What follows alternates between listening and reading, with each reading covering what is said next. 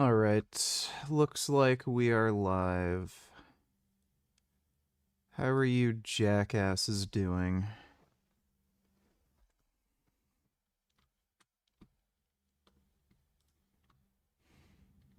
Hey everyone. I just wanted to come on here and clear up some confusion from my last video, the SARMs video that I made.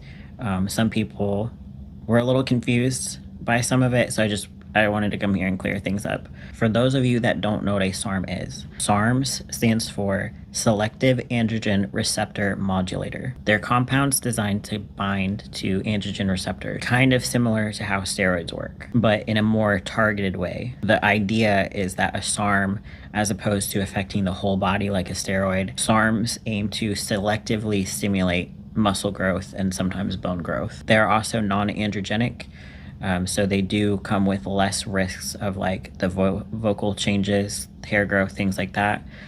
But they absolutely do not come without risks. Some of those risks being increased heart attack and stroke, much like steroids, liver failure in some cases. There's even been cases of vision loss. Research on them is still very limited, and in practice, they have been known to. She was on a hell of a lot more than Anavar, let me fucking tell you. She went through some of her cycles. She was on very, very high doses of Anavar. I think she got to over 20 milligrams a day. And she also was on a lot of Primobolan. I think it was like 200 or 300 milligrams per week, which is a lot for a female.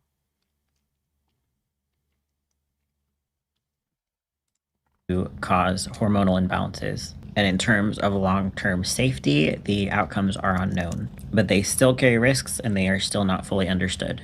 And because they are a gray market, companies can legally sell them as long as they label them as not for human use. But taking them is illegal.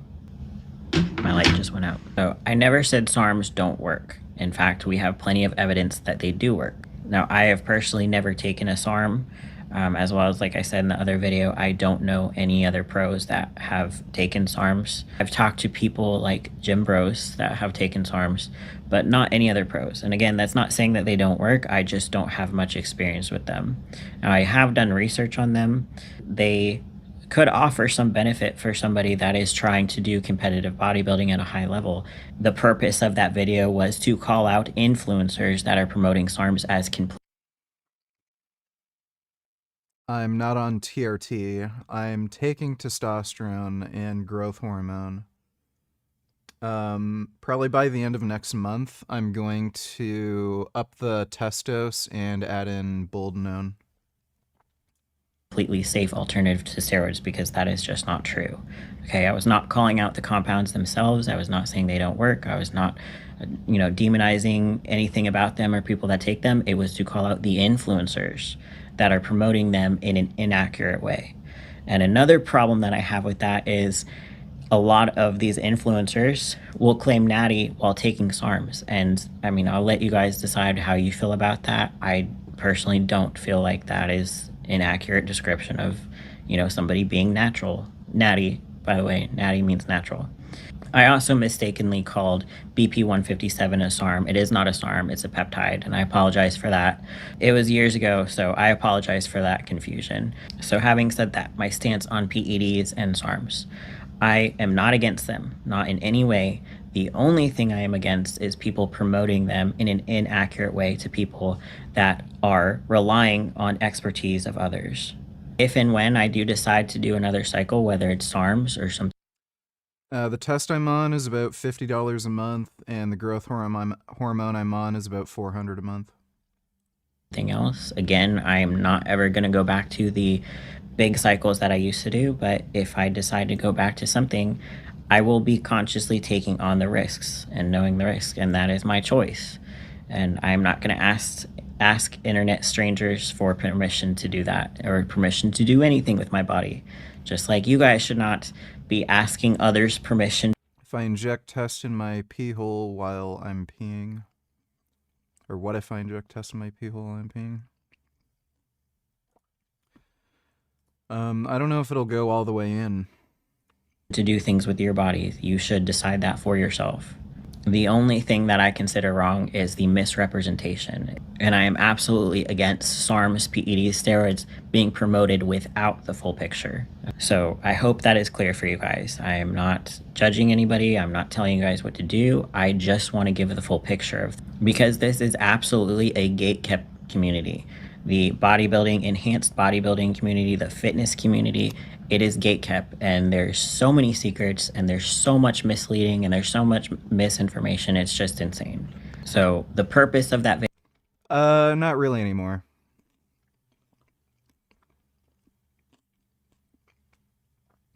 You can find plenty of videos where top pros go over their whole drug stack, you know, off-season, pre-contest, all that. Video was to shed light on the influencers claiming SARMs to be a safe alternative to steroids. They are not. The thumbnail is the last thing a carnist sees before getting raped by Mr. Gaines. JK, hi Richard. Nice Gaines, you look kinda scary tbh. Yeah, there was a power outage an hour ago. And I was working out in the basement, and I had to turn on the battery light that I had, and I thought it'd be funny to take this pic. Thanks for the donation, though, CDG. How much protein do you take a day now since you take juice? About 250. I do this variation often. I combine the Larson and Spoto press into one to work on explosive power. Sets 2 and 4 shown. Based on the 4th set, how many do you think I can get on regular bench? 315.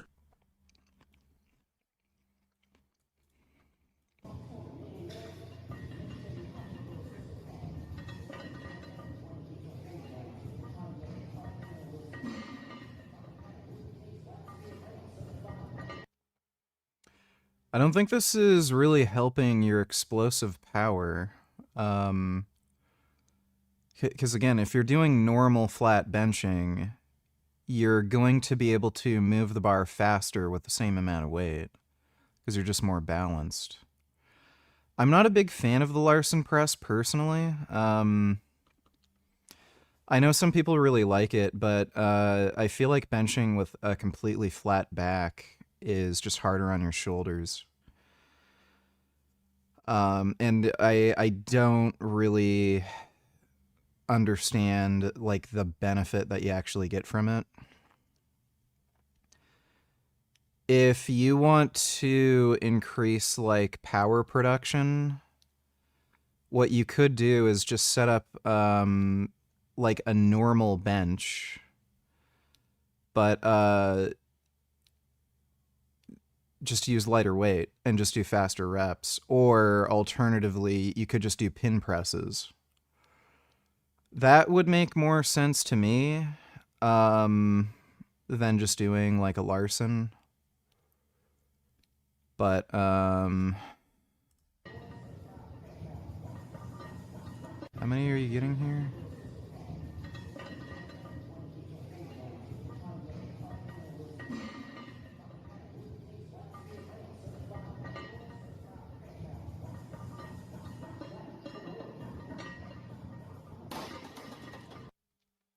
Well, you got 3 very easily.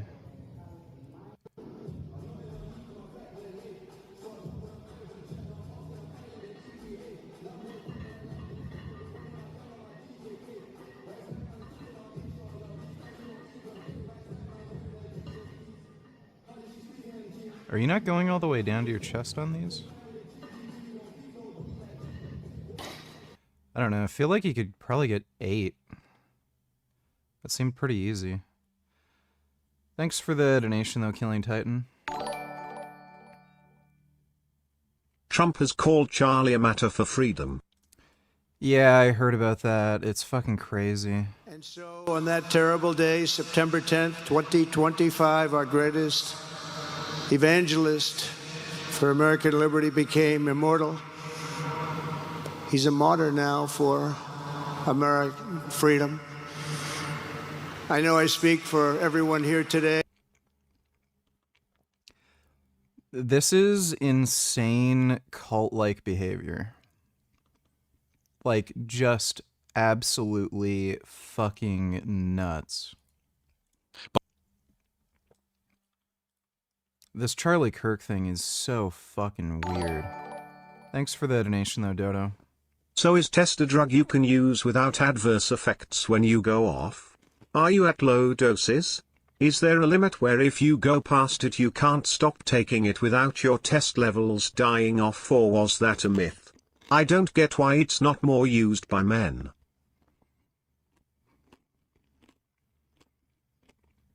Any exogenous androgens are going to cause endogenous shutdown. And depending on the half-life of the drug, the length of the ester, your own genetic response, you may have a quick rebound, a slow rebound. You may never get to normal test levels. Kind of depends on what drugs you're taking, what the half-life of the drug is, length of the ester, your own genetics, and how long you've been taking these drugs. If you're going to go on steroids, I would just plan to never come off. Why would you ever bother coming off? It's just kind of stupid. So if you're worried about fertility issues, just get your sperm frozen. Then you have perfect samples that you can always use no matter what. And then you don't have to worry about coming off. And why is it not used more? Because the medical system is run by dumb fuck retards. Thanks for the donation though, Pharaoh. Shameless niggers. Unbelievable. My favorite story ever. So it's about 2,000 years ago in Jerusalem, and Jesus shows up and he starts talking about the people in power, and he starts doing the worst thing that you can do, which is telling the truth about people, and they hate it, and they just go bonkers. They hate it, and they become obsessed with making him stop. This guy's got to stop talking. We've got to shut this guy up. And I can just sort of picture the scene in a lamplit room with a bunch of guys sitting around eating hummus, thinking about what do we do? He took the opportunity to ramble about some insane anti-Semitic horseshit at his funeral. About this guy telling the truth about us. We must make him stop talking. I hear like there's some people in the audience going, ugh. What the fuck? And there's always one guy with the bright idea, and I can just hear him say, I've got an idea, why don't we just kill him? That'll shut him up. Dude, Tucker is like fucking crazy.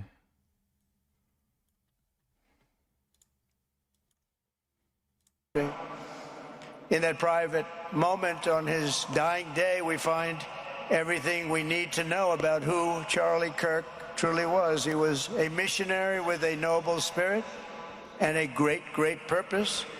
He did not hate his opponents. He wanted the best for them. That's where I disagreed with Charlie.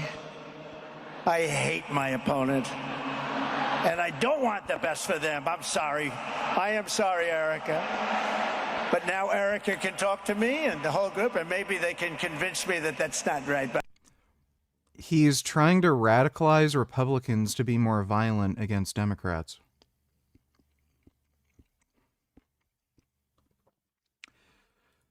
Great. Everything's going just great. Thanks for the donation, retard. Last thing. I didn't go all the way down to my chest. I stopped a few inches before my chest and paused it for a half a second. I combined the Larson and Spotto press into one. I'm going to continue to try new things. Alright, well, it's up to you. I'd be a little careful benching that way because that does put a lot of strain on your pectoral tendons. So just be careful not to snap your shit up. Thanks for the donation, though, Killing Titan. Not completely safe. They come with plenty of risks, and they're still illegal to use, okay? So if some of you guys Not in Canada. Everything's legal in Canada. out there have bought SARMs from an influencer because they were, promoting them, and you went on the website and you bought it, and you're thinking, oh, this is just like a supplement. They're illegal, okay? If you were to admit using them,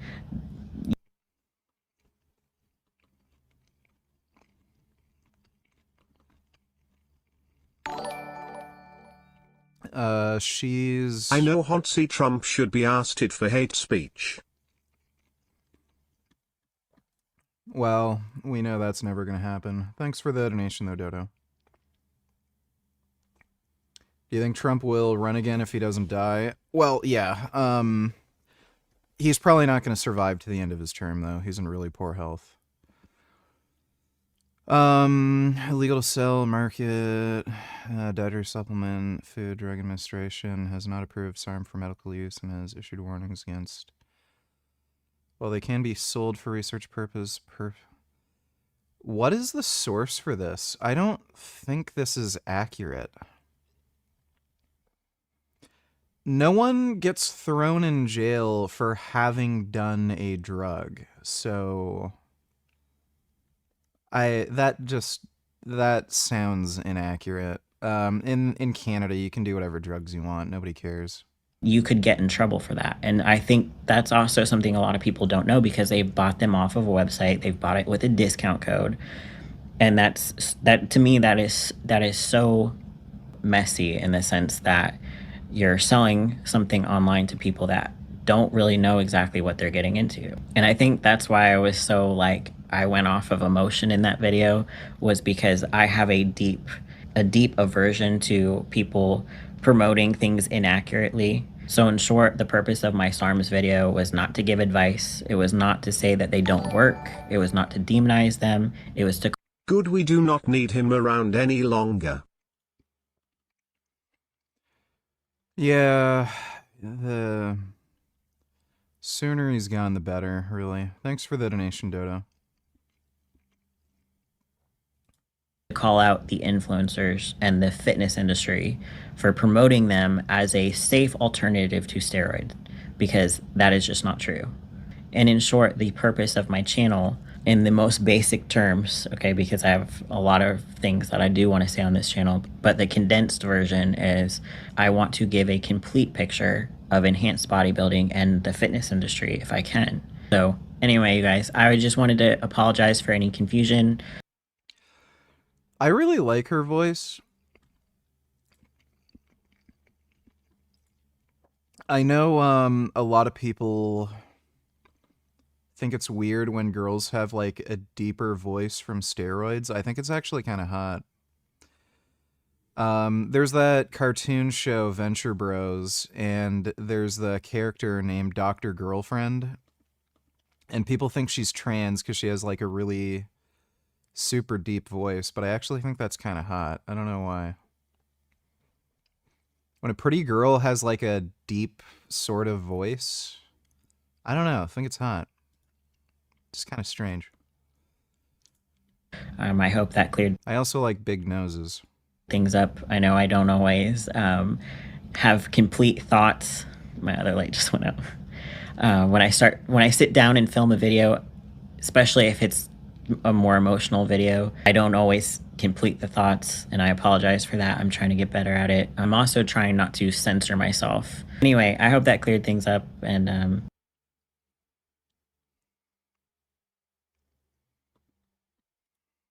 a reel where it's you never have to work out again. No way. He's saying this, literally the same example. If I could do 20 sets and that was actually like pretty efficient and it worked, that's what I would do. Well, it's kind of steroids. The pill kind of exists. And so, Sam, if you want to do 30 sets, take more steroids. New Frank vids. Also new Vince Goodrum vid about Wes Watson. Please watch. Alright, we'll watch that next. Thanks for the donation, Jew Lover. Like if you hate working out, then you want a routine where it's like 1 set a day Like the ideal, well, I guess the ideal would be 0 sets. Yeah, exactly. Like I like working out. I like going hard. I like racing. I like sprinting. I like pushing myself. I don't just like optimal gains. I like having fun optimally in the gym. That's important to me. And so I would rather train this way, even if it meant less gains, than train like a pussy. I just don't see the fun in that. And so for me, it's about the journey rather than the destination. I say this all the time. People think it's a cliche. It's about the journey, guys. Like the destination is how much muscle you're going to have. Let me tell you this right now. No matter how much muscle you end up with, you're going to want more. Why not enjoy the journey, the process? Because regardless if you end up looking like Sam Sulek in the end, hey, that's your goal. He's your idol. And you get to Sam Sulek's physique. Are you think you're going to be happy then? Of course not. You're not even close. Sam Sulek's going to get... Only problem is when Trump dies, J.D. Vance becomes president. Well, yeah, but I mean, at this point, it's hard to argue that would be worse. Thanks for the donation, though, Dodo. Murdered in IFBB Pro competitions. He's not going to beat Mike Sommerfeld. He's not even going to get to the Olympia. He's good, but there's always going to be better. And so why not... Yeah, I'm going to make a video on the steroids, don't worry. Enjoy the journey. If Sam could take a magic pill, I mean, it's technically taking steroids, it's almost a magic pill, but let's say he had a magic pill and this magic pill said, you don't ever have to go to the gym ever again. You get all the gains you're going to go by going to the gym by not going. Would you take it? No, because that would be like teleporting to your destination. It's about the journey. Do you really just want to get to the end without experiencing any of the hardships, any of the sacrifices, any of the effort that you put in? That would be a nightmare. Hey, I want to wake up tomorrow on stage day, on show day. You can snap your finger, take the pill, and voila, you're on stage now. There's no way I'm taking that pill. But Greg, you would fast forward through all the suffering, all the pain, all the hunger, all that cardio, all the dieting. That is the point of doing the show. Show day is 5 minutes. I prefer the journey of getting to the stage over being on stage in that moment. I don't really like being on stage that much. Like, it's all right, but I prefer each and every week looking in the mirror and flexing, waking up in the morning and knowing that I'm pushing myself harder than others. I like telling myself, you know what? There's 100 people out there trying to do this, and I'm the only one that can do it this hard. I want to push myself more than others. That is the challenge. That is the reward. I'm sure Sam is doing the same. So ask yourself that question. If you could swallow the pill and get that dream physique right now without putting any work in, would you do it? Because if you would, you're not. No, I was eating tofu. Not me. I want to be the best bike rider that I can. Do you think I would swallow a pill so I don't have to ever ride the bike? Where's the fun? If there was a pill where you got more jacked from not exercising, and then when you exercised, you got smaller, I don't think I'd take that pill. Like, yeah, it'd be fun to just be jacked, but I kind of like training. I'd rather just have Captain America's super soldier serum, where, you know, you're obviously going to be in insane, crazy shape no matter what, but you could go to, like, another level and be just god tier, you know, ultra powerful if you just work out. That'd be more fun. Fun in that. Yeah, fun crossing the line in first place is cool, but knowing that I had to sacrifice for a month, and I say a month, it's been 5 straight years, and I'm at my best right now. All-time best, fastest bike riding I've ever done. I'm almost 50. Do you know how much fun that is for me? That is what I live for. That's what I wake up for in the morning. That is the highlight of my... Is Greg Doucette Jewish? Like, I mean, I can kind of see him being sort of Jewish. I didn't know he was actually from a Jewish background.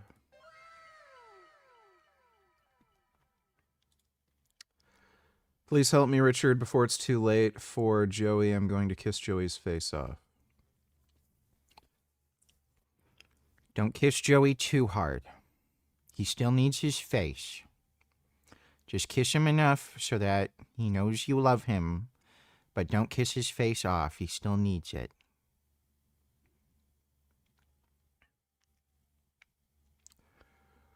But But if you had the serum, everyone would, and thus it would be rendered the new normal, and thus pointless. Well, no. Well, with Captain America's Super Soldier Serum, they were only able to develop it once, and then they ended up losing the technology because of the saboteur, you know, the spy with the Nazis.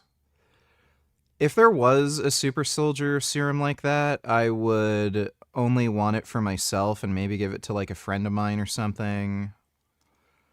That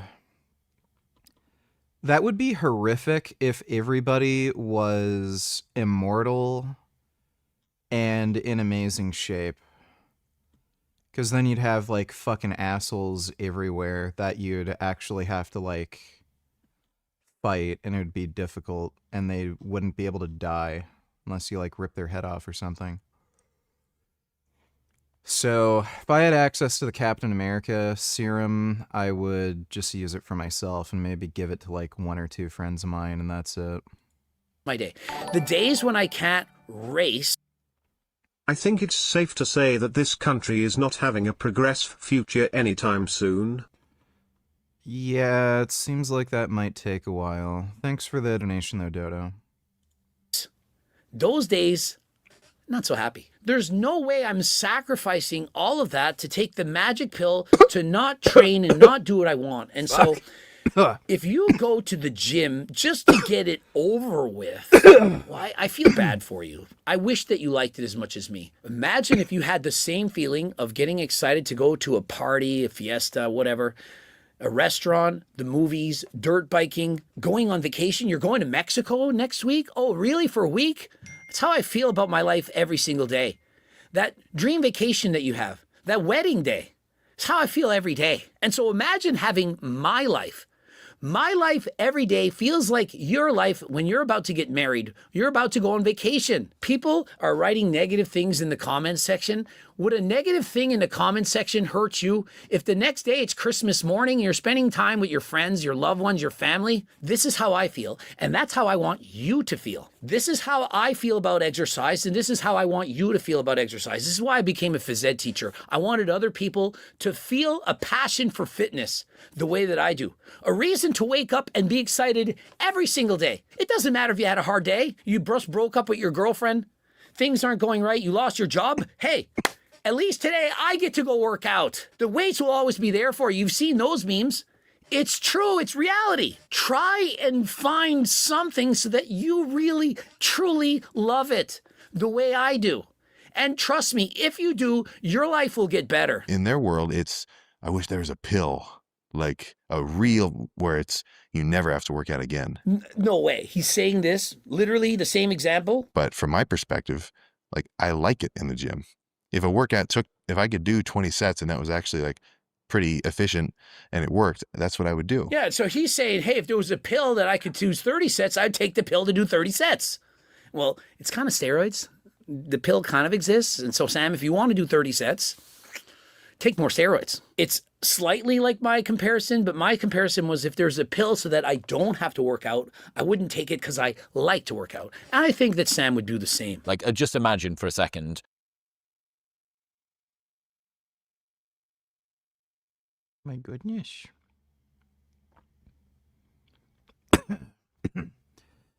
Gummy's drinking water. That's my Gum Gum. You're drinking water, Gum Gum. Did you know that? Did you know that you're drinking water?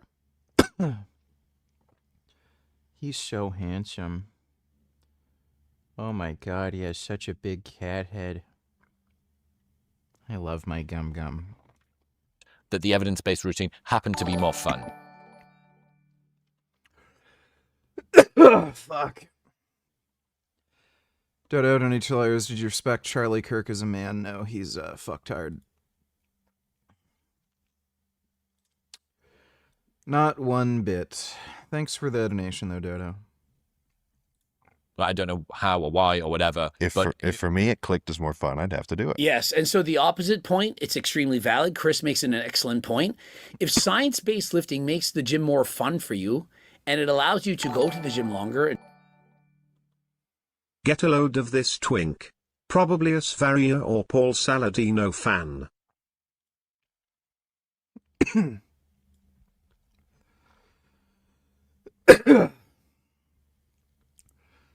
Oh my god. Burning in the sun, it is not the UV, it's your lifestyle. It's the UV. Seed oils, fluorescent lights. Ironically, seed oils actually seem to protect against UV radiation. Not seeing the It's literally the opposite of what they claim. sun for 9 months until the summer, and you still think it's the sun's fault? You don't need sunscreen, you just need to reconnect. Why do you think black people exist, you fucking retard? So if UV radiation didn't cause sun damage, why do black people exist? Why is there an entire race of human beings with darker fucking skin that produce way more fucking melanin if the sun doesn't burn your skin, if you're eating a natural diet? Yeah. That's what I fucking thought, stupid. You're fucking dumb. Just outrageously retarded.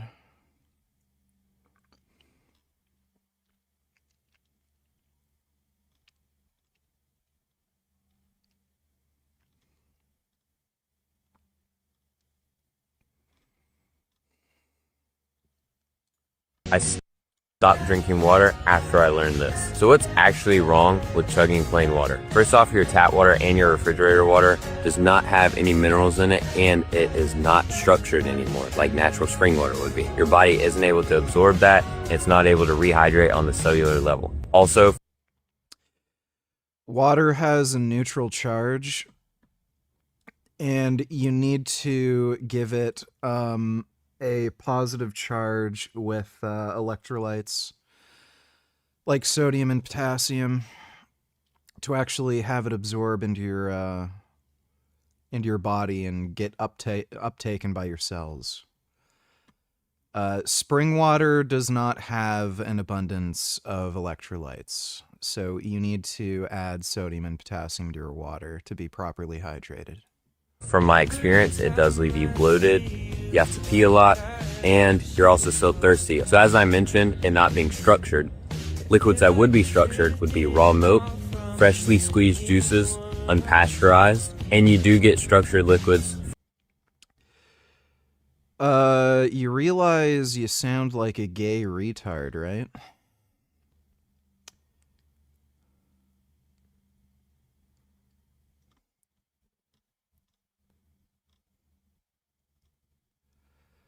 Superhuman breakfast. This is like, dude, I know that he's 16. I'm not gonna expect to, like, I don't have expectations of him like I would, you know, a 25 or 30-year-old. But I mean, what in the fuck is wrong with you? Like, I did not look this weak and pathetic when I was 16. This is what I'm having for breakfast to optimize my health. Right here, we have 5. How about you fucking lift weights, dude? Like, holy shit. You have no muscle mass.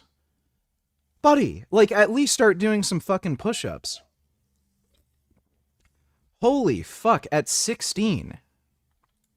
Pasture-raised eggs. Like you have the body I had when I was, like, 10.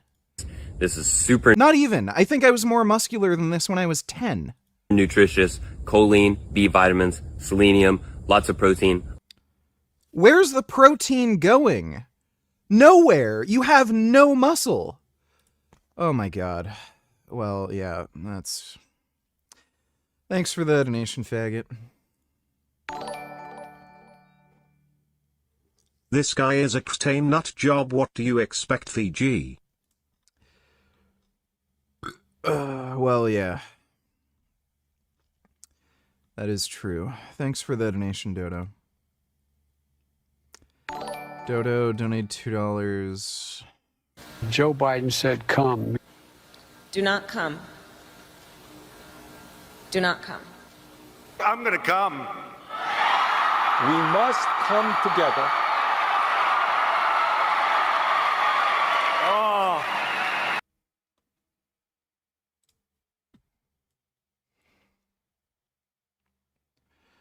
Trump apparently tried to send a DM to Pam Bondi, essentially telling her that his enemies need to be prosecuted. Study posted on Truth Social. Now it's now being deleted. Lindsay is a really good lawyer and likes you a lot. We can't delay any longer. It's killing our reputation and credibility. Oh my god. Whoa. Bro. That is so fucked. He literally publicly admitted that he's trying to violate the Constitution because people are questioning his credibility.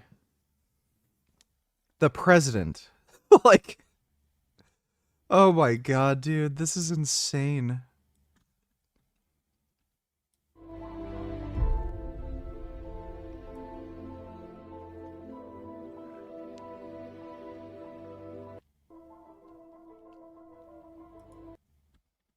Huh.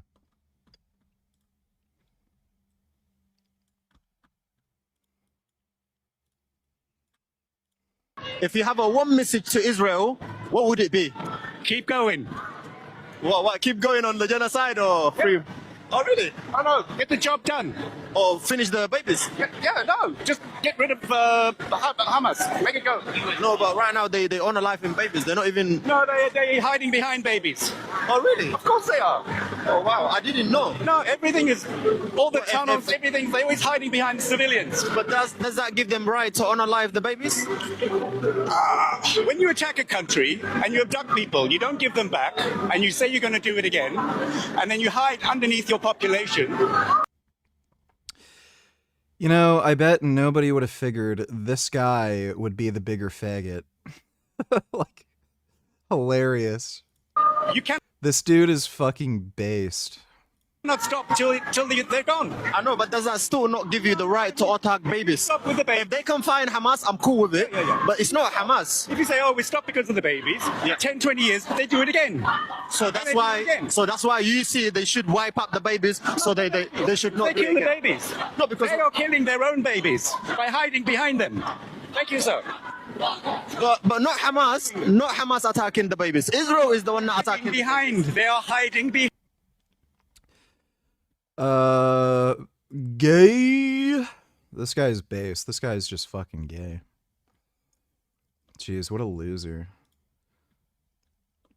That guy did not expect it to go that way, clearly.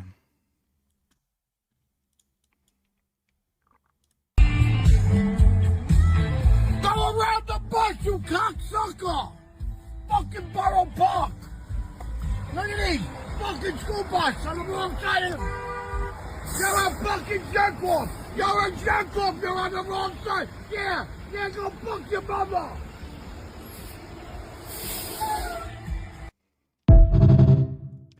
That was very New York.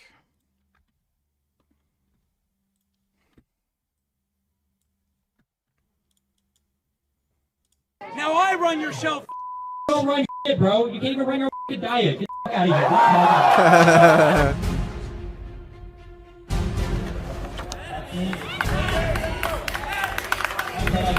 Present that vision. No one cares what you say! Go on over here. Come on, dude. Drive right. Yeah, why are you talking to the audience? I'm right here, bro. No, words aren't weapons. That's not how that works. See how I called you a and that's not actually violent? Don't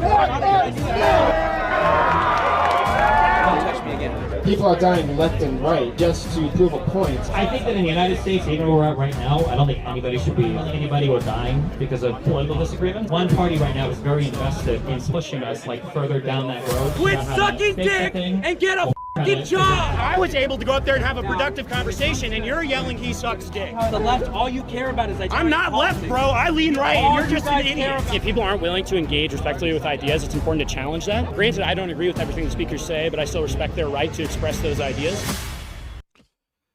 Yeah, Destiny's based. Thanks for the donation, Dodo. Watch the first 15 seconds.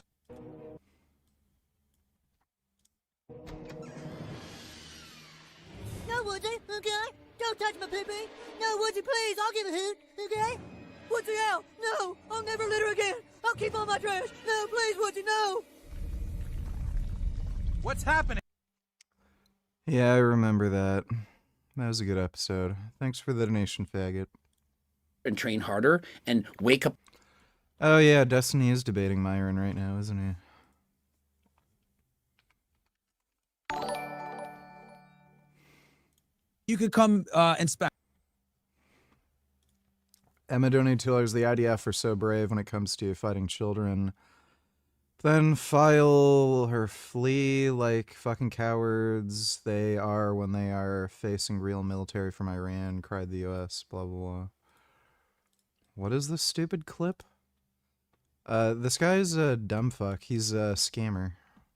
What does this have to do with anything? Thanks for the donation, stupid. Prime Minister for years after he resigned, he would choose a successor, which Eshkol after, whatever. The idea, like, why wouldn't they just do the inspection right after? This doesn't make any sense. Dodo donated $2. Assad agents carried out one of the most daring missions, infiltrating, entering Israel's underground bunker, planting devices. Equipment they installed became the key that allowed Israel to eliminate Hassan. Huh, damn. Finally found Adonis. Oh yeah, I've seen that guy. Yeah, I've seen him.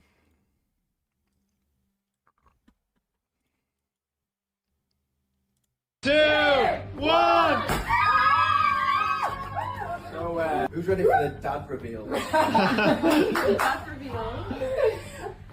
The dad reveal. Well, it's you. It's not me. It's not me. It's not you. It's this person. You're cheating. I don't know what you're doing because it's not me. It's not me. I'm not cheating on you. This is bullshit.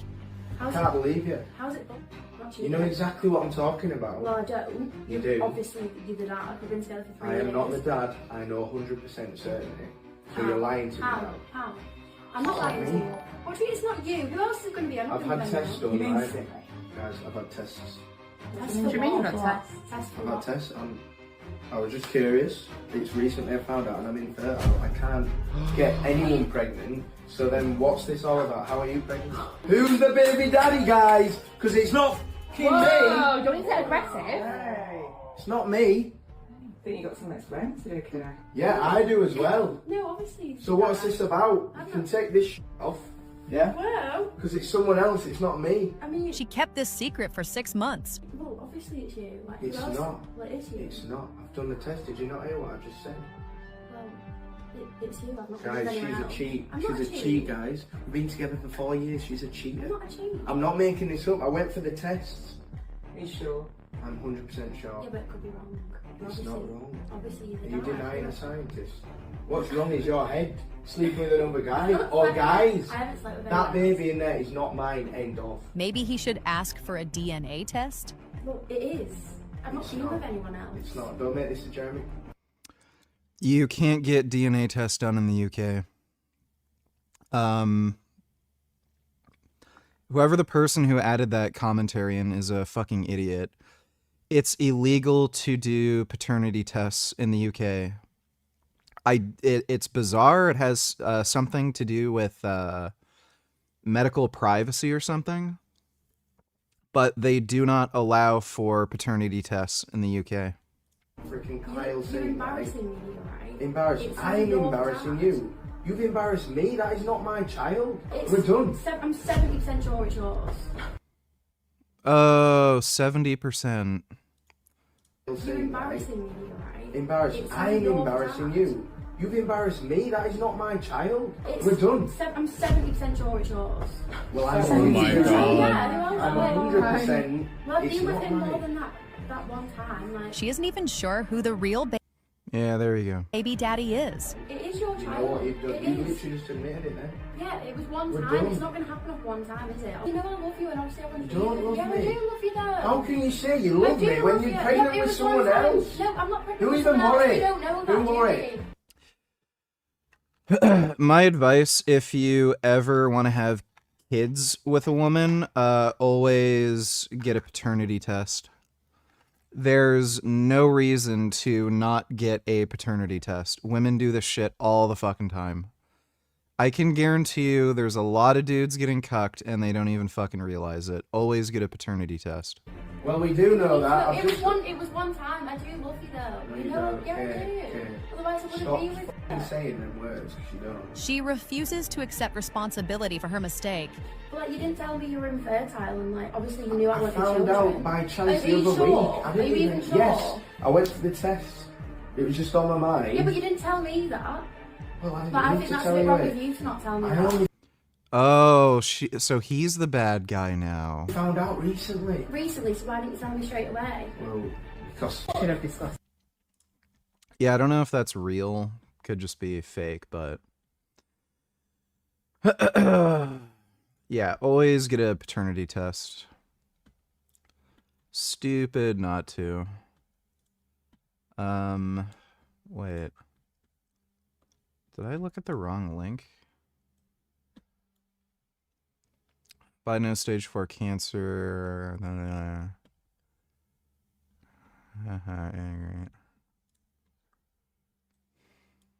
Okay, yeah. Thanks for the donation, Dodo. Kenny Donate Tellers, the goat, listen to the sound A of that friend of mine of FB posted this. How would you respond? What is this dumb fuck shit?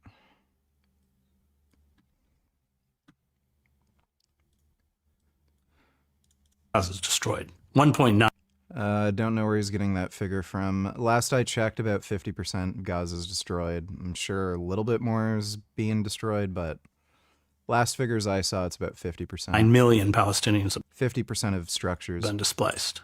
Officially, 50,000 are dead, but it's far larger than that because anybody buried under the rubble is not counted as dead. That's not true. They're using estimates of people that have been missing and shit. Totally not true. I have Palestinian friends. They have families that were killed. They're not even counted on the list of the dead. I mean, the numbers are probably, I would guess, a couple 100,000 at least.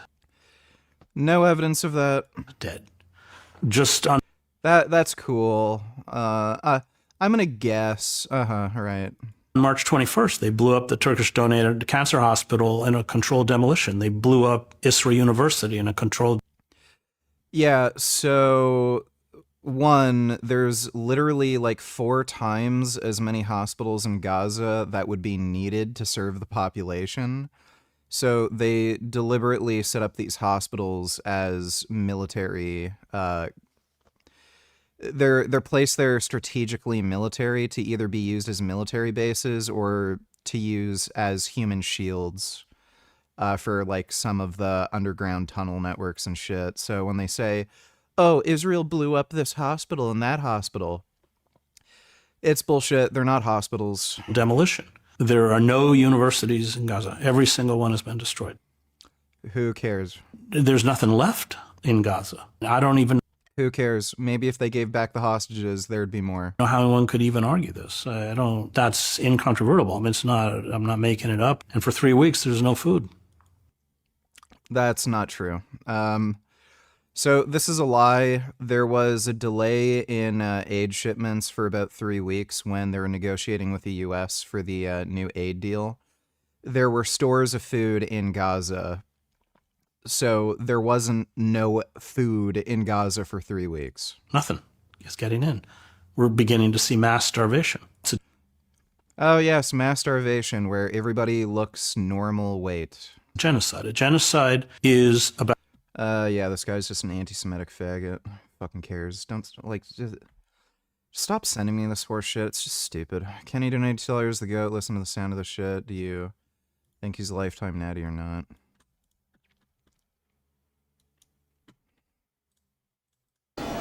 iron. Good shot, mate.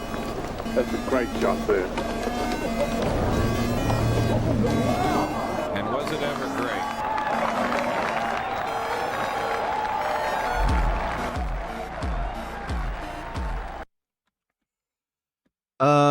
I would imagine I don't know if there's any drug testing in golf. I would imagine pros at a high level, they probably do leverage androgens to help with nervous system efficiency and coordination.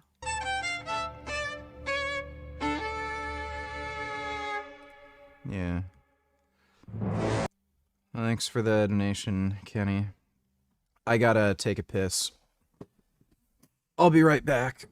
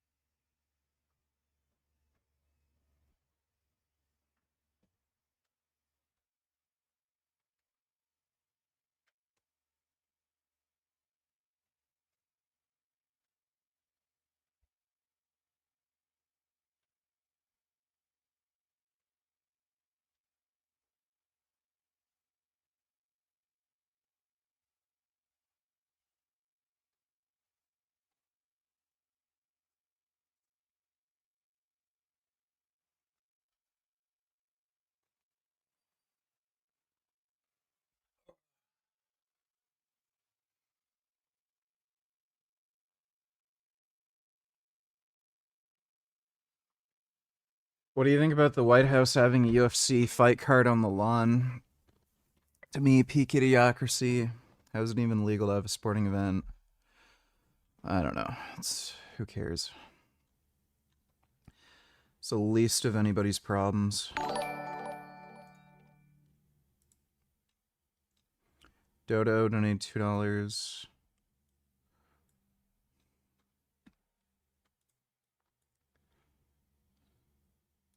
Ever since I was Okay. That looks kind of cool.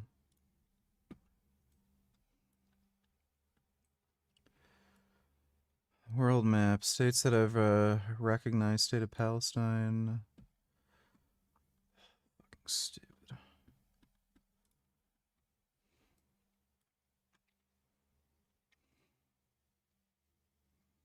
Heh. Yeah.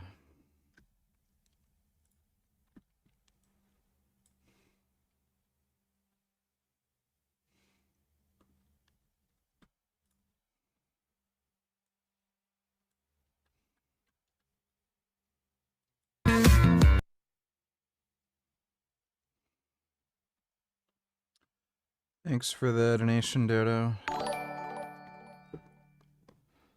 Yay, no, it's a shame that drag queen has more brains than anyone in the Queers for Palestine movement. BTW, why is everything illegal in the UK? Because it's a gay retard country.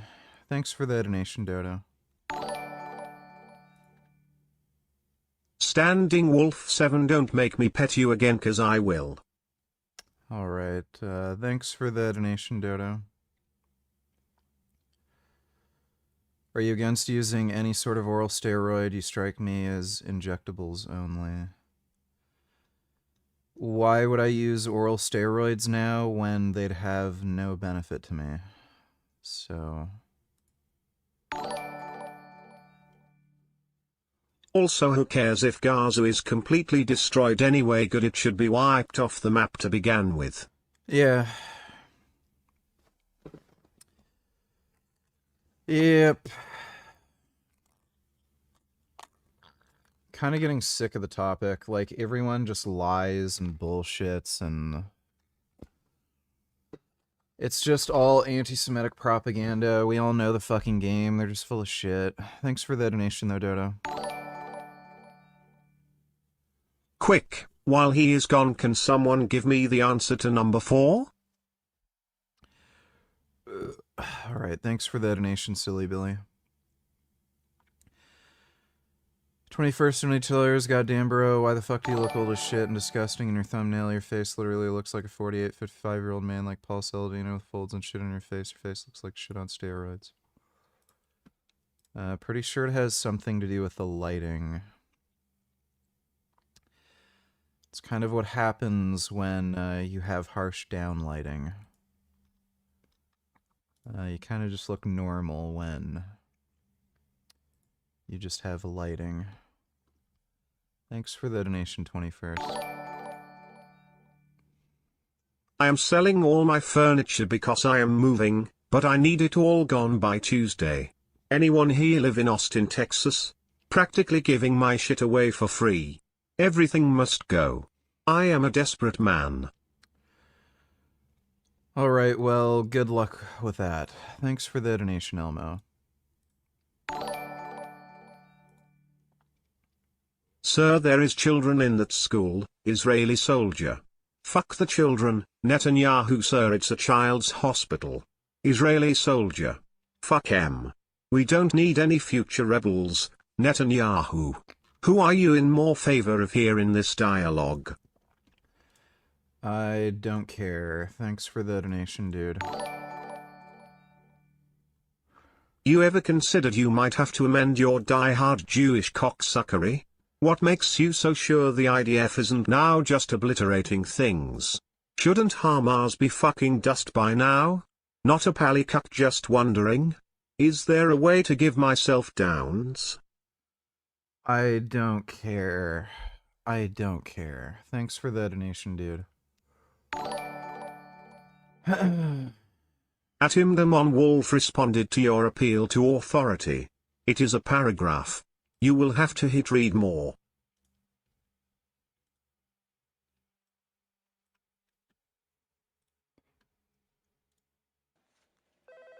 They literally just freed me, and then now we all got captured.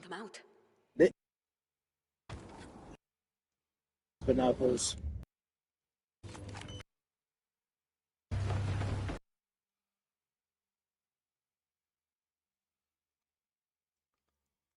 I don't care. Thanks for the donation, Jalen.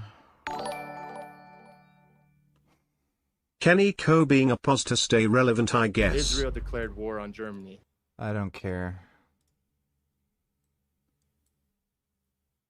Yeah, I don't care either.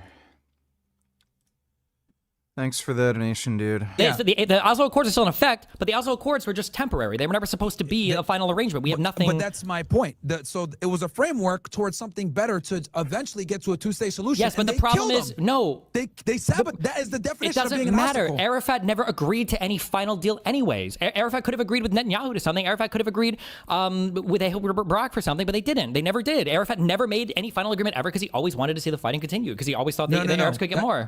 That's not true, because he wanted, again, all they wanted, self-determination, two-state solution, East Jerusalem as the capital. That's what the Palestinians have always wanted, pretty much, okay? An infinite right of return of 5 million refugees back to Israel proper? I didn't even say right of return. But that's what they want. That's the problem. It's never been put on paper. No. Even the right of return, bro, a lot of them have given that up. It's no, they haven't. No, none of them have given that up. Pre-67 borders. The borders don't matter. They don't care about the land. That's not the important thing. The important thing is what to do with the holy landmarks, especially in East. Yeah, okay. There's no point ever engaging with any pro-Palestine fucktards on this topic. Winners win. Israel's got a military. They've got the bigger guns, so they can whine and complain all they fucking want. Who gives a shit? Excited to go because you can't wait to try that new science-based exercise, then do it. This is amazing. And so you see the thing, it's not science-based versus non-science-based. Either or works as long as it makes you enjoy going to the gym. That's What do you think of the ontological argument for God's existence? It's getting Anyone retarded. here interested in fucking my wife? I would pay you handsomely. She is beautiful, with an amazing ass and decent-sized tits. I'll make you both breakfast in the morning. If interested, please reach out to me. Alright, sure, I'll do that. Thanks for the donation, Cuckaloser McGee. what it's all about. Enjoyment, having fun, staying fit. You don't get nervous about going into a freaking Starbucks, but the gym is a little different because it has that physicality. Speak for yourself. I get nervous going into Starbucks. I'm like, what the heck is the name of that? Kid Boo, donate $2, W or L reply.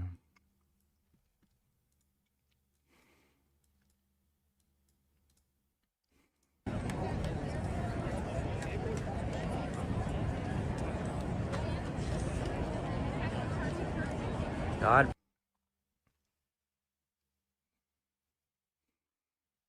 bless America.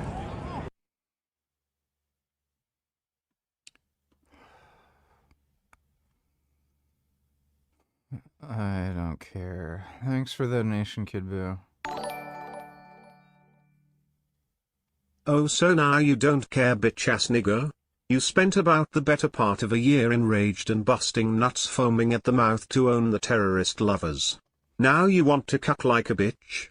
Nah, nigger, you can't just say you don't care, faggot. Inject more? Yeah, you kind of have made it boring and pointless to argue because you're all fucking retards. Thanks for the donation, Comatose.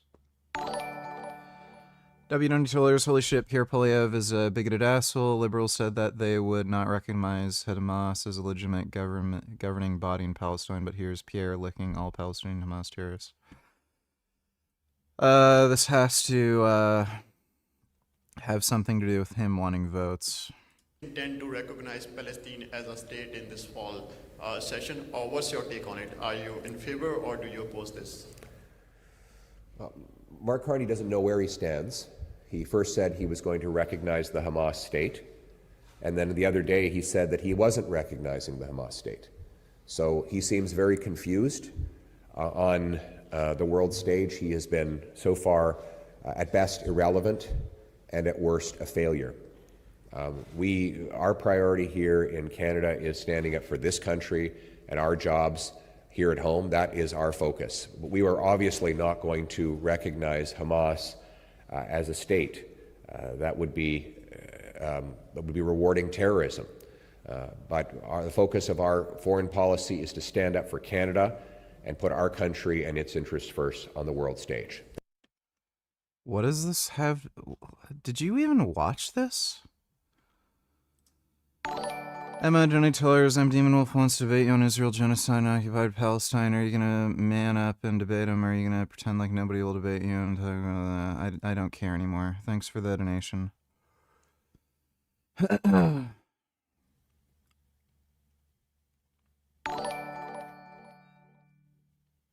Sing this as Svaria.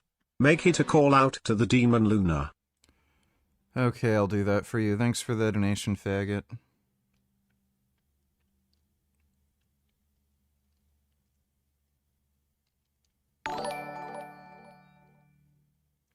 Agreed, VG. I am sick of the pro-Palestine thing myself. Honestly, we already have enough problems in our own country. It's not our problem.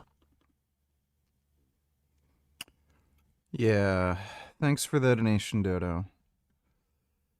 You said that you like girls that take steroids and find them hot. At what point would a girl be unattractive regarding steroid use? How big would their arms have to be a turnoff? Big enough for it to not be attractive.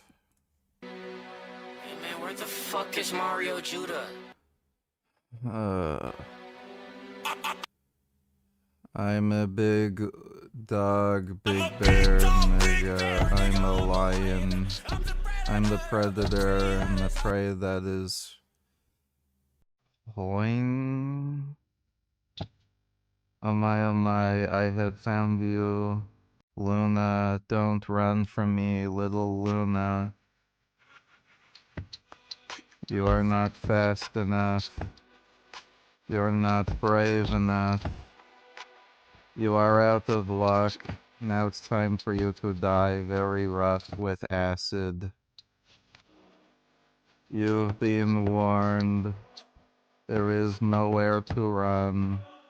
You will pay the price. I will take your life with this bucket of acid. There's no running back. Now your loved ones are so sad. You had a choice, but you failed. I'm a big dog, big bear. I'm a lion.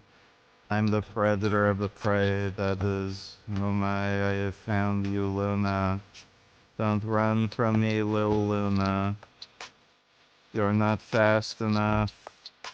You're not brave enough. You are out of luck. Now it's time for you to die very rough with acid.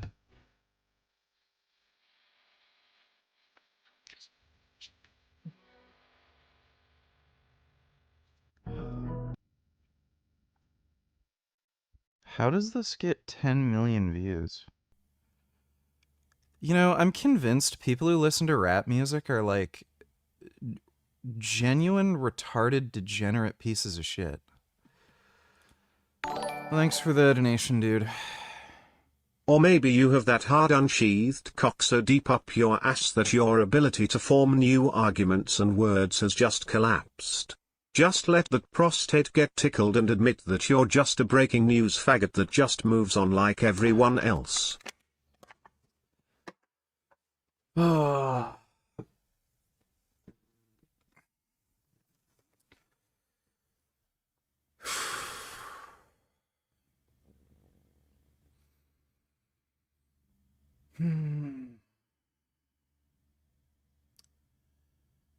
Yeah, sure, whatever you say.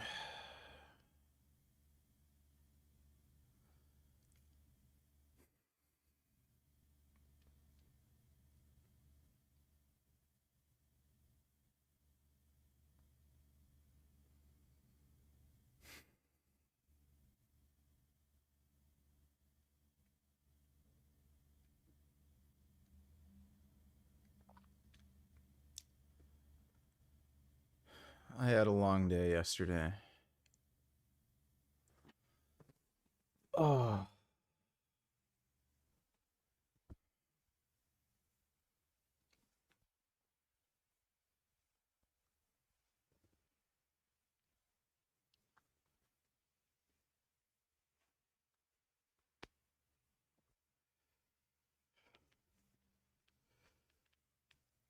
Oh. Dodo, donate $2. Has the world forgotten?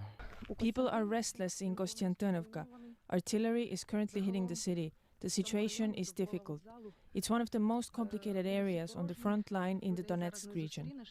Russian forces are trying to pressure Kostiantynivka from 3 sides. Ну і жодної живої душі поки що ми тут не зустріли. Опять пресса, проехала. Is this the press coming here again? The press again, so they can strike here again. Він десь пішов. They're nervous. It's Several times since then. Yeah, VG, let's watch this. Wolfgang Templin is on his way to church. We can watch that in a bit. Thanks for the donation, Dodo. Oh, let me see.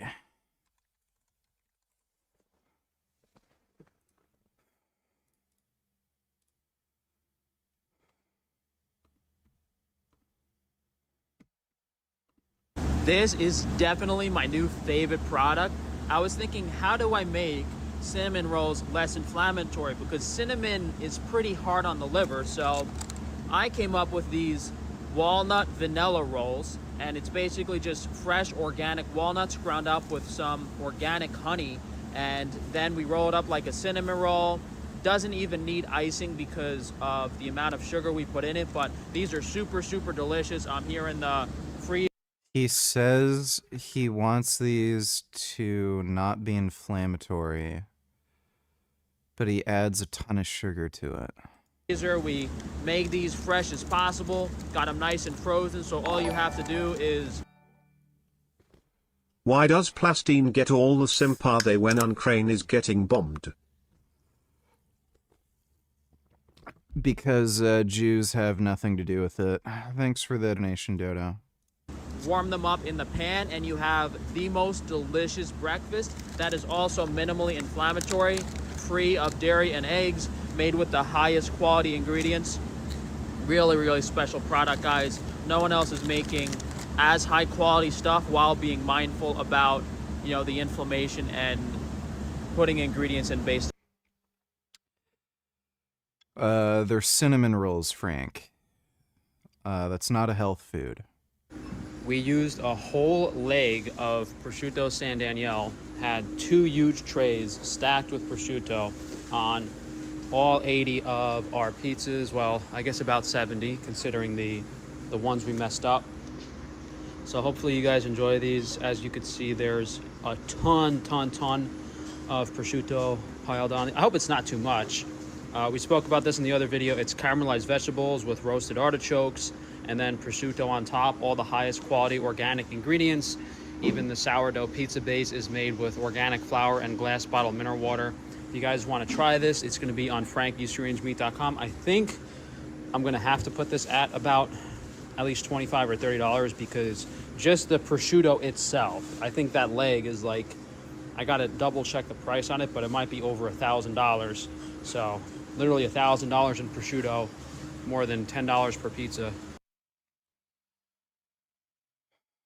You guys know I like doing the highest quality stuff here at Frankie's Strange Meat. We did a special pizza for you guys this week. It's a caramelized vegetable with artichoke and prosciutto.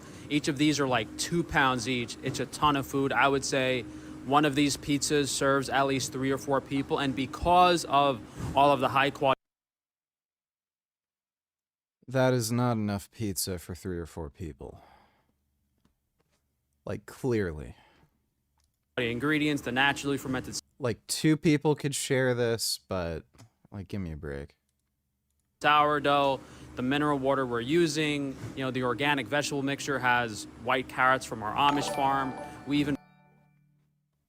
Would you say you visited more Canadian or US cities?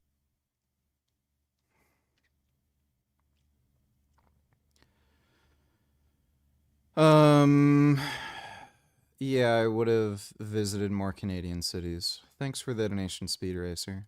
Blended up some...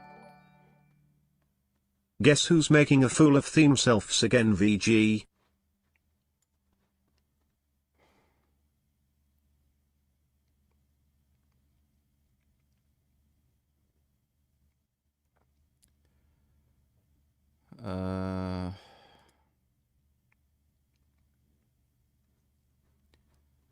Okay.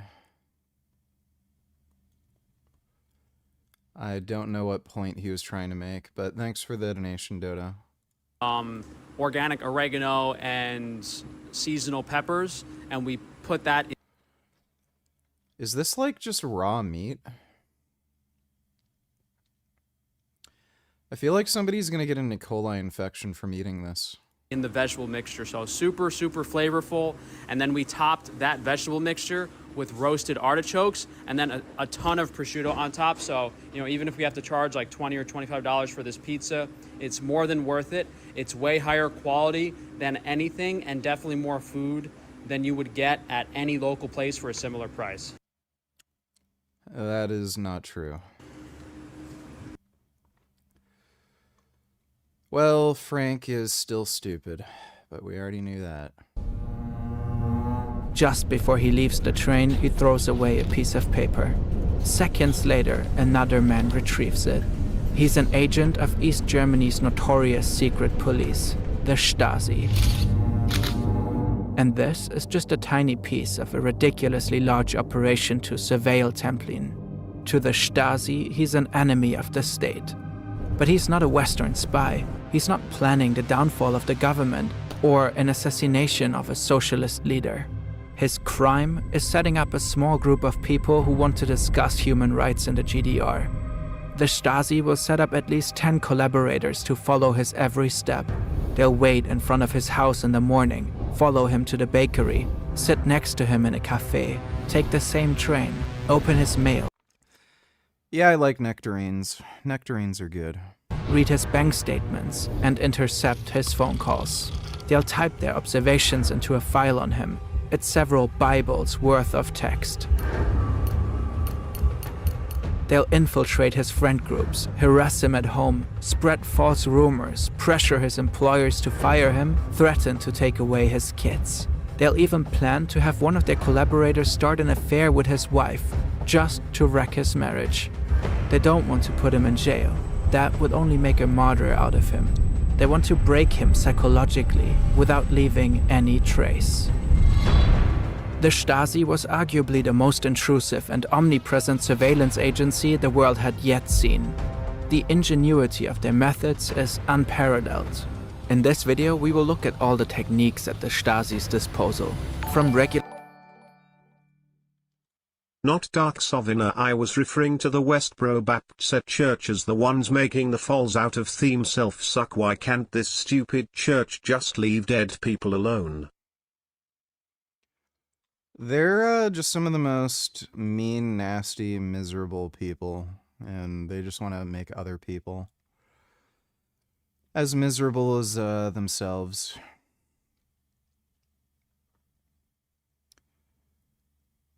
Thanks for the donation, Dodo. Frank is so stupid. Why do people like this exist? He says organic so much it doesn't mean shit. He thinks he's smart using high ingredients. Frank doesn't use shit but poor quality of good. That's a fact. He gets all of his supplements from Alibaba. Like, he's a fucking retard. Thanks for the donation, though, Vanquished. Hey VG, you look great, but I think it's better vegan propaganda if you weren't on steroids. Are you getting blood work done while using? I hope you are staying healthy with them. Yes, I'm getting blood work. Thanks for the donation, darling. Spying all the way to the utter destruction of the victim's psyche.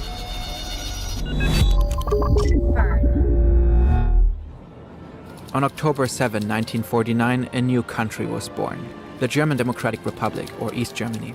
Under Soviet supervision, the country's socialist government wants to create a paradise for the working class. Obstacles are plenty, though. Citizens protest against the one-party dictatorship. Thousands flee the country to the west. Meanwhile, the Soviet Union views East Germany as a fragile experiment, not a trusted ally. Soviet dictator Joseph Stalin is skeptical that a population... Have you ever in your life wore a suit? Yeah, I have. I wore a suit to my uncle's wedding. Thanks for the donation, Speed Racer. With such a strong fascist past can be trusted with their own state. East German leaders are desperate to prove that they are loyal and competent. And he is one of them, Erich Mielke. From a rough neighborhood in Berlin, Mielke joined the Communist Party as a teenager during the Weimar Republic. As a young man, he cut his teeth fighting fascists in the street. To prove his loyalty to the party, he even gunned down 2 policemen in broad daylight, as revenge for them killing a communist. With the Nazis on the rise and the murder warrant hanging over him, Mielke fled to the Soviet Union. He would spend World War II in exile, eventually working for the Soviet secret police. In Moscow, Mielke got a front row seat of Stalin at his most paranoid. An approach to politics Mielke would later bring back to East Germany. It takes Mielke just a few years to become the Stasi's chairman. He has big plans, to build a ruthless police force so indispensable to the new regime that nobody could imagine East Germany without it, or without him. The Stasi is considered the shield and sword of the ruling party, responsible for eliminating so-called hostile elements. And from the Stasi's perspective, there's no lack of threats, swarming all around, but also within the country. At first, the Stasi openly practices violence against perceived enemies and traitors. They don't shy away from explicit terror and executing citizens after sham trials. But I'm impressed with your transformation, VG, but dude, seriously. Why in the fuck is it that for 5 consecutive years you were bloated? You have a strong neck to be able to support that fucking fat-ass bowling ball you call a head. You have a nice cranium. Thanks for the donation, dipshit. But blatant oppression turns out not to be great branding for socialism. East Germany wants international credibility as an ideal state, so the Stasi moves towards secrecy and surveillance instead. And this gives birth to the arguably most intrusive and omnipresent surveillance state the world had yet seen. It has been proven that people like Templin are incorrigible enemies of socialism. Anyone who associates with such people must be aware of the consequences. 6 a.m. The observation at the home of Central 1 started. For Templin, this is a regular day. He leaves the house at 7:30 a.m. He makes a short stop at the bakery. He takes the train to a residential building. He stays there about an hour, then takes the train back home. But someone is following his every step, and everything will be protocoled. In his very own Stasi file, they will give him a codename, Central 1. 4:45 p.m. Central 1 left his home with his bike and a toddler, still with his brown shoulder bag. He drove to a church institution. There, he talks to the pastor. And that's it. Not much more happens after that. The agent's 17-hour-long shift ends at 11:35 p.m. At this point, Templin has been under surveillance for 16 years. But the special scrutiny given to him wasn't an outlier. Throughout the 1980s, the Stasi had tens of thousands of ongoing operations on other individuals deemed suspicious. Without context, numbers like that don't tell us much. But data analytics are powerful. And with Brilliant, you can learn about it too. Brilliant is an interactive learning app with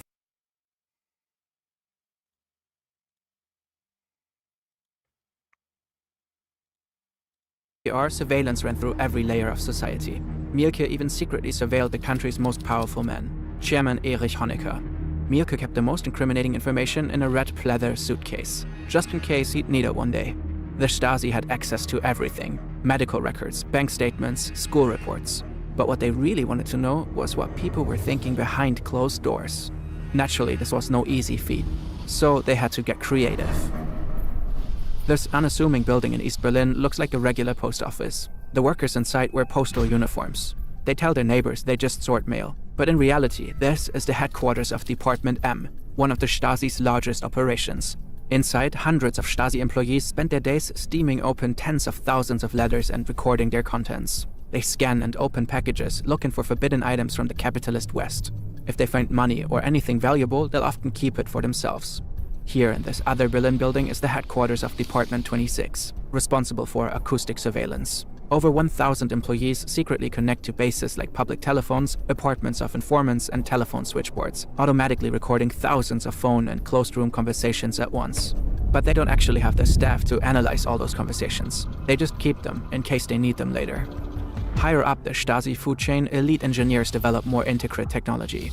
They're known as the OTS. They operate here, in this restricted, highly secured area of East Berlin. Very few people know what's going on, and won't until the Soviet Union collapses. The OTS developed James Bond-like gadgets to observe citizens when they least expect it. Stuff like cameras behind buttonholes or microphones and fake sugar cubes. The tinier, the better. If the Stasi finds someone suspicious, they'll often map out the suspect's entire apartments so technicians can plan exactly where to hide bugs. Then, posing as electricians or maintenance workers, they'll gain access and install microphones in walls, lamps, and ceiling moldings. No corner of East Germany is too sacred for spying. There's bugs in doctors' offices, church confessionals, even private bathrooms. For a while, many would save their sensitive conversations for ping-pong games in the park. But then the Stasi picked up on that and started bugging the trees. If Stasi agents visit your home, they might also take your underwear or fabric from a chair you were sitting on. This would then go into their archive of smells, as a scent sample. The Stasi keeps an entire library of body odors. Scents, like fingerprints, are unique. They train dogs on the samples to track down escapees or to prove that suspects had been at crime scenes. Sometimes the Stasi agent has to track a target without yet knowing who it is, or they have to tail someone in a crowd without drawing attention. For that, they have an ingenious trick up their sleeve. This is a quiet, vibrating Geiger counter. A Stasi agent wears it under their coat, the counter under one armpit and a vibrator under the other. To find an unidentified dissident or to follow a suspect inconspicuously, the agent just needs to follow the telltale ticking. That's because dissidents are often tagged with radioactive material. The Stasi sprays suspicious cars or rooms and sometimes even individuals directly with a high dose of scandium. Once contaminated, they can be followed using the hidden device. The Stasi is aware that radioactive tagging poses health risks, so they develop special air guns that can spray the substance from a safe enough distance. For themselves. You working on any videos right now? Retards like Matt Walsh are rambling about veganism completely uncheck RN. Nobody fucking cares about Matt Walsh. I'm gonna do a video on turkesterone. It's gonna be a worst of the fitness industry video. And I'm just gonna upload some videos about my steroid use and just like training, day of eating vlogs. Thanks for the donation though, darling. The secret police is also interested in seeing how West German money circulates, so they spray Deutsche Mark notes. The idea is to retrieve the banknotes and determine who is doing illegal business with enemies. By their own calculations, 2 notes in one man's pocket pose such a high risk to male fertility that it comes, in their own words, close to castration. Later, several East German dissidents will die of rare cancers. It's suspected to be connected to the high rates of radiation exposure, though it's not possible to know for sure. But the Stasi went even further. Templin is visiting an old friend, Werner Fischer. It's not just a casual hangout though. Fischer's hosting the second gathering of the Peace and Human Rights Initiative. And Templin, who's been interrogated and tailed by the Stasi before, knows the stakes are high. But at least it's just a small group of trustworthy people he's known for years. Like Lothar Pawlitzak, a good friend from university. In the evening hours of May 17, 1987, another gathering took place in Fischer's apartment as part of the lecture series on Eastern Europe initiated by Templin. The Initiative for Peace and Human Rights is a rare thing in East Germany, an open opposition group formed of diverse ideologies. It encompasses committed Marxists who feel betrayed by the country's undemocratic expression of so-called socialism, but also Christians, liberals, and other ideologies that run counter to the state. It makes party officials very nervous. What Templin doesn't know, Pawlitzak isn't here today because he's interested in Hungarian history. He's here solely to spy on Templin. In fact, he's been reporting on him for more than 10 years. But Pawlitzak is not a full-time Stasi secret agent. He has a normal life and a normal job. He is what's called an unofficial collaborator. Basically, a citizen spy. No country in the 20th century devoted more resources to domestic surveillance than East Germany. By 1989, East Germany had a population of about 16 million citizens. That year, about 90,000 Stasi officers were on the payroll, about 1 secret policeman for about 177 people. A far higher ratio than the Soviet Union's secret police KGB or the Nazis' Gestapo. Beyond the absurdly bloated police apparatus, the network of unofficial collaborators was even more enormous. The country was absolutely crawling with amateur spies. Neighbors, co-workers, even kids discreetly betraying their own communities. Depending on the source, up to 200,000 unofficial collaborators supported the 90,000 official employees in spying on their citizens. At least 1 spy for every 60 citizens, possibly more. Many unofficial collaborators were enthusiastic volunteers who supported the Stasi for ideological reasons. Pawlitzak says he joined at 17 for a sense of adventure and the hopes to maybe become an agent abroad. Some snitched for cash payments or career advancement. Others were manipulated, blackmailed, or coerced into becoming informants. There are many cases of family members spying on each other. One famous case had a husband reporting his wife's every move to the Stasi for years. She only found out later when she read in her file whispered conversations they had in bed and even details about her sex life. The network of unofficial collaborators created widespread mistrust and fear. In the Stasi's own words, the unofficial collaborators were the main weapon in the fight against the enemy. Later this evening, Pawlitzak walks home with another group member, Ibrahim Böhme. On the way home, the unofficial collaborator had the opportunity to talk to Böhme, Ibrahim. The unofficial collaborator described Böhme as an intelligent person with high moral independence. Pawlitzak carefully remembers the conversation, eager to report it back to his officer. What he doesn't know is that Böhme is doing the exact same thing. 2 spies, spying on each other, neither the wiser. Pawlitzak will report on Böhme.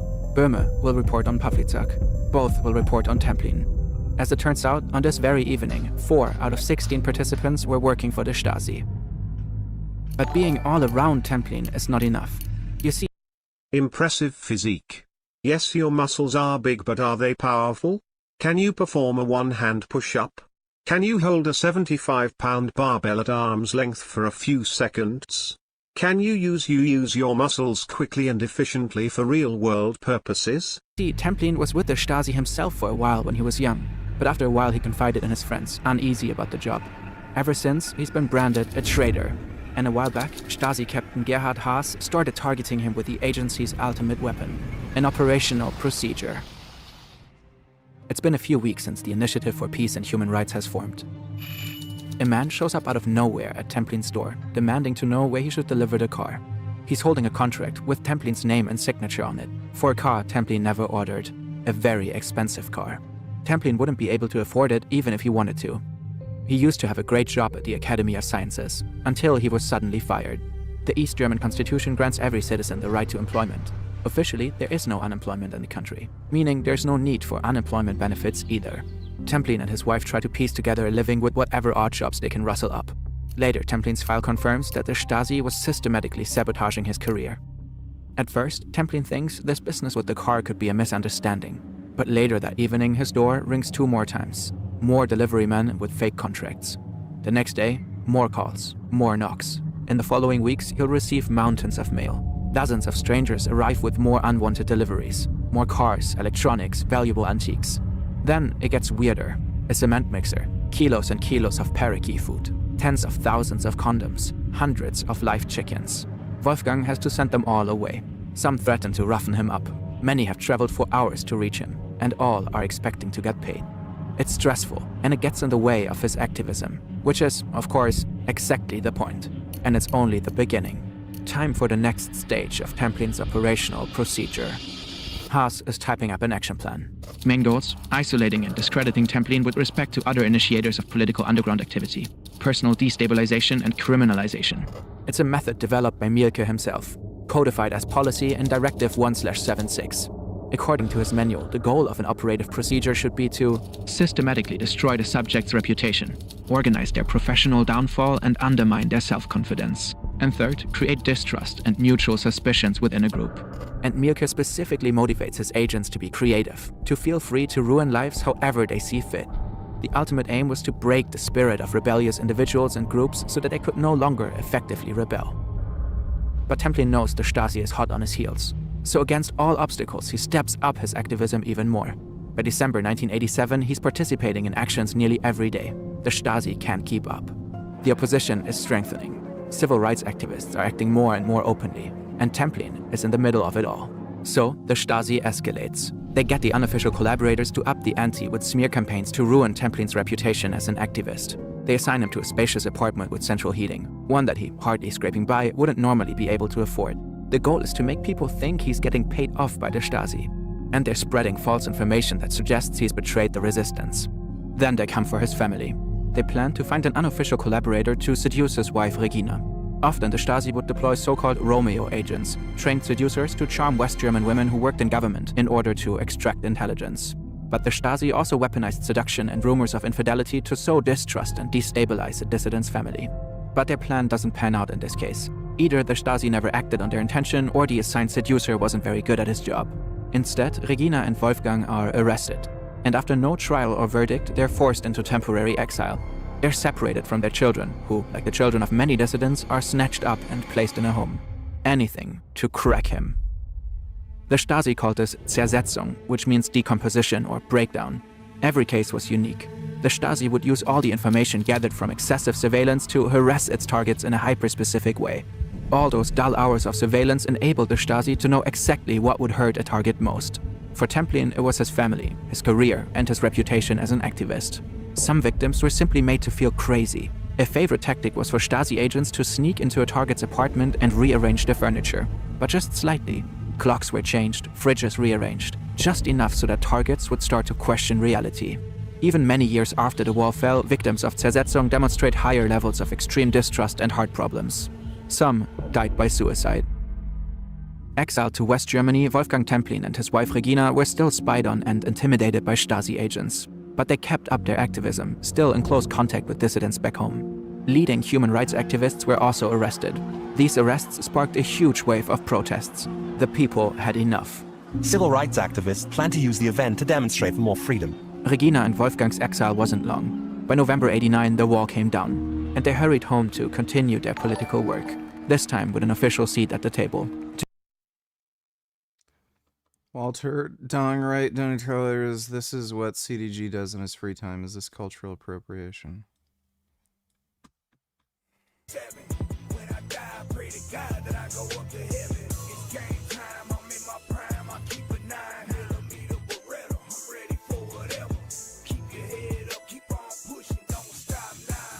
Yes, that's cultural appropriation. Thanks for the donation, Walter. To help rebuild East Germany with a democratic vision.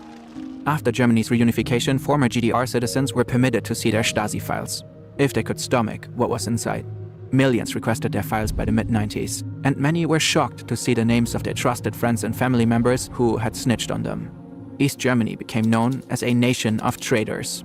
And for many, this sense of broken trust was the deepest trauma left from the mass surveillance. Today, Germany is one of the most privacy-conscious countries in the world. East Germany had strikingly high levels of suicide and alcohol abuse. From 1949 to 1990, about 50% more East Germans took their own lives than West Germans. A complex issue, and to blame it solely on the political system is an oversimplification. Still, the emotional damage inflicted by the regime can't be ignored. Yeah, it's fucked up.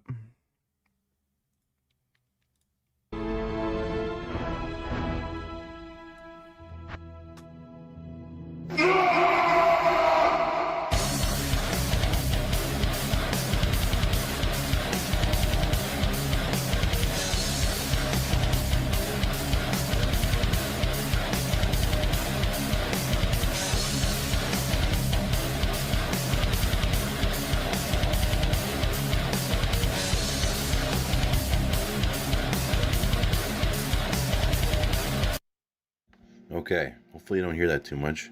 We got ourselves a, what was that, a belt sander ASMR or ambience going on. So anyways, I want to actually go back to holding on to the bar. I thought my grip was totally ruined from the carpal tunnel, but it turns out that it was only screwed up because I was using the Elico bar that they have here at Good Life. And well, actually all of them are like this, where the knurling, even with a shitload of chalk. Whoa, they have Eleiko bars at Good Life? Is non-existent, okay, or of no use. And so I've got one of their old bars here, and it's just fine. All right, and the only issue was that my thumbnail doesn't have too much friction on it. So I wanted to get at least 5 reps, but I did 6, just for extra credit. If I was using straps, I could have done like for 9 or 10 reps. But I want to not use straps anymore if I can get away with it. And so I think there's a special tape that's flexible, and so I'm going to pick some of that up, because I think that having that messed with my grip a little bit. That's also the second work set I've ever done with hook grip too, so that's not too bad. All right, and yeah, squats are feeling good. I got the bar really low. It's hard to tell. I felt like obviously I'm just doing 20 reps, but I felt like I could have done 3 or 4 more, which is a good sign. The weight's still not all that heavy. When it gets closer to 450, then I'll know whether or not this this lower bar placement has helped my upper back stamina situation for sure. There we go.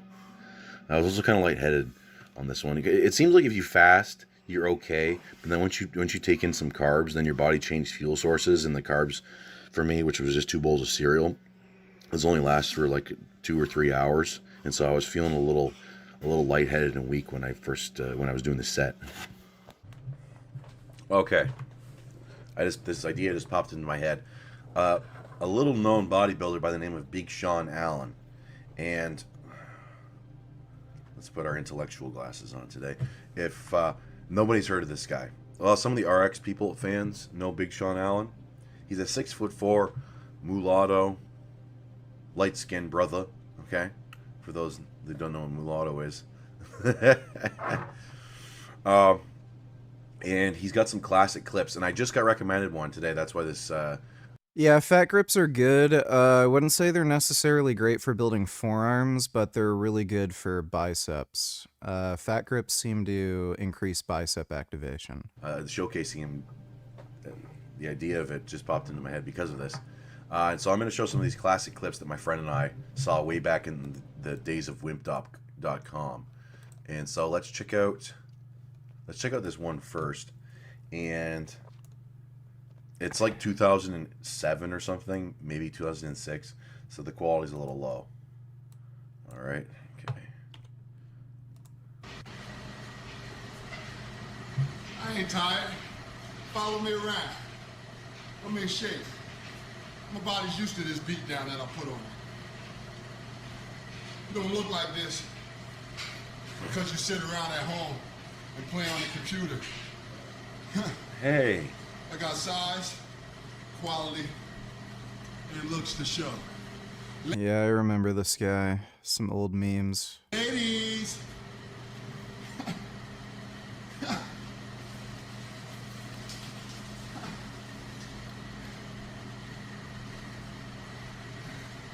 Nice and full. I ain't got to flex. It's like concrete. A lot of meat in there. Lots of meat. You go hold on to that. Okay, so there's that. There's actually 3 clips. Let's check out this one. Okay. 6'4", 295 pounds, with abs and thick. Your name one. Email me, text me, do what you gotta do. But there's no one like Big Sean. No one. No one. All right, I gotta find the other clip. Just a minute. Oh, hell yeah. Okay, let's watch this one next, because I bet you this one's gonna be funny too. 2, 3. Come on. Push. Come on, you got it. Push. Come on. You got it. Come on. Shut up. It's lightweight. Yeah, that's me. You heard what he said. Come on, push it. I don't gotta push. This is what I do. Yeah, I remember people would talk shit about him in the comments all the fucking time. People hated this dude. I'm still talking to you after doing that. 405 play weight. You saw it. That I did. Okay, and now we've got this one.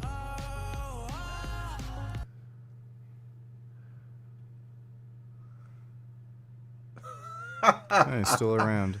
Make today count. Stay motivated. Public's BSA's PSA to the world. Okay. You ever thought of doing that in the gym? You do a couple curls, do the titty dance. I don't know if Planet Fitness is. I don't think you can go there. All right, here we go. So this guy's going to teach us about the trials and tribulations, what to expect about when you're dating a bodybuilder. Dating a bodybuilder Oh, this is not quiet. for everyone, ladies and gentlemen. Now, when it comes to muscles, right? First thing you think about is big men, huge alphas, right? Bodybuilders, athletes, etc. Right? Now, when you think about like a bodybuilder, right? What's the first thing you think about? Muscle. Training every day, 5 to 7 days a week. Meal prep. You got to cook your food each and every day. Checking your watch to see what time it is. If it's time to eat, because 2 hours is up and you know you got to feed the machine. You got to try new batteries. And spending 5 to 7 days in the gym. Weekly. Sometimes twice a day. Depends how many Now, when days you there are think in that about week.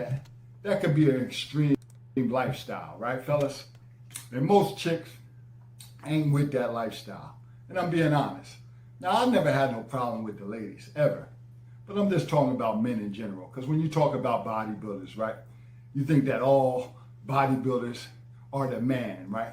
You think of alpha, right? When you think of a man with muscles, first thing you think of strong, confident, alpha, huge, masculine, right? But to the general public, that absolutely means nothing. You can be the biggest man in the world. Your rent ain't gonna be no cheaper. True. Them goddamn eggs that you're gonna have to buy to keep that protein high each and every day ain't gonna Eggs don't have that much protein in it, quite frankly. no cheaper. And just because you got 20-inch arms and a big ass chest and you flexing every selfie, right? I only have 18-inch arms, so, jeez. You got your Instagram popping with selfies, etc., etc. Most women don't want to date that type of man. Because what they look at that Now it's man making as, sense. I don't even have 20-inch arms. look at that man as cocky. They look at that man as arrogant. And they look at that man as he's self-centered. All he thinks about is working out. Now, when you think about that, right? It's a reality check, right? Because you would think that the women will want a man who's disciplined, who's motivated, who's inspired, right? A man that wants to wake up each and every day. Yeah, only if it makes money. And look and feel his best. But when you think of that, it's only a... With that said, you know, one thing you might want to consider, fellas, and then your girlfriends that are watching, your girlfriends don't have to pay.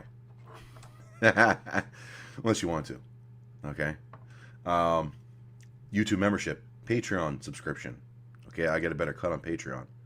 But yeah, like I said before, either way, I'll be appreciative of it, okay? It's gonna, and I mean, it's gonna, you're gonna be, you want to be, the earlier you're in, like, because after you, the longer you're in, you get different, the badge, your YouTube membership badge changes colors. There's a couple guys that have an orange badge. That's what you need to aim to be. I don't know what comes after orange, but you keep on getting the more rare color of the YouTube membership badge. It's going to be good for you.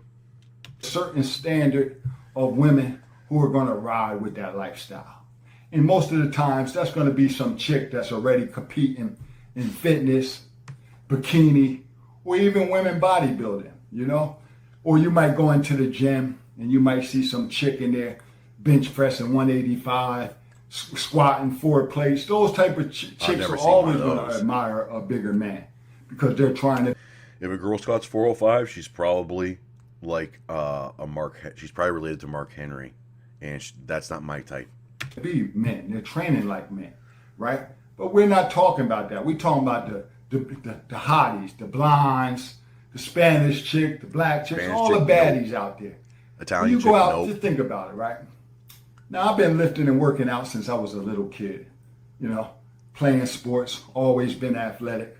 But as I got older, I said, you know what, after 30, because I didn't start bodybuilding until when I was 30 years old. So I had a late start, but better late than ever. So when I talk to y'all, I talk to y'all with experience. I talk to y'all from trials and tribulations, not reading from no fucking scripts. This ain't AI. Obama. This is straight, raw, authentic content. Because a lot of men out there, y'all swear because you got big ass arms, you got big old pecs, right? Your triceps, you are cut, got a nice tight waist, etc., etc. Yeah, that's good, and I applaud that. And I want you to continue working hard on being the best that you can possibly be. But don't get it fucking twisted. These chicks out... Why did I hop on gear? To be better. Bigger, faster, stronger, smarter. Farting, better mood, more energy. To be better. I think I have achieved that.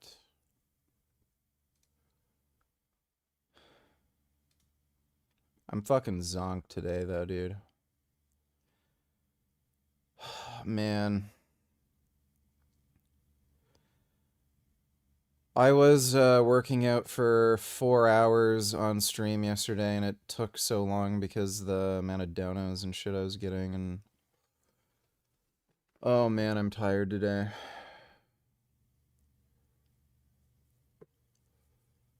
Maybe I should, like, just start doing cocaine or something for more energy.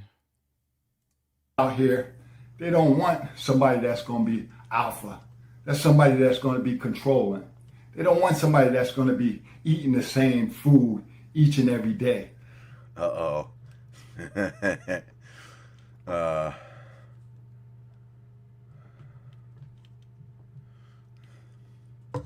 This is kind of the opposite of I mean, there's other things might be true, but the red pill guys will say.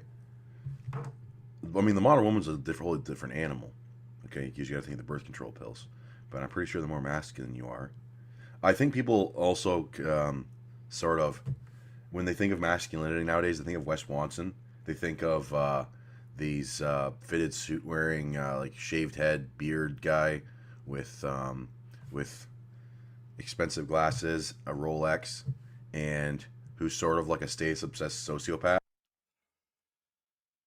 It's like adding 10% gains while potentially taking years off your life. Doesn't seem worth it. Yeah, definitely not worth listening to you. See you later, jackass. Congratulations, you're banned. That's masculinity. Or extreme masculinity. I don't know, I suppose. It could be. If you want to have sort of like a King Solomon level of harem. But anyways, let's continue. They want a man that they can go spend some quality time with. They want a man that has much more to offer than just muscles and selfies. They want a man that they can have fun with, a man who has a good personality, that ain't with the bullshit that all he thinks about is selfies, when he's going to eat, when he's got to train, sleep, etc., etc. Repeat, repeat, repeat.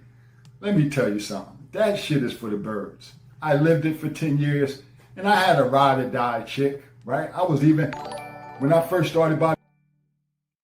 The fall-off needs to be studied. All right, thanks for the donation, dude.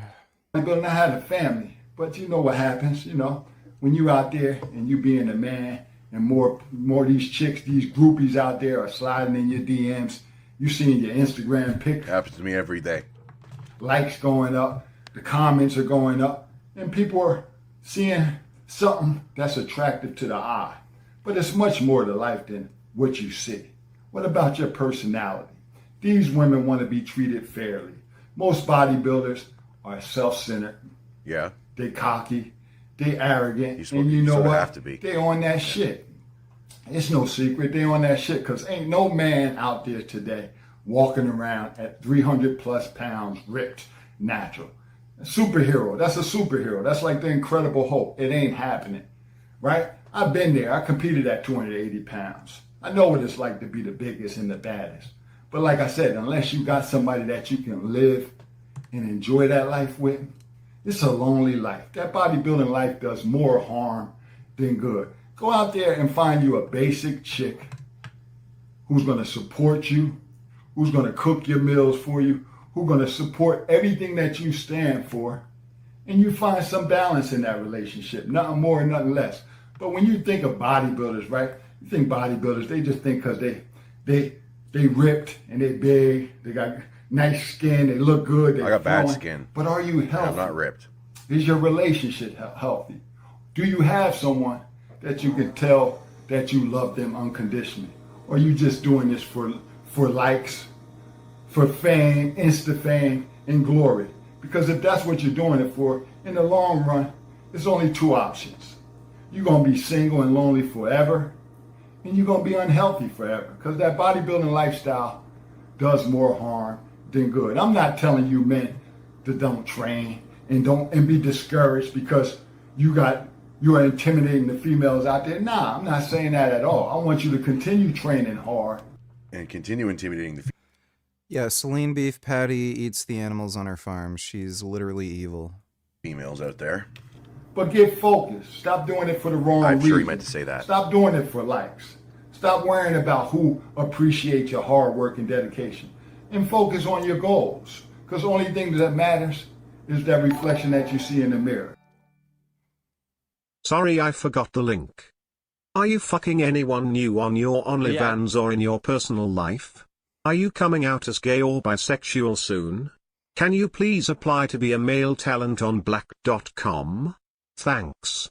You are.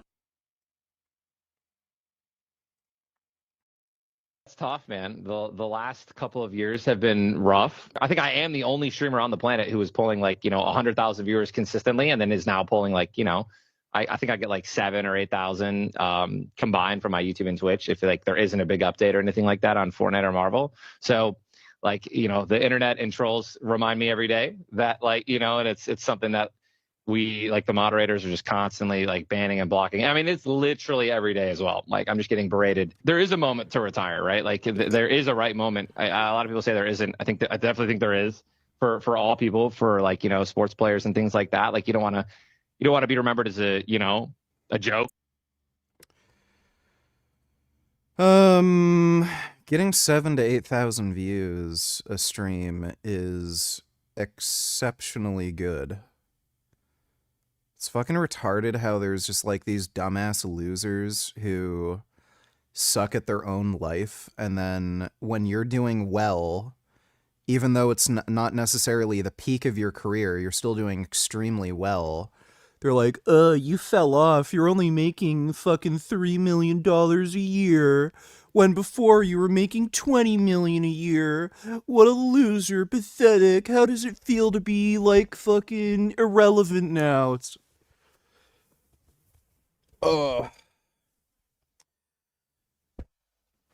I don't even get upset over people talking shit anymore, because I know exactly why they're doing it and where their mindset's at. They're just fucking losers who can't do shit in their own life, and if they had anything good going on, if they had an opportunity to make money, if they had a hot-ass girlfriend that they could bang, if they had something fun to do, like drive a fast car or something, they'd be doing that, but they're not. They're in your comment section talking shit because that's the best they can do. So, haters gonna hate. When you see it, you should feel good about yourself because it means you're doing better than them.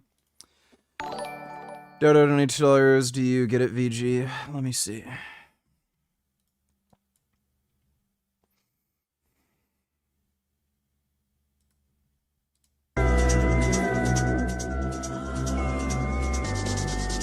Yeah, Indians. Thanks for the donation, Dodo. Because a lot of people Yeah, and what if it's freaking small? He's canceling himself out here. today, they don't need no relationship to be happy. And most relationships don't want somebody that's a bodybuilder that all he thinks about is working out, cardio, my next meal, going to the gym, go to the gym again, eat. Cardio is gay. Sleep, repeat, repeat, repeat. Females are gonna run. They're gonna find a regular dude who has a personality, who wants to do much more with his life than just eat chicken breasts and eat salmon and fish and fish and fish and fish. And like I said, you know what comes with it. You know, if you're in the gym 5 to 7 days, it's called hygiene. Most women don't want to be with a man that's sweaty all the time.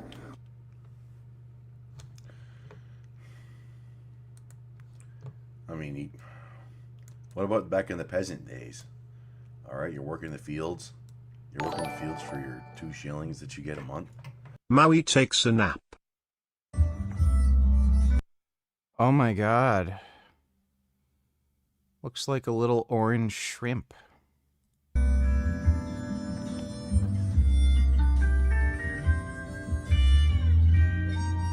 Oh, that's a nice cuddly kitty.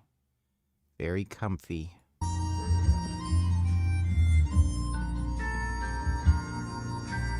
Oh my goodness.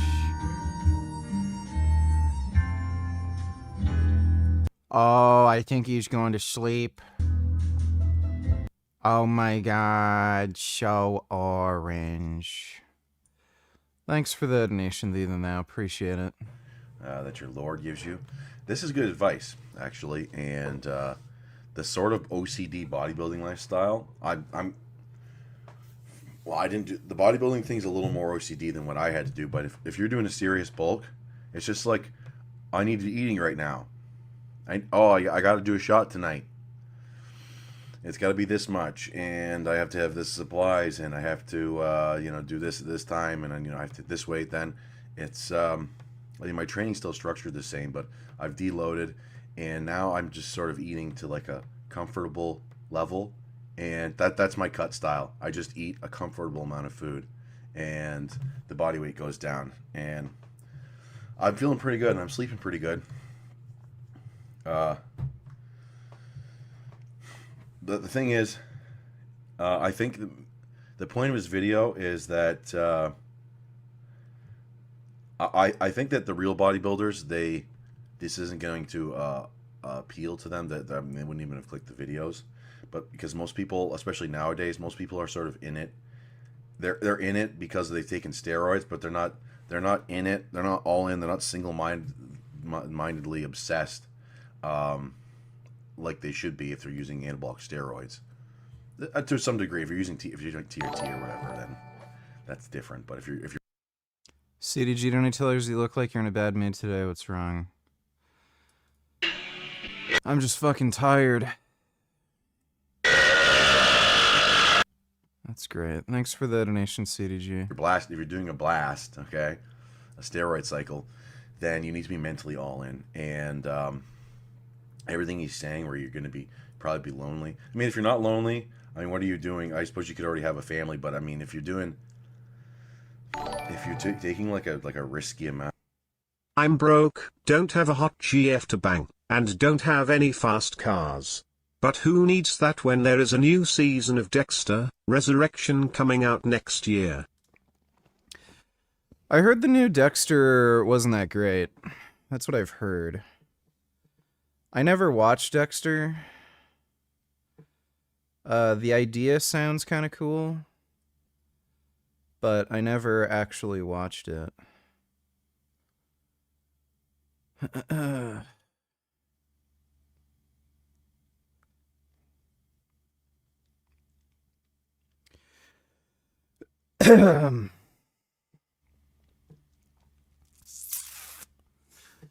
You know what?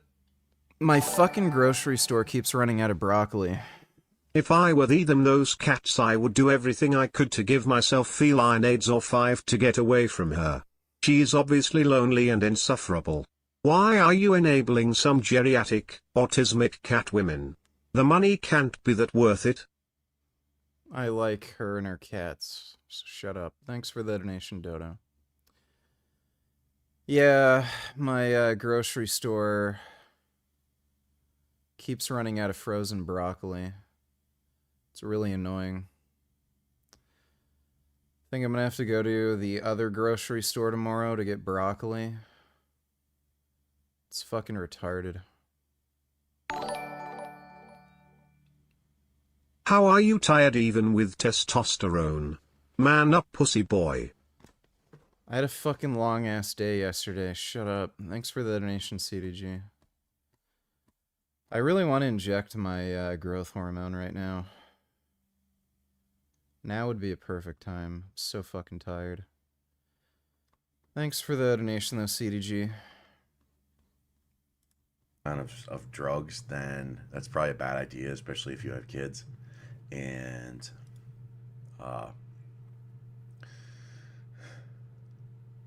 I remember Dave Crossland, the Englishman. He's in the 2 documentaries, Under Construction and Under Construction 2. And he talked about how his family would be kind of embarrassed because every time they went out, they'd be eating normal food, and he would pack like rice and his chicken. All right, and he was doing like 10,000 calories a day because he got up to 400 pounds. And dude, you can't make this shit up. Some dumb fuck messaged me on Instagram asking me if I'm on gear. You have my fucking Instagram account that you're following. Like, are you fucking retarded? Like, the last fucking post I made, I talk... Like, what the fuck? I'm never messaging that guy back. He was, like, absurdly huge. Oh Gigglyardo, bringer of laughter and light, we lift our voices in chuckles and snorts, that your holy giggles may echo through our days. Deliver us from gloom with your divine silliness, and guide our steps upon the wobbly path of joy. Okay, well, thanks for the donation, Ben Boy. Appreciate it. In the dog, like it's a normal thing. You can. I have this thing up so loud that I can hear my lips. I can hear that. That sounds disgusting.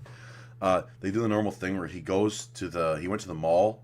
They scheduled this just for the documentary because he wasn't going to normally go to the mall as part of his routine. They took him to the mall because the guy wanted to compare and contrast him with the normies and also get the normies' reaction of how big he is. Yeah.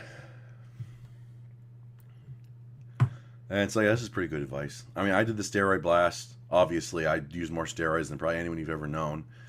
The good feeling you get from a PR, some of it depends on the better you feel, the faster the feeling goes away. So like 800 for 2, that's like 2 days. Feel good for 2 days. I did my 315 for 5 overhead press. Oh, that feels good. Actually, for that one and for my 800-pound deadlift, those are sort of check marks, okay? And for when I did 495 for 20 squats, that's another check mark. And so that one gives me like a sustained level of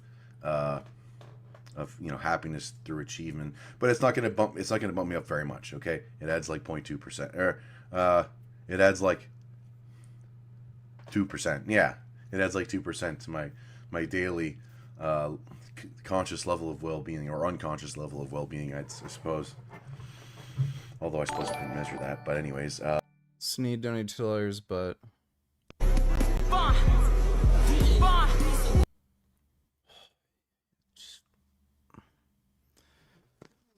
fucking hate TikTok. Fucking hate kids. Like these stupid fucking teenagers who had the stupid fucking dumb shit fucking rap music and shit to every fucking video. Fuck you. Wish I could just fucking fight these stupid teenage kid TikTok fucks.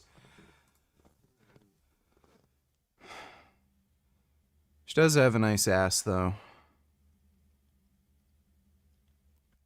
Yeah, she's pretty hot.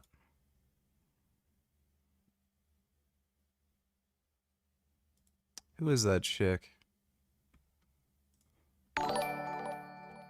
Yeah, fuck you, TikTok. I recently broke up with my wife and I'm in the process of divorcing her. But I'm completely... yeah. You're like, oh, I just did my 405 deadlift for the first time, and I felt good. And you're telling me when I get 800, it's gonna feel good for 2 days, and that's like my lifetime goal is like 500 or 600, and you only felt good for 2 days after 800. Yep.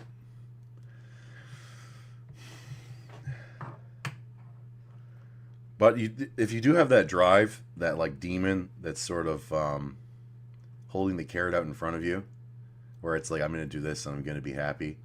I need to do this before I can be happy. Well, some of that. Last night I legitimately had a nightmare where I pissed off a gang. The main guy was black and kept chasing me with a hook, and he was saying the N-word over and over.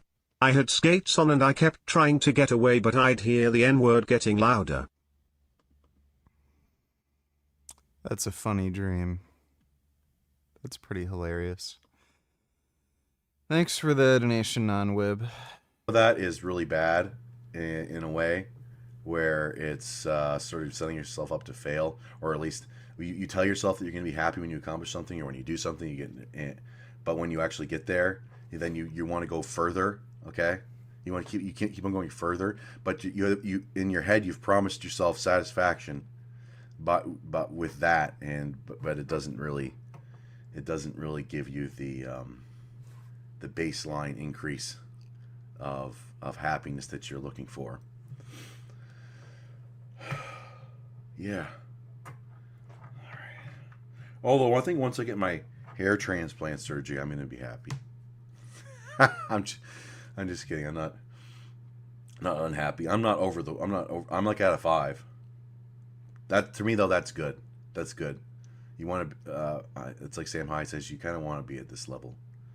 Well, if you could have like a higher baseline without using drugs, that would be ideal. But yeah, 5's not bad. 2's bad. 2's bad. And yeah. Stephen Molyneux he was talking about that kid. And speaking of like people getting a heightened sense of well-being through drugs. Richard goes outside. Wow, the sky is blue today and the birds are chirping. What the fuck, dude? I hate this fucking life. Kill them all, bitches. Burn everyone in hell. AGH. Anyways, dude, are there any music genres you're into besides metal/jazz? Thanks, man. Jazz music is terrible. Jazz music is just horrendous. It's just fucking noise. I mostly like metal and synthwave. I can like any genre of music as long as it's good, but I guess even some jazz music, but like that's pretty rare. But yeah, it's mostly metal and synthwave.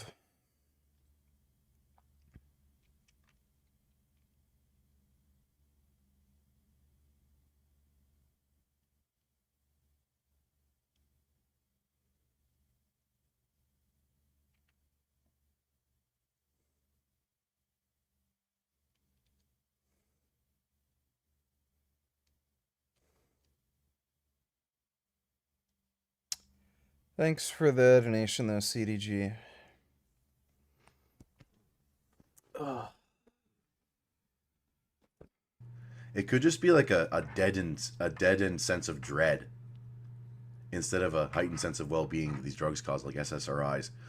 He said, even though he gave the caveat where he's not a psychologist or a doctor, but the supposed Charlie Kirk shooter, he says that when he looks at the kid, he sees like a SSRI deadened brain, or a brain that's dead because of SSRIs. Okay, one that's just because the way that I think it works with serotonin is that it gives you that feeling of ease, where you don't seem to care as much. So I don't think you're actually, actually getting happier. You're just not noticing. You're just not you're not sensing the dread like you used to. And I don't really think that's a sustainable way to live your life. But what the hell do I know? Leo and longevity. Dodo donated $2. Was this ODL or did this just happen? If it was new, why the hell didn't stream it?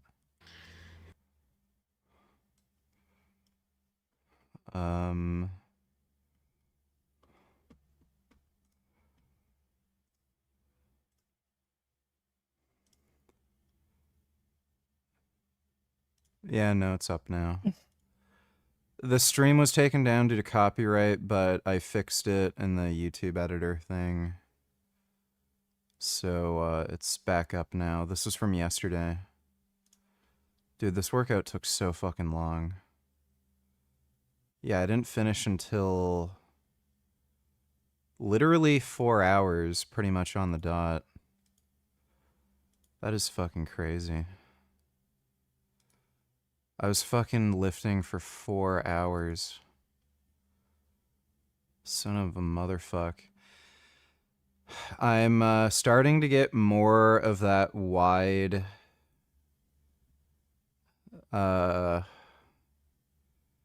thing here. Like the lats are growing, which I'm happy with.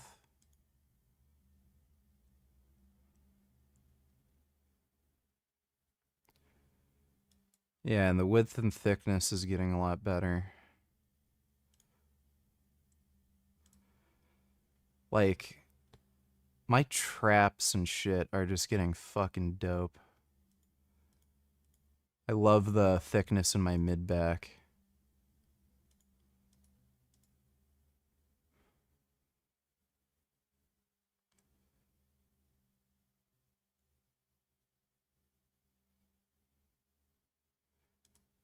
Yeah, like you can see it, like it just looks so thick. Hell yeah. Vegan Gains claims he's going to be competing for IFBB Pro card again. So are you competing again? The plan is to eventually do bodybuilding again and try to get an IFBB Pro card. Just basic foods like tofu, sweet potatoes, broccoli. You can add like rice, seitan. What is the second link? That Muslims have a good one, Jail. abuse children? So, Vegan, are you trying to make like... Well, we did stream this. I was debating this on stream. I think he only just uploaded this. Thanks for the donation, though, Dodo. Patak budu w kazaka klub nadrsavax grabn, while zone blotom niada w kstalsi filizanki. Sklada w nimcheri lub piench chemno natrapianichni by eskich jodge. Jest gatunki insist kozanim. Marzois arjuzi weni olu by anigo kamianaya jako cow adler.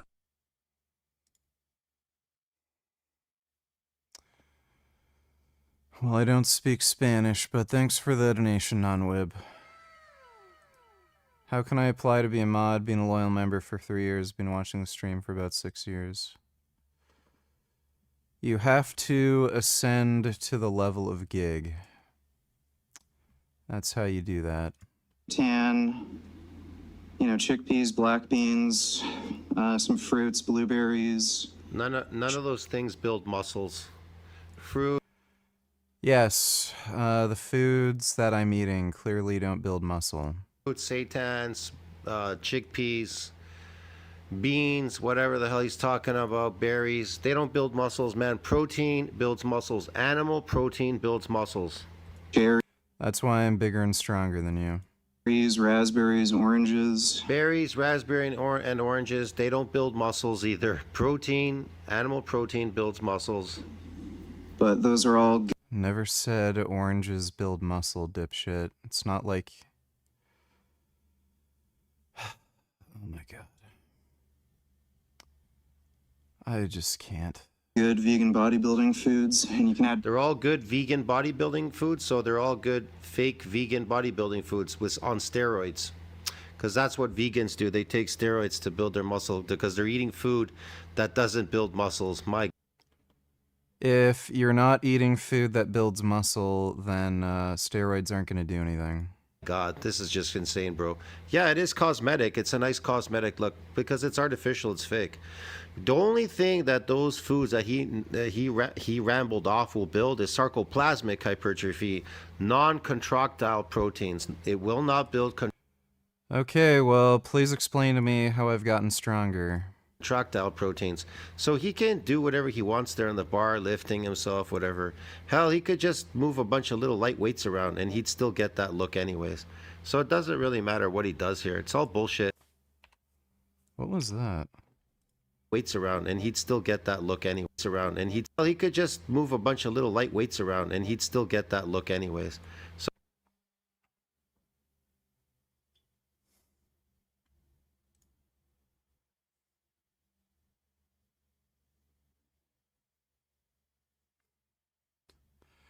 what was he buying off of Temu? It's another 24-inch dildo? So it doesn't really matter what he does here. It's all bullshit.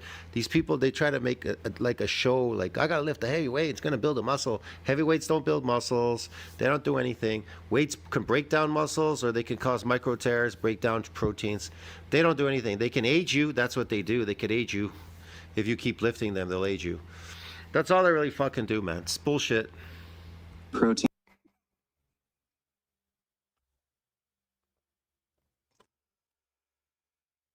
Okay, I guess I've been doing it wrong this whole time. I guess I should just be unemployed and I don't know, get fat to build muscle like him. This guy is fucking deranged.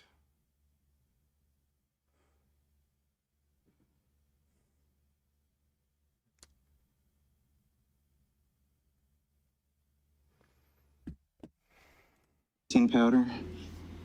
That's protein powder made out of plants. Okay, yeah, whatever. Fake. You could call it protein powder. That's not powder. That's fiber. It's ground up fiber. Shut the fuck up. Basically all I eat. That's basically all he eats. You know what he eats? Steroids. That's what. That's what. No, I inject steroids. I'm not eating any steroids. Don't take any orals. Vegan slave eats. He's a slave to the vegan diet, bro. He eats fucking slave food. And guess what? Now he's a slave to what? Steroids, bro. Get it? And lifting in the garage, in the basement. I also eat a lot of broccoli and Brussels sprouts. So broccoli and Brussels sprouts build muscles? Well, as far as science says, it says protein synthesis needs to outpace protein breakdown to see that mass on that myofibrillar, providing there was a level of micro tears down there. And you can't get them every single day. You don't micro tear muscles. They don't remodel every day. They take a week, duh. Thanks for the donation, though, dude.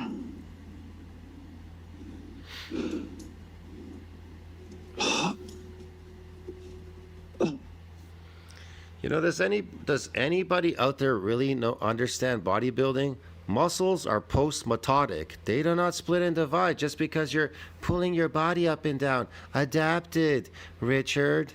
Yeah, man. Get it, dude? Yeah, you want to know what splits and divides and increases in number and donates its nuclei? The satellite cell, but it can only come out here's the formula: unaccustomed, untrained, unfamiliar forms, and eccentric exercise get. So that's not true. Muscles do undergo hyperplasia. It's this especially when you're on steroids and growth hormone. Damage. Get it, dude? Yeah, man. Anyways, whatever. Yeah, and it can't happen. It can't happen with a repeated bout because there's something called the repeated bout effect phenomenon. It protects muscles from any more damage with a repeated bout until it's repaired and remodeled. But hey, I know you're on steroids and you're building muscles every day in the gym. The weights, the pull-ups are building the muscles. Yeah, out of a breatharian I don't know how else I'm growing. Diet. I know. On vegetables. Yeah, not protein. On vegetables, not protein. On lectins and tannins and oxalates and sugar and stuff. Yeah, sure. Yeah. Oh, man.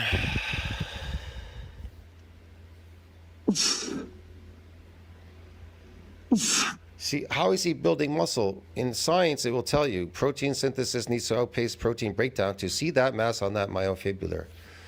So there you go. That's how you know this is fake training. This is fake muscles. This is fake, bro. But here's another thing. There's side effects, right? Steroids, like shrunken balls, maybe a small dick. Man, when he comes off the steroids. Androgens increase the size of your penis. What do you think happens during puberty? That's going to even be worse on the endocrine system. My God. Why would I come off? Probably TRT the rest of your life, dude. TRT is not coming off steroids.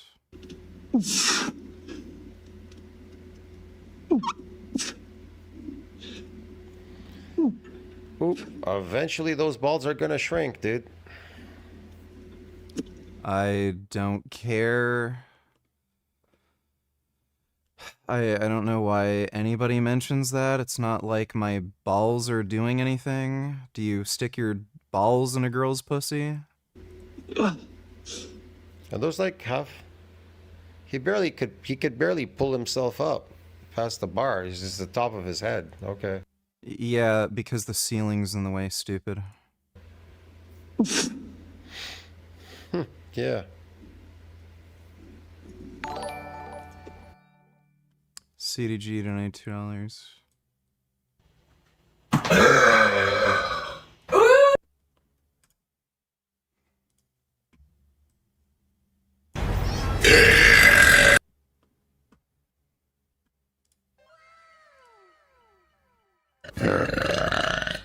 I'm not watching any more of those. Thanks for the donation. Is his name Genetic Beast because he has a genetic disorder? Man is missing a chromosome. That might have been the idea.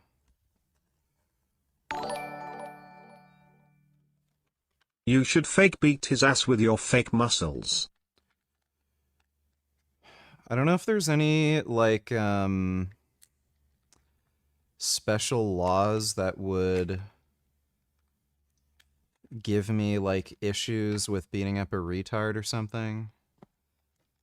Like, I'm sure if I was in court, I'd have a hard time explaining why I beat up somebody who was mentally disabled. Thanks for the donation, though, non-wib. This is the stupidest. Oh my god. Why do they make the fucking boxes like this? They're so dumb.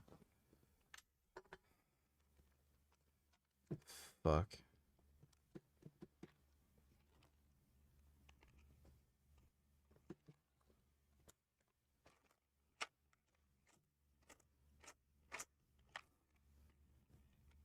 Fuck. God damn it.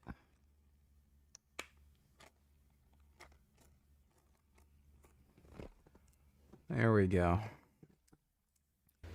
Oh.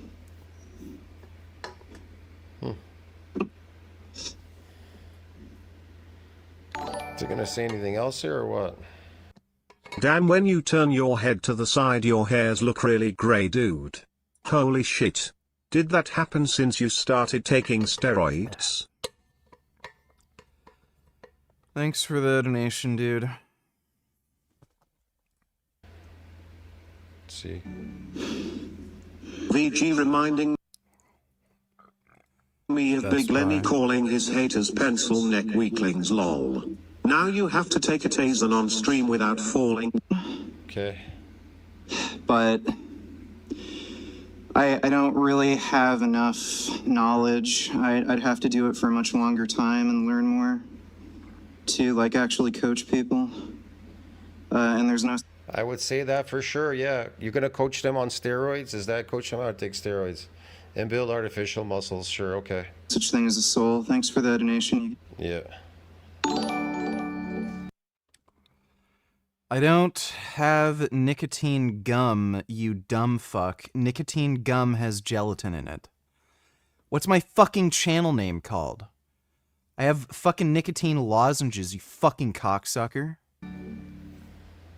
I can see you're being a rock in the water, not letting people or anything annoy you. Because emotions come from within you.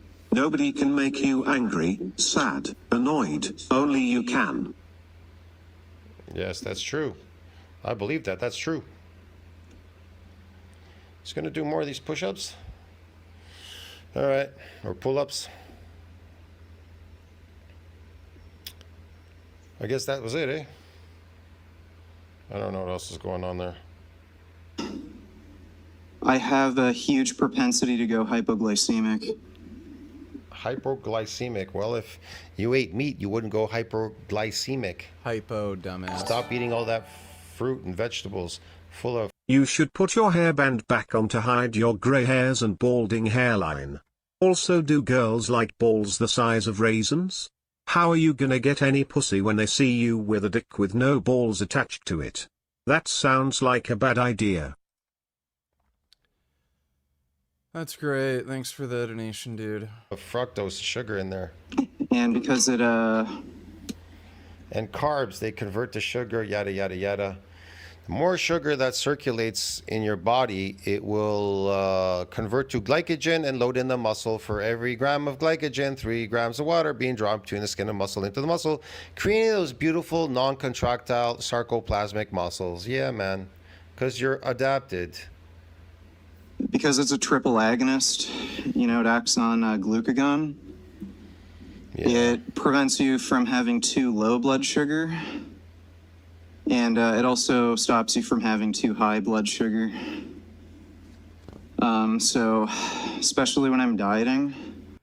Steroids are sterol-based hormones. Testosterone is a sterol-based hormone. Therefore, testosterone's a steroid. You're a fucking idiot. I guarantee you Coursera will not be weird. Blood glucose drops where I end up like feeling cold, shaky, have trouble thinking, get dizzy. See how puffy he looks? That's very sarcoplasmic-y. Very puffy, very sarcoplasmic-y, yeah. No, I don't take blood pressure meds. My blood pressure is naturally extremely low. Notice, look at his face. You notice the change in his face as well? Look at the lines underneath his eyes. The sunken in eyes, the cheeks. Yes, that's what happens when you get lean. Get kind of a deteriorating look there in the face. Yeah, maybe I should gain weight and be a fat slob like you so that I don't look like I'm deteriorating. Usually when I test my blood pressure, it's in the 90/50 range. And it never goes above like 110/60. Yeah, I have good blood pressure myself. Guess we're lucky there. So I'm not on blood pressure meds right now. If I were to take them, I'd end up fainting constantly. Maybe you should put in your channel description that you start. How small are your balls now? Did you revert to pre-pubescent size balls? And do you also have grey hairs on your nuts, or is it just on your ball-shaped head? Nice watermelon noggin, Richard. And why are you so pissed off even though you said test equals happy? I have not noticed my balls shrinking. They might have gotten smaller, but not to any extent that I can notice. And I only have gray hairs on my head, and I think there's like a couple on my beard now. Thanks for the donation, CDG. Did steroids on August 1st just as general information, but also less people asking again and again when you started in donos. I'm just gonna make a video about it. Thanks for the donation, 5. 218, Johnny Tiller's agreed. He promotes unrealistic body standards while passing it off as motivation. He loves using top 1% genetic elite natties as an example of why it's possible to look like these anime characters. It's cope to make himself think he can look like that too.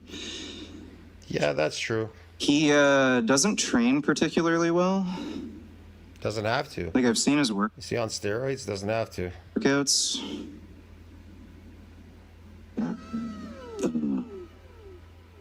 Farted again. I've seen his workouts. He doesn't train that well, that hard. I also don't think he's particularly genetically gifted. He's kind of just a small... Genetically gifted? Genetic is environmental. I don't know about this genetically gifted. What do you mean gifted doing what? Muscles, you're not building anything. You're building contractile or non-contractile protein. It's either myofibrillar or sarcoplasmic. What genetics? Smaller guy. Sarcoplasm isn't protein. What genetics? You have to eat. Protein has to outpace protein breakdown to see that mass on that myofibrillar. Science corroborates everything I say. I think he's... Whatever. Like what, 5'10", 5'11"? I don't know what he is. I do. Great. Do you think you have grey hairs on your head and face because you might have EPA and DHA omega-3 fatty acid nutrient deficiency? You never eat those omega-3s, so that's probably an issue. You can get them from seaweed if you researched it. Welcome. Seaweed doesn't have omega-3, and I take an EPA DHA supplement. You're an idiot. Mostly inline skating and cycling, and in the winter when I can't do that. More deteriorating faster than you're regenerating. Okay. Yeah. These are great. It's great cosmetics, man. Steroids are great cosmetic drugs for men. Just like women use cosmetics, you know, Botox shit, whatever for their face, and tummy tucking and face tucking and whatever else, dude. And taking like makeup, putting makeup on their face. It too is temporary, just like this. They say this is steroids are cosmetics for men. That's all really. They could be cosmetics for women too as well. I don't know. They get abs and shit, whatever too. So yeah, it's cosmetic because it's just body, but it doesn't change your face. Your face will always look the same. Anyways, I'll see you in the next one, friends. Tell me what you think about that. Like, subscribe, support the channel. I'm out of here.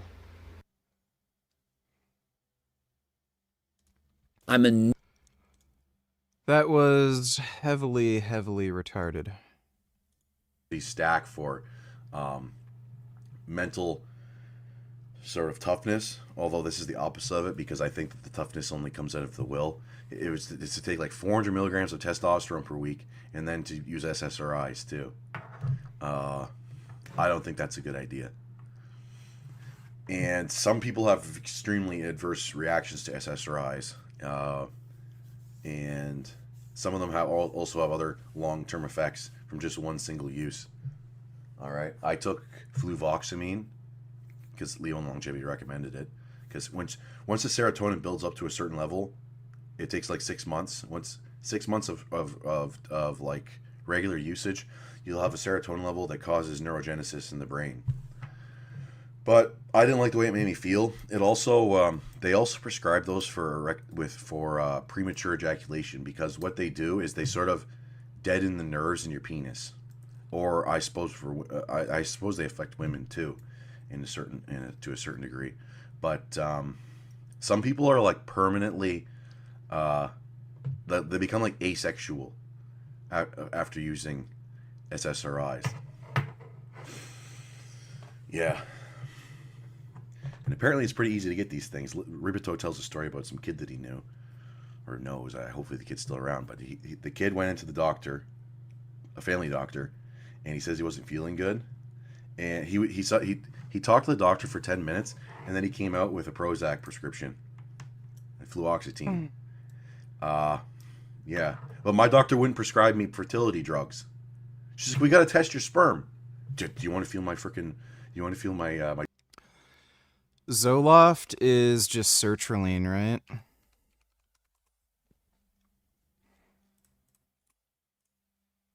Yeah, I've been on Zoloft, technically. Sertraline. My berries, okay? Do you not believe me? Oh, we got to see. You might not need it. I might not need it. Who are you saving it for? I should have been like, oh, I'm feeling sad. I guess I could have got an SSRI prescription. That would have been bad for my... That wouldn't have helped my fertility situation, though. Jeez. Doctors. Trust the science. I mean, they're doctors for a reason. They did a lot of schooling. Anyways, fuck doctors. See you in a bit. Goddamn right. Fuck doctors, dude. Fucking can't stand doctors, dumb motherfuckers.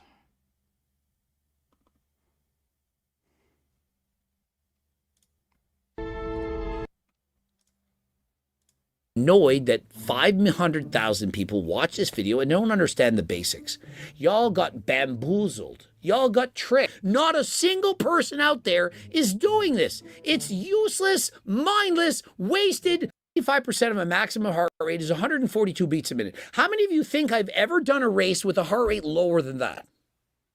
I don't. 75% is basically high zone 2 or zone 3 cardio.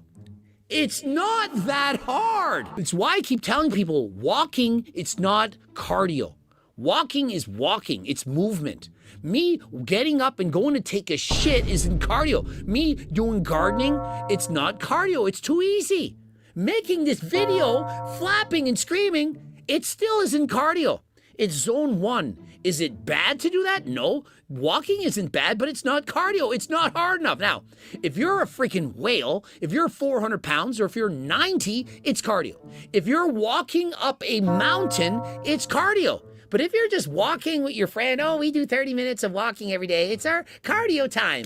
It's not cardio, it's daily life. It's what you should be doing. Like, when I have sexy time, I don't say it's time to do my cardio. I'm going to go have sexy time. I don't count brushing my teeth, washing my body, walking to the bathroom, recording videos, or walking as cardio. If you do them right, even just short 15 to 25-minute interval cardio sessions done 2 to 3 times per week is enough to make a measurable dent. No, it's not. It's not enough. Do more. One paper did find that running could be... When you passed out doing overhead press in your apartment, did you cuss out the doctor when you got to the hospital? You should be more appreciative of them. What about when you broke your elbow mountain biking and got it fixed? Dude, stop being rude. The other one is doing long. I never went to the hospital after passing out, and I also didn't get any surgery or treatment after I broke my elbow. They said that it's just a piece of bone that chipped off. There's no treatment for it other than just weight training, which I already do, so they just sent me home. Thanks for the donation, CDG.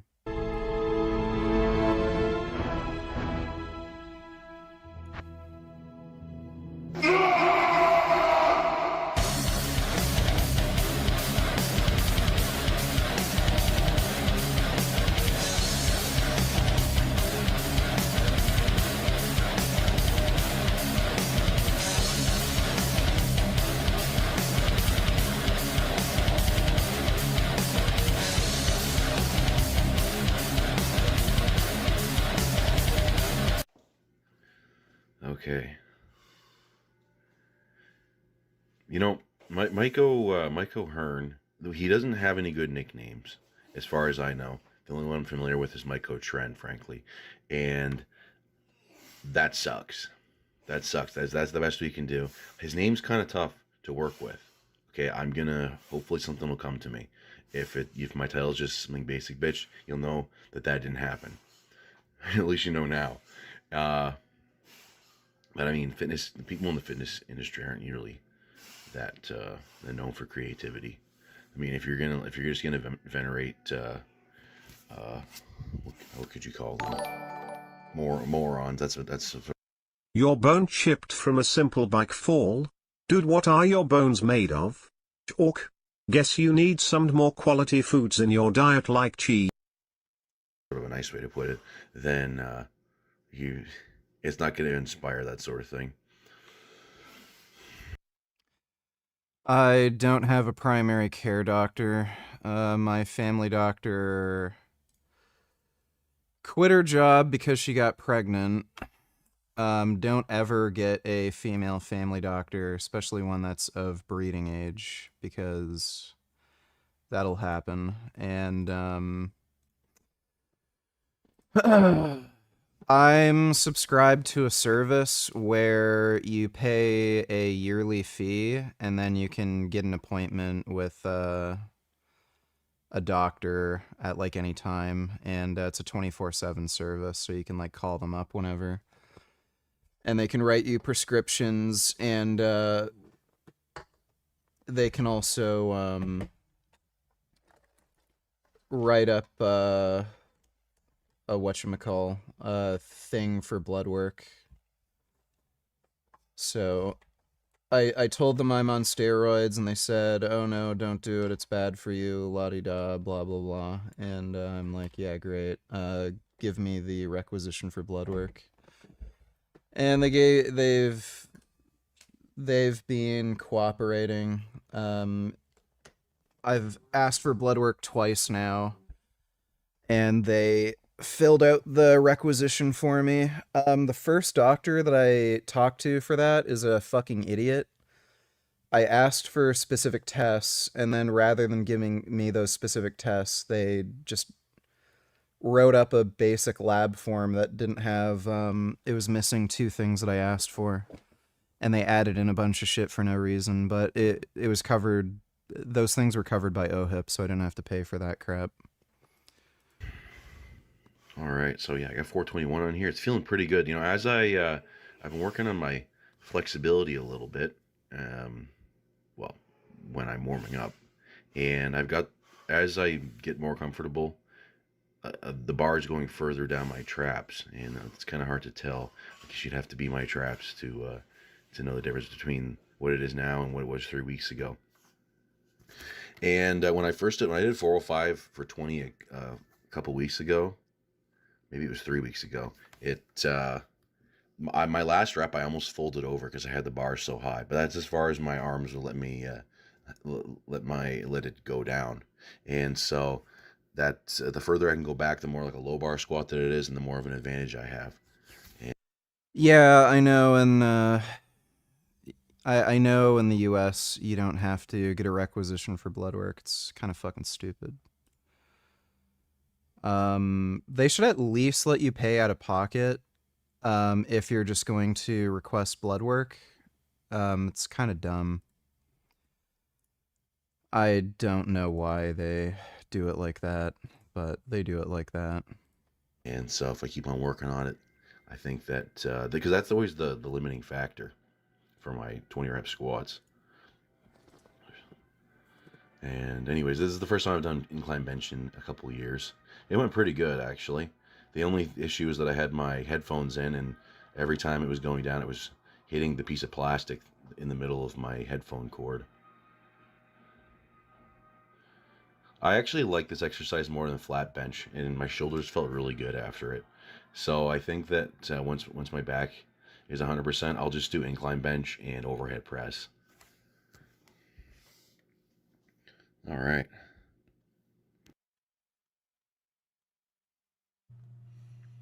Okay. I just was scrolling through the tier maker website. You know, tier lists are popular, and pretty much all of the ones that are made on there are just made by like some anime freaks. Okay. Basically anyone who watches.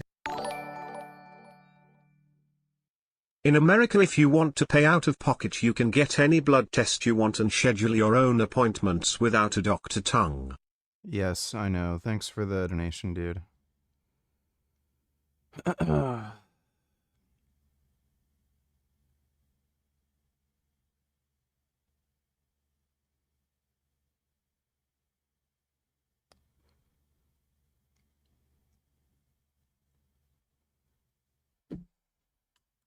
anime. Okay. It's like hottest cartoon characters. We're doing surgical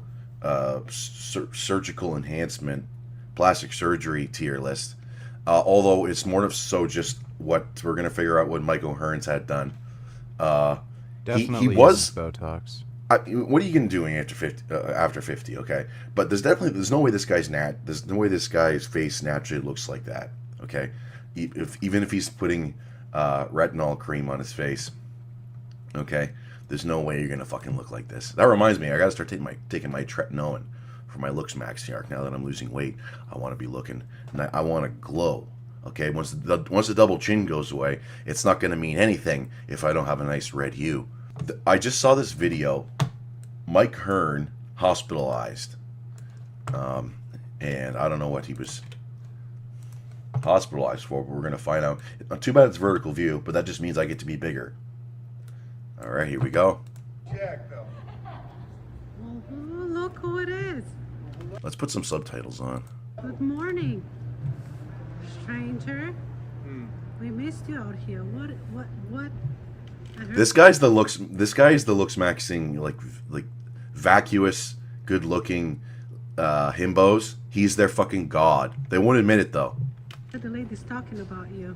What'd they say? They were trying to do stuff to you while you were asleep. Yeah, they give you lip injections. What the fuck happened to your face? Hopefully they finish me off. Saves you some time later. Guys, we've done this before.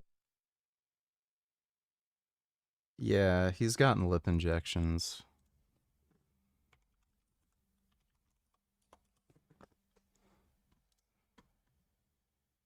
Yeah, dude. His lips are looking way different. So look at his lip, his bottom lip there. And look at his bottom lip here. Unless he got stung by a bee. Yeah, he's gotten lip injections. Do you care if I pay? I go every 3 years.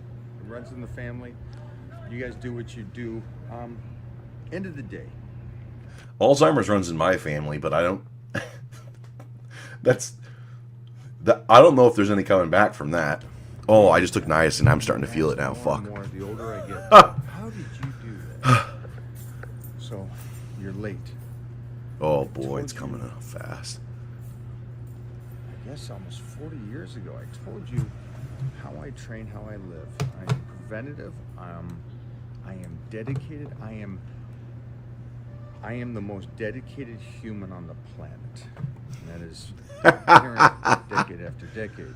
But it doesn't mean just the medical thing. It means getting up, doing the basic work. 4 a.m. Right, not eating for a show. Eating right all year. And eating right healthy for me. Training smart. Imagine getting lip injections as like this guy has black person lips. Okay. Preach. I wish I knew more about plastic surgery, but it looks like there's some Botox because there's no way. I mean, I've had wrinkles since I was 20 years old. Maybe. Mike O'Hearn's 56 years old, dude. Like, no shit, he's gonna wear like corded headphones. The guy's literally a boomer. He might not look like a boomer, but he's a boomer. I remember when the Bluetooth headphones first became a thing, and they sucked ass, and they were so hard to connect, and they'd disconnect all the time, and they're just shit. But, like, at this point, like, what the fuck are you doing if you have corded headphones? Like, you're insane. I gotta take another pee-pee. I'll be right back.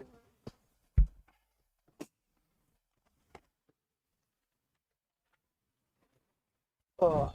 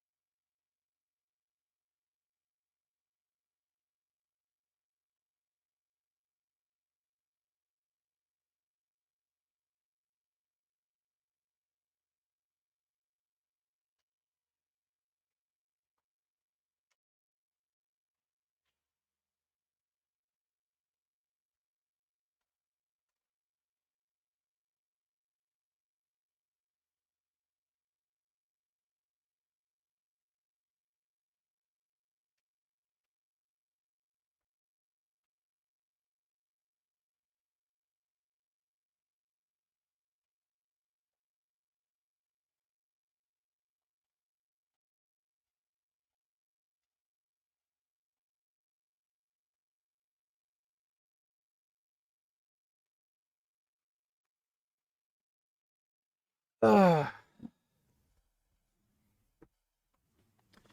right. Maybe it started at 19. That's because I'm surprised a lot. It's like, holy cow. Whoa!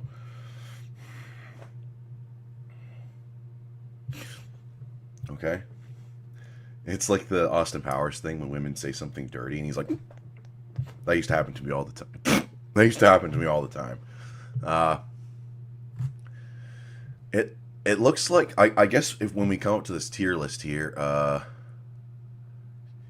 okay, Dead Heat. You see that? I was watching the Sam Hyde podcast. I'm gonna be watching that, and they played a clip of that later. It's a movie with Treat Williams.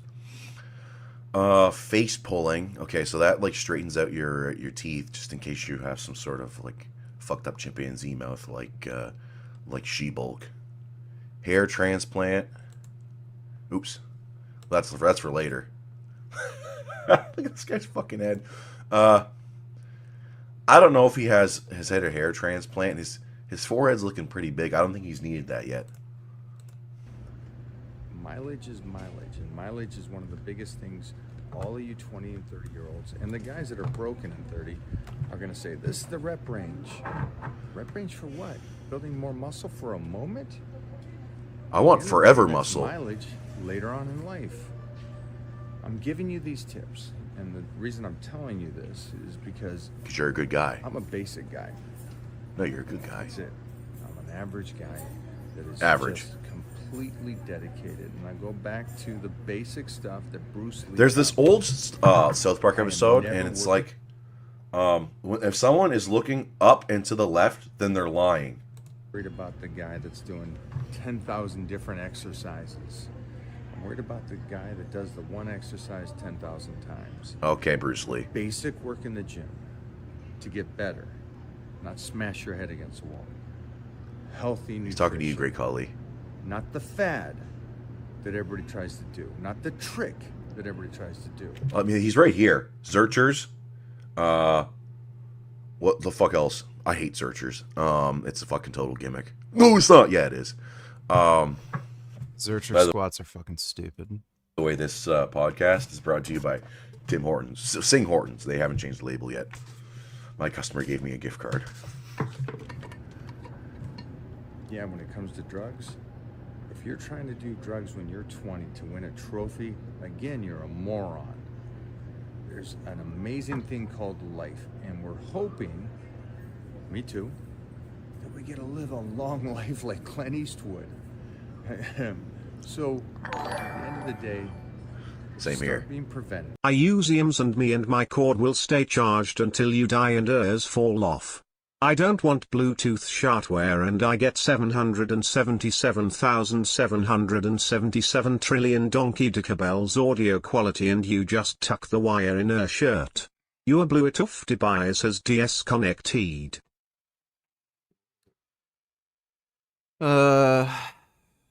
No. Bluetooth's better. You're just dumb. Thanks for the donation though, non-wib. And you get to go to the gym. That's different than you have to go to the gym. And as soon as you make that mind switch, and you wake That's up in the actually a good morning point. going, I'm not motivated. Mother, you get to go to the gym. There's gonna be a time that all of us have to go to the gym to stay healthy. Push that off as long as you possibly can. Go get your colonoscopy, see the doctors. I'm do not your getting that. checkups. Wake the fuck up. Seriously.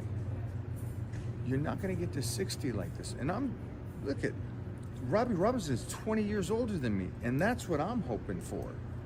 You guys are motivated off of these 20 and 30-year-old pups. Who the hell's... Well, I mean, first of all, who watches? He has that many fucking subscribers. Oh my goodness! Of course, they got to smear. It's like they can't even just the most smeared man of all time. Even being related to him is gonna end up getting smeared. Anyways, what kind of asshole? Well, I guess the Gen Z kids are. But I don't think do Gen Z kids watch Mike O'Hearn? They just watch the guys who do the most muscular flex and they're going,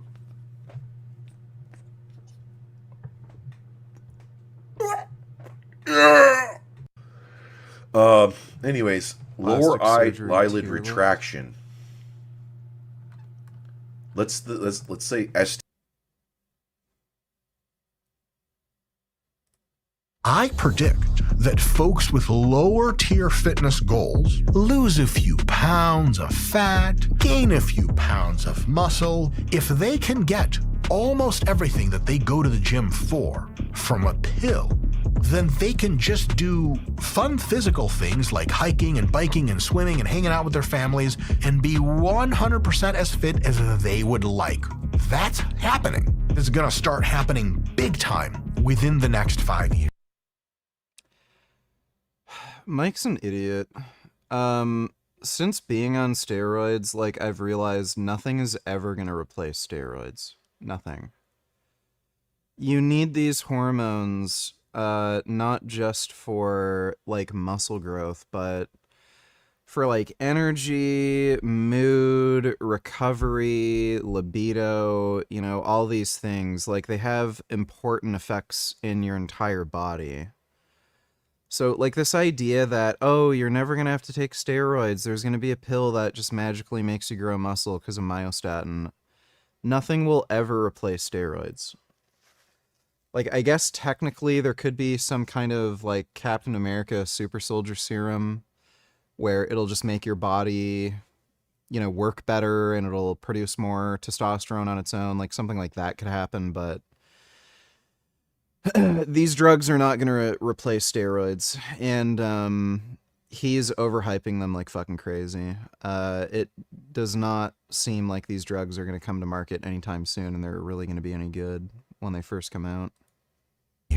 This genetic revolution will allow almost everyone that wants it to have the strength. Did you see some time ago when Israetel rolled with B-Team? I don't know what that is. And aesthetics that they like overall with precisely zero training.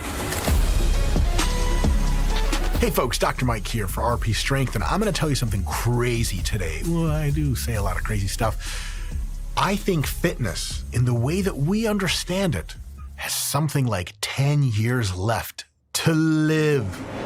And so I'm not that smart. And so I need to put things in my own head in a way that I can understand them.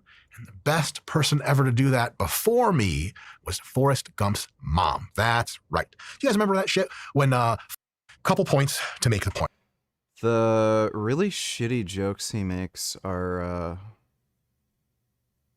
it just makes his videos so much worse. I just don't want to hear it.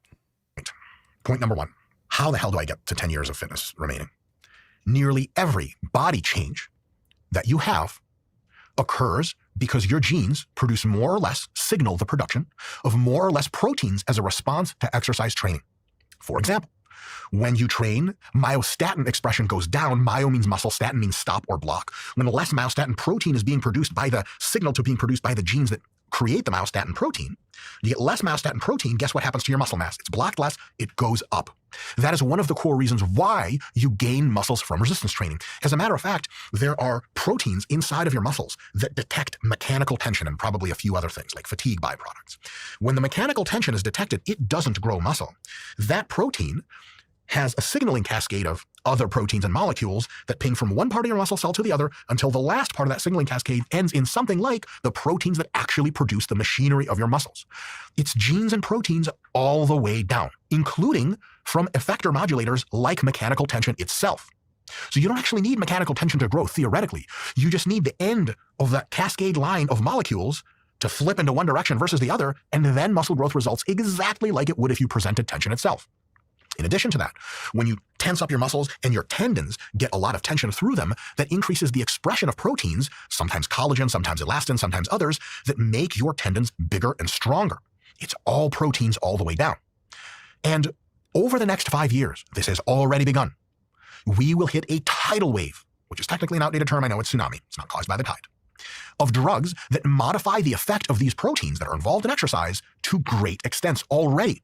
Drugs currently in testing like azelaprag and garetosmab modify protein activity at receptors that modulate exercise responses like mitochondrial proliferation, which gives you a bigger gas tank, fat burning, and muscle growth. When taking these soon-to-be future mega drugs that do a lot of what exercise does except by you just taking a pill, I predict that folks with lower tier fitness goals will no longer have to go to the gym at all. What do I mean by lower tier fitness goals? Lose a few pounds of fat, gain a few pounds of muscle, be a bit healthier. I mean, that's like millions and millions of people in America that currently go to gyms and around the world that currently go to gyms. If they can get almost everything that they go to the gym for from a pill, then they can just do fun physical things like hiking and biking and swimming and hanging out with their families and be 100% as fit as they would like. That's happening. My best guess is it's going to start happening big time within the next 5 years. Now, through that process of really advanced drugs, folks who want extra results will still lift and still do extra cardio for the time being. Now, here's where shit gets really crazy. In more like 5 to 10 years, not within 5, genetic engineering as a process regularly applied to humans is very likely to blow up. And by blow up, I mean not physically, I mean become radically more adopted in common use. Even for things that aren't diseases, just upgrades. And that's going to let a lot of folks alter their DNA so that they don't need to exercise to gain almost all of its benefits. That means that just through modifying your genes work as if you're always exercising a ton. And that means you're getting all those molecular downstream benefits, usually vectored through exercise, now vectored through direct gene modification, which means we don't even have to switch it on and switch it off. We switch it on, we break the switch off, and we leave the cell. And then you just have genetics, literally, like the top 1% of elite genetics for fitness. Scott, you know those people that you're like, hey, how long have you been lifting? They're like a week, and you're like, what the fuck? Yeah. There is no reason, theoretically, why eventually advanced genetic engineering, powered by AI, of course, is not going to allow us to do that. So my contention is this, maybe 10 to 15 years from now, maybe sooner, I'll talk about that in a little bit, pretty much everyone in the modern civilized world will be able to access having extreme genetics for fitness. For example, the ability to reduce myostatin activation and production to near zero. If you can do that, I'm going to say that's too much for most people, that means your muscle growth from zero training at all is as There's already myostatin inhibitor drugs like YK11, and people have reported some of the most bizarre, like, scary side effects from those drugs. And again, there's already been a few deaths in these human trials for this shit, so it's like,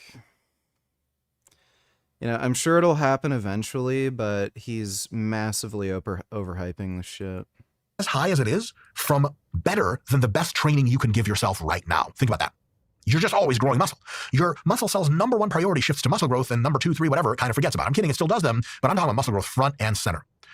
Pictures you are about to see on your television screen right now are of animals that have had their myostatin genes completely deactivated. Myostatin knockout animals. They're knockouts, honey. Look at them. They're not myostatin knockout animals. They have a genetic mutation, and they were born that way. He literally showed photos of animals that have a mutation. They were not made in a laboratory or had their genes modified by scientists or anything. That's a very different fucking thing from what he's talking about. Every single one of these animals that you see on the screen has never trained with weights. The mice that are myostatin knockouts typically hardly even move around because they live in a cage.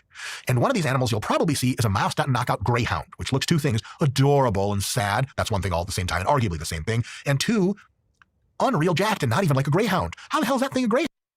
This guy's an idiot. That's not a greyhound. It's a fucking whippet. It's a different fucking breed of dog. And whippets are particularly prone to having that genetic mutation. And they're called bully whippets. What a fucking idiot. He doesn't even know what the fuck he's talking about.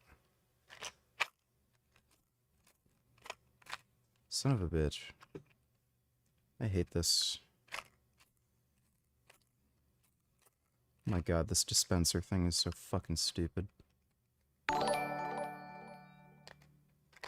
React to this after and admire his meatball head. 1419.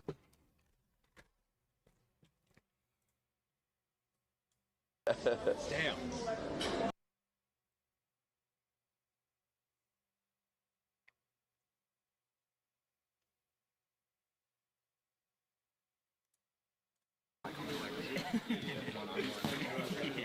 Everyone thinks they can be Jordan 101, right?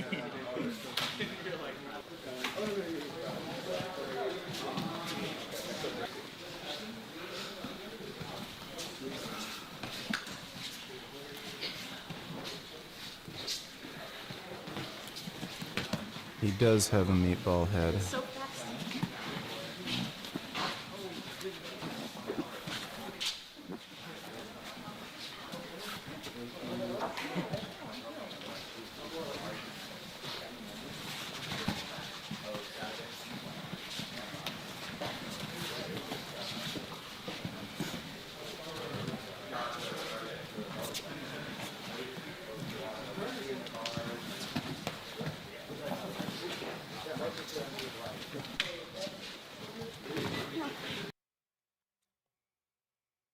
I don't even know what the fuck they're doing there. Jiu-jitsu is kind of silly. Like, when you look at this versus wrestling sparring,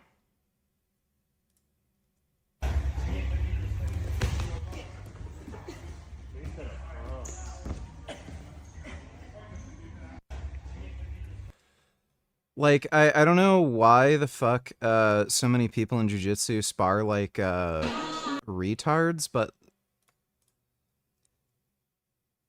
like, I think it's because so many people who do jiu-jitsu are like dorks or something. But like, look at the difference between jiu-jitsu sparring and wrestling sparring. It's like they're actually trying to fight each other and like gain control or something, whereas I don't know what the fuck so many people are doing with jiu-jitsu.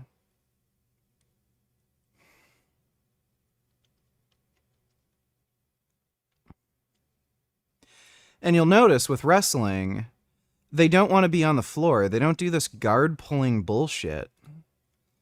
So anytime they have an opportunity to stand up, they stand up. Whereas with jiu-jitsu, you just lie on the ground and roll around. Like, it's just fucking weird. Greyhound. Well, it turns out greyhounds, if you've ever been around them, after their career days of chasing rabbits, they're actually dogs that don't do much. They like to cuddle with you. They're big lovers. They will kill rabbits really impressively in your backyard. But other than that, they don't do much. It's not like they're on a gym floor for dogs. They don't do anything, and they look like that. Think about it. When you do exercise, it vectors on a molecular cascade that ends up altering how much protein you express in the... Wrestling is more for takedowns. Jiu-jitsu is more for submission. Are you a fucking idiot? Do you know how you score points in wrestling? Do you know how you win? Protein does the rest of the work. Why not just cut right to the chase and have your genes alter protein expression anyway, and then everything downstream of exercise still happens, but with no exercise at all? It is not just hypothetically possible. There's just no good reason it can't be done other than the tractability of the problem, figuring out which genes to attack, how to design the vectors that get to those genes, and how to make sure that the vectors that get to those genes change them, change your muscle genes, but not genes in your brain that make you have crazy brain cancer or some shit like that. Those are all solvable problems, and they're solving them right now. And right now, most of the drugs being developed or have been developed in testing, they weren't even using AI. AI is going to make that process 100 times more potent in every way you can conceive of. 100 times faster to discovery, 100 times the effect magnitude if possible, and 100 times less probability of doing harm in any other. Jiu-jitsu isn't just... Like, when people say, oh, but all the best UFC fighters do jiu-jitsu. No shit, they need to know what, like, they need to train jiu-jitsu because other people do jiu-jitsu, and there may be some useful things in jiu-jitsu they need to learn so that they can use it or counter it. But when you look at all the top-tier MMA fighters, they all wrestle. They're all wrestlers. John Jones, the GOAT of all time, wrestler. He has a wrestling background. Even a lot of dudes who are jiu-jitsu specialists, they often train mostly with wrestlers. So, like wrestling is just better for MMA. Jiu-jitsu's useful. You do need to know jiu-jitsu, like for a variety of reasons, but wrestling is just better. Their subsystem. This genetic revolution will allow almost everyone that wants it to have the strength and aesthetics that they like overall with precisely zero training. Because remember, the only reason you train for growth and fat loss is because that growth and fat loss activates genes or proteins. And genes make proteins. If those genes and proteins are already made and active without having to exercise, exercising can be like redundant and it can burn more calories. But guys, with a few simple genetic modifications that are already available through research drugs right now, not the modifications, but the drugs do this, you can raise your baseline energy output a lot as if you were exercising. So even the extra calorie burning becomes a giant, like, why? And if you've ever done cardio for 45 minutes at a time while staring at a wall, you might have thought, like, man, there's probably better alternate uses of my time if I would just have never have to do cardio again. And the time for never having to do cardio again is coming, and it's not far off. So the next question becomes this: will all of fitness go away? And I don't think the answer is yes. I think it's a no, not quite, not upfront. For example, specialized hypertrophy training for a while is really going to shine, because if you want like way bigger arms and belts but the same chest and back, you can't just crank up the myostatin shit, because that makes everything bigger and it doesn't care. Skeletal muscle. It'll also make the muscles of your jaw and face bigger, which means you're going to look more like me, which is a curse I wouldn't damn anyone with, even my worst enemies. So if you don't want giant muscle head, you don't want giant rest of your muscle body, but you want your arms and shoulders to be bigger, what you're going to do is take a little bit of those advanced drugs or alter your DNA to be more, less expressive of myostatin, grow much more muscle than normal, but not full tilt, myostatin negative dog or greyhound or anything, or greyhounds or dogs, myostatin negative dog or myostatin negative mouse or cow or any of that stuff. You're going to want something subtle, but subtle doesn't give you big arms and shoulders, just more impressive arms and shoulders. So what you can do in the future, once you get these advanced drugs and gene editing techniques, is get some of them pushed in, get a really impressive physique overall, and then train on top of that, but just the muscles, or mostly the muscles, that you want to improve for aesthetics. So I'm talking about having great genetics for chest, back, whatever, and they're just kind of really good without you training them, and then you nuke the living dog shit out of your arms, out of your delts, out of your forearms, and then you have enormous arms, and everything else looks awesome too. Then you can really start to train your calves, your outer quads, blah, blah, blah, to start to sculpt your body into something really, really gorgeous, but only through specialization, not having to spend a ton of time just training stuff so that it doesn't get any smaller, or just baseline bigger. Baseline bigger, that shit will take care of, no problem. Another thing, weightlifting, like the snatch and clean and jerk, strongman sport, every grappling sport, every combat sport, that's still technique practice, and that requires you to do the sport. So weightlifting for a while is going to have a big question mark of like, do we let these new freaks compete in the Olympics or not? I have no idea how to answer that question. It's going to be a big question in the future. And of course, sports like boxing, sports like climbing, cycling, activities like that will be massive, because those are potentially massive because those sports are still fun and they're skill sports. Think about it this way. How many climbers train with weights to be better at climbing? What mostly they're training for is increases in strength and muscle size, and the muscle size they only want because it increases strength. What if you had drugs or gene editing techniques that could damn near max out your muscle strength and damn near max out your muscle size for whatever muscles you wanted? Well, then climbers might still train with weights a little bit, but mostly they would just climb, because really almost all climbers just want to climb to begin with. Same for wrestlers, same for boxers, same for cyclists. There's a lot of people that lift weights because they love it. Me, you, and most of the people watching this channel maybe. For us, it's going to be a trip to give up the ghost. For most athletes and most humans out there, they only... Richard, you should probably try things first before commenting on them. I know you have zero wrestling experience and probably like 2 months of jiu-jitsu. Try a couple years, then get back to me. Thanks for the donation, CDG. They lift because they have to. A lot of people in the gym are there because they're like, well, if you had a pill for this shit, I wouldn't be here. Those people will not be here. Let me get into that more a little bit. To that end, general hypertrophy, just overall muscle growth, and strength-focused lifting may die down by a huge factor. You know that guy, Scott, that guy that does half squats for sets of 5 with 95 and like scrolls on his phone for 5 minutes between each set? I know a lot of those guys. I know a lot of those guys. He's like 45, he's got kids and a wife, and he knows he needs to lift just to keep his health and his physique decent. Do you think he's coming back to the gym when one shot means he has everything he needs out of the gym? No, you'll never see him again, which is kind of sad because you'll never see him again. He was great. His name was Jim. It's kind of great because now you have the power rack all to yourself, and the only people in gyms are the really, really, really hardcore ones that want that extra little bit out of it, or to focus a ton on one strength feat or one part of their physique or whatever. Here's the other thing. Some people will still do full-on fitness and remain completely genetic editing free. God bless them. That's awesome. Some will do edits for vibes and perhaps to fill out the potential like early gene editing doesn't get. Because here's the thing. There's lots of genes that exercise targets and lots of proteins that are created. And so they're going to start to have 1 or 2 proteins and genes that hit central regulating factors that treats like 60% of all the stuff you want from exercise, then 65, then 70, then 75. That's good. Hey, you still cool with Alex from PWF? I kinda got pissed watching him cause he said some anti-Israel stuff.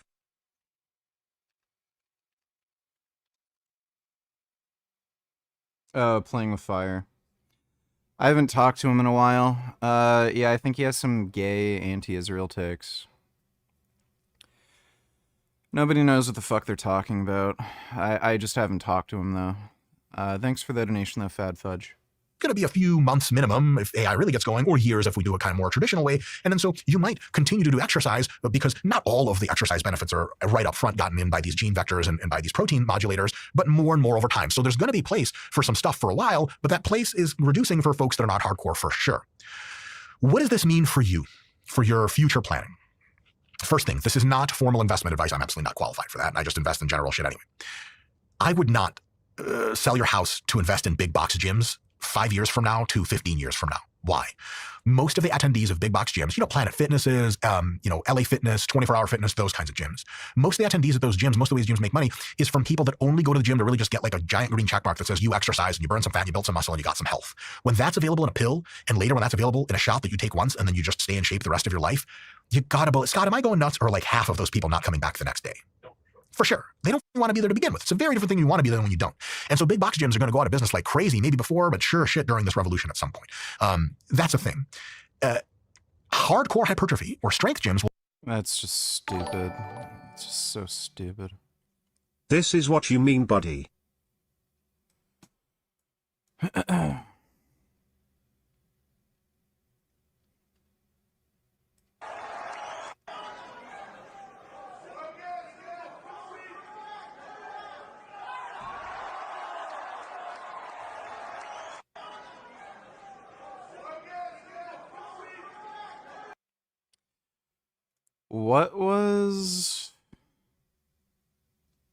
What was the context for that? Thanks for the donation, The Wandering Mason.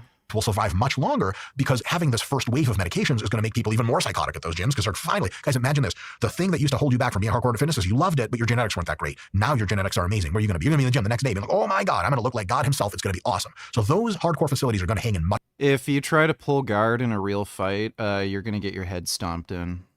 Much longer, probably a safer bet. Here's another thing. If I were a young high school student, early college, and I was planning on what to go into, I would pivot to learning how to manage people's psychology, to coaching running, to coaching cycling, to coaching dancing, kickboxing, grappling, surfing, etc. People are going to love doing all those things. They're going to do it more than ever because they're going to be in great shape and these things are fun. Over-indexing on personal training exclusively for body recomposition, just by itself, might time out in about 15 years because 10 to 15 years from now, genetic adoption might be, depending on how the future plays out, either almost complete or really getting going. And then imagine if your ROI, the thing you have to offer other people is, well, I don't work with crazy athletes or anything. I just general people trying to get in shape. Your entire demographic basically got deleted out. And by deleted out, I mean helped so much by these other things, they just don't need you anymore. I mean, this is something that is happening similar to regular TV versus Netflix, Prime, and all that other stuff. It used to be you got your fun from regular TV, and it was limited. And like, Scott, can you imagine someone who in the year 2026 is starting in college, and it's like, hey, kid, what do you want to be? They're like, well, gee whiz, mister, I want to be a cable television producer. Scott's laughing because that's what they would do. They laugh. Why the hell would you want to do that? Netflix and YouTube and Prime are 90% of the market share now. That's how it's going to be with personal training to just get in basic shape. It's going to be a solved problem. I wouldn't over-index on starting your career in something like that. I could be wrong about this, folks, but think about it yourself and come to your own conclusion, which, by the way, is what you should be doing for every piece of information you get. Sure shit on this channel. It's not the shit I say, it's just lies. If you're almost out of high school, starting college, personal... I don't know why you would assume any of this because, again, for people who are actually interested in fitness, they're like the standard just increases. So if your average person can look like me from just taking a pill, that means that's average. So if you want to look above average, well, now you still have to go to the gym and train. So I don't know why you'd like make this assumption. Fitness trainer is not a career I'd recommend. Unless you're really passionate about them, go to and get retrained later. I would say it's kind of analogous to be like, if the year is 1988 and you're training to be a typewriter repairman. It's all computers after that, dude. Typewriters die in the mid-90s. It's not where you want to be. There are caveats to this. So point number 6, we have caveats. Number 1, regulation could stall this timeline by 5 to 10 years. Here's how it would happen. Gene editing's going great. One person gets a gene edit, somebody's famous brother-in-law or some shit. Nasty, some kind of allergic reaction or transgenic reaction, and they croak. Senator Congressman starts a petition, scared parents don't want gene editing to kill their kids, etc. And all of a sudden, we just have like a 5-year moratorium on any new development. That's it. That's 5 years of nothing getting done. You don't even buy the shit. You can't even find it on the market. Entire industry is just like wither on the vine overnight. It can happen. 100% can happen. It can get pushed down by 5 years. It can get pushed out by 10 years. I hope to God that won't happen. I think these things are awesome, but it very well could. The other perspective, advancements in artificial superintelligence, which I think are damn near for sure. Other people think maybe, maybe not. I consider them likely. And social adoption, I think is an even chance, might mean that by as early as 2030, genetic upgrades are already spreading around. How? So check this out. It's better for TikTok to have Chinese propaganda or right-wing Trump propaganda. Who cares? Right now, there are drugs. The pipeline for drug development looks like this. The pharmaceutical company has their scientists develop candidate drugs on computers or in wet labs, and they're like, okay, this drug, we think it's going to work. What they do is they usually do their own phases of animal trials because they don't want to waste the FDA's time and get all the stupid approval for everything. The animals didn't die, and the effect was demonstrated as like, wow, this thing really does what we want. After that, they start going through the FDA trials process where it's multiple animal trials. Yeah, so they're already doing human trials, and there have been several deaths in the human trials. The animal trials are also garbage. Basically, what they did was they starved a bunch of rats so that they ended up becoming sarcopenic, and then they gave the rats this drug, and the rats just went back to normal. So, okay, great. It's stupid. These drugs do not look particularly promising. Situations, and then usually three stages, phase 1, phase 2, phase 3 of human trials. That whole process charitably takes 5 years and realistically takes like 10. That's how drugs are made. Almost all the drugs that you will get on the market released in, let's say, 2026. Yeah, he's just making this shit up and he has no fucking idea what he's talking about. I think he might have invested... I think he might have invested in one of these companies producing this myostatin inhibitor drug. And he's just talking it up to boost the stock price or something, but everything he's saying is just complete horseshit. Much the sketchiest compound I've ever messed around with. What is up, everyone? It's Russo. I hope everyone is doing well. Today's ASMR sip is brought to you by 1907. Check out 1907water.com. Coupon code Russo. Welcome back to Education. Today, I'm going to be covering the sketchiest SORM known to man, YK11, finally doing the video. I have extensive experience with YK11. I am going to be quoting the Anabolics 11th edition, so check it out for the history as well as the very limited medical data. I'm going to say right off the bat, this is pretty much one of the sketchiest compounds I've ever messed around with. I'm going to repeat that. This is pretty much the sketchiest compound I've ever messed around with, and there's very little data, so I'm going to give you my experiences with it. YK11 is a selective androgen receptor modulator built on a DHT backbone. So most SORMs are built on a ligand backbone. This one's built on a DHT backbone that's closer to a steroid. It, however, behaves like a SORM, meaning there's no estrogen or DHT conversion. YK11 has been studied in limited test tube studies, right? No animal studies, definitely no people studies. It's been studied in test tubes to lower myostatin. So I've talked about the multiple pathways to grow muscle. You have the androgen receptor pathway, growth hormone pathway, local growth factor, inflammation pathway, and you have the myostatin pathway. The myostatin pathway is the ultimate genetic limiting factor on how much muscle your body wants to hold. That's why gorillas get so big eating lettuce. Their myostatin is so low that they can lay around all day. I'll Andrew throw up my dog.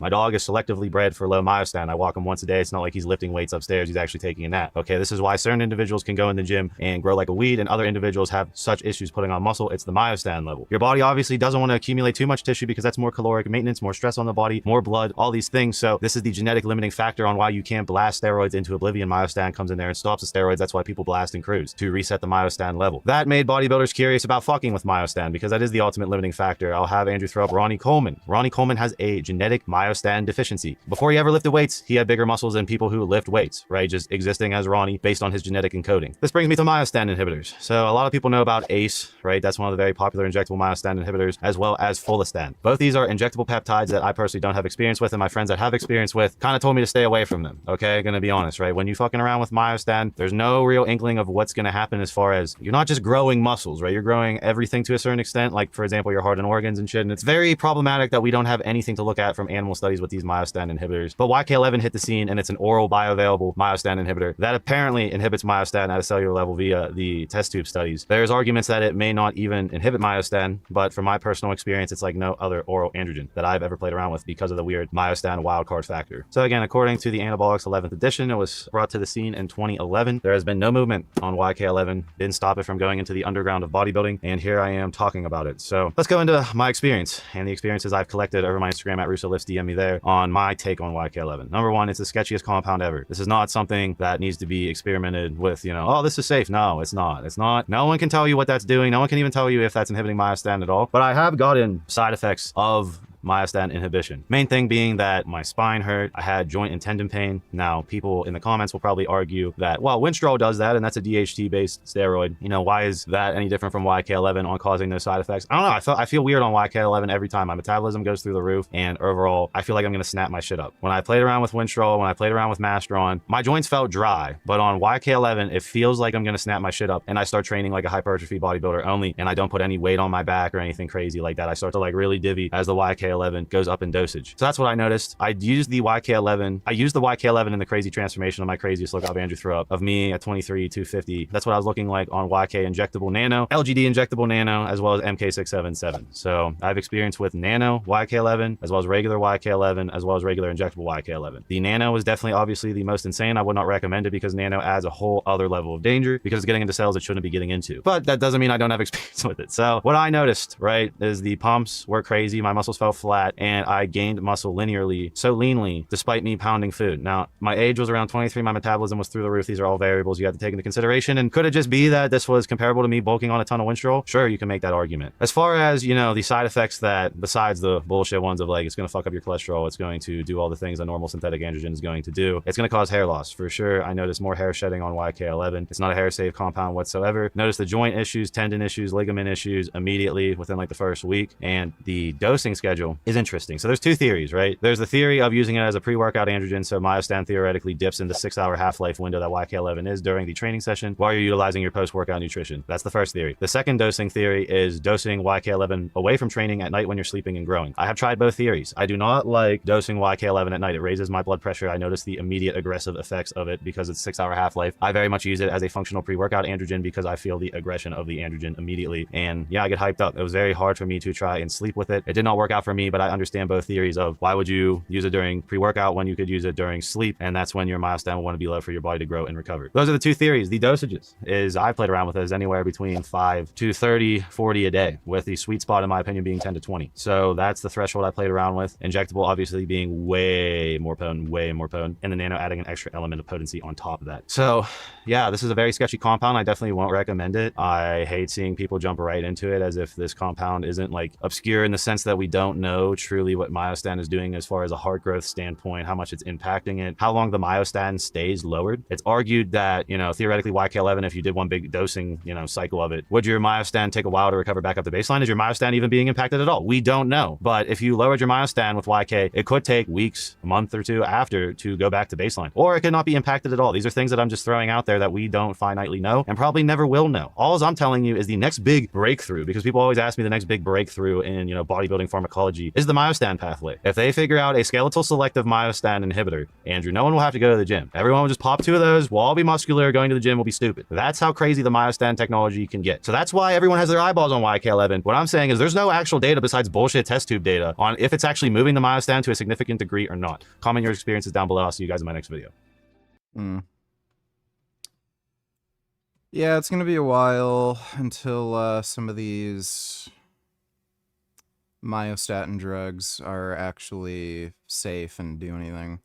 You don't need blood work to see it. The eyes give it away. Fresh on some compounds, drained on others. And for every 10 points blood pressure climbs, biological aging accelerates by almost 2 years. That's why you can have 2 men, same age, same stack, one's TRT and the other's RIP. So after today, you'll know what compounds fast forward aging, what slows it down, and the best strategies to stay as youthful as possible while being enhanced. Now, testosterone is the foundation, but it's also the most misunderstood thing when it comes to aging. High dose testosterone looks great short term, but it spikes aldosterone, leading to water retention. Kid Boo donated $2. Let me see.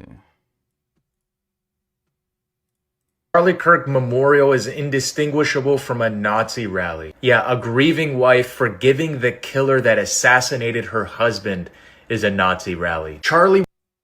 It is literally identical to the Nazi rallies that were commemorating the Nazis that died during the, what is it, the Munich push or whatever? Was the best of America. He represented everything the founding fathers foresaw for our country when they founded it in 1776. It's this dishonest rhetoric that's been going on for years as to...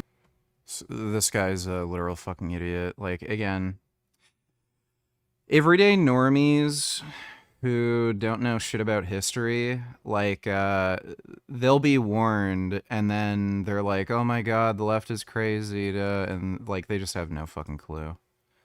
No clue at all.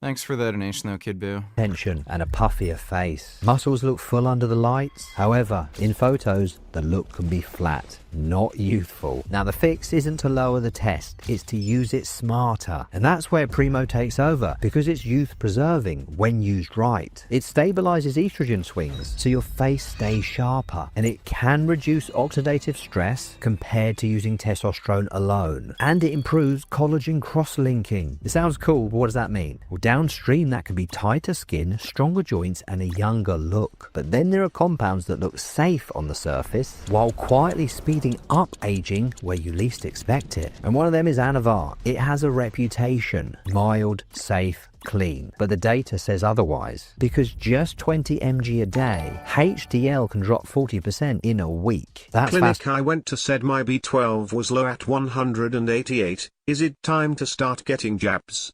I have had unexplained anxiety and dizziness for a while. I took some B12 pills, but I heard the shot is more effective.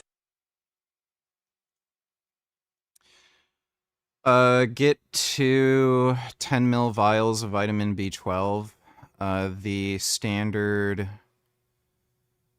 procedure for recovering from a B12 deficiency is 1 ml shot for a week. So that'll clear out 70% of the vial. Then it's 1 ml shot for the next 3 weeks, and then ongoing, you want to take a 1 ml shot per month. Or you could just split up the dose and take, what would it be? 0.15 mils every week, something like that. I started injecting B12 too. I got my B12 tested. What? 6 or 7 weeks ago, and it was lower than it was before. My B12 is normally at around 12 or 1400, right at the top of the range, and when I got it tested, it was at 500. So for whatever reason, it dropped, even though I'm supplementing. So I'm just doing B12 injections now going forward. It's not a big deal.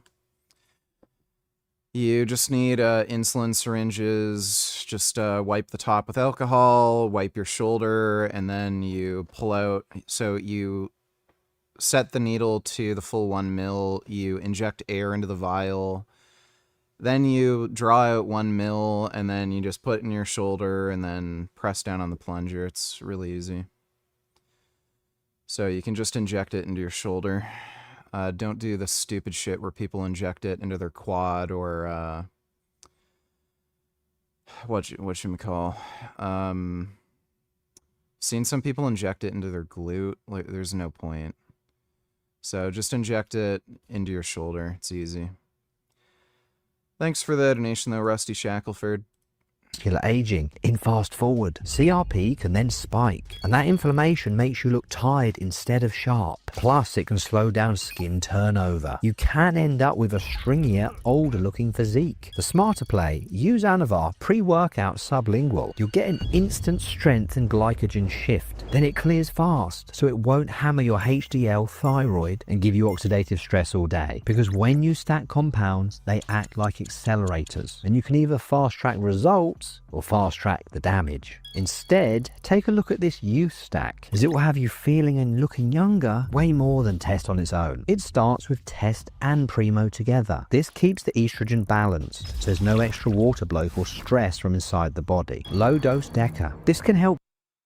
Your quadriceps have a lot of nerve endings and a lot of blood vessels, and it's very easy to hit one of those, and you can get nerve pain, you can burst blood vessels, cause a massive bruise or hematoma. The quad also seems to, for whatever reason, be more prone to infection. I'm not entirely sure why. So just inject your delts. You can inject B12 sub-Q, so just under the skin. But if you're doing 1 mil shots, that's a lot of volume to inject into your fat tissue, so just inject it into your shoulder. You don't even feel it. So if you're using an insulin syringe that's 30 gauge, half inch, you don't even feel it going in. And then when it's water based, so you don't it's not a thick oil or anything. It doesn't cause any pain. Actually, some people who inject steroids that have a lot of injection pain, they'll actually load up the shot with some B12 because B12 helps to reduce injection pain. So you don't even feel it. When Darius came over to my house, I gave him a B12 shot, and he didn't even feel it. He didn't even realize the needle went in, and I was already injecting. So just, yeah, don't inject the quad. There's some idiots on YouTube who've done B12 injection tutorials, and they inject into their quad. Let me see if I can... So, most of these people... Yeah, some doctor... This idiot. Hell. So, I don't know if this guy's a doctor. Yeah, like, this is so stupid. So, he has a 3cc syringe with a 23 gauge needle, this massive fucking harpoon, and then he's telling you to jab this fucking huge-ass harpoon into your quad. So this is a good way to, like, damage some nerves and have, like, nerve pain. Or, like, cause, like, bleeding and a hematoma. Like, this is just fucking stupid. Like this guy's a dumbass. I don't know. Is this guy a fucking doctor? Who the fuck is he? Nurse Scott. Oh, a nurse. Yeah, no shit. So, yeah, these people are fucking stupid. Like, outrageously fucking dumb. You can use any needle for an injection. Just use a fucking insulin syringe. Even some of these tutorials. Like, what the fuck are you doing? Like, look at this gigantic harpoon. So, there's no reason to use a 3cc syringe. You only need to draw 1 mil of fluid. I don't know why she's drawing 2 mils. And then, like, that's a massive 23 gauge needle. Why? Like, it is so stupid. So, just get a little, just get these little 30 gauge, insulin syringe. That's a weird looking one. Yeah, the BD Ultrafine, these are good. So just get a 1 mil insulin syringe. They have a tiny 30 gauge 8 millimeter needle or 1/2 inch.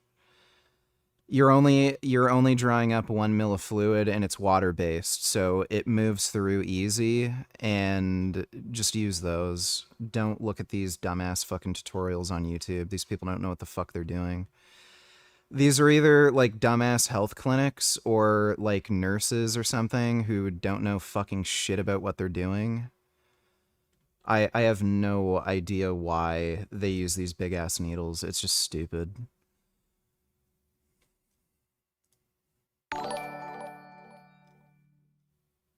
Why are women so stupid these days? I'm legit becoming an incel again. Like every time I read some post on Reddit related to men who women like, there's some dumb comment from a bitch talking about how they like nice guys. We all know we're full of shit. Well, maybe just jerk off and watch porn and lift weights. That's what I do. Thanks for the donation, Ben Boy. And donate $2. Let me see.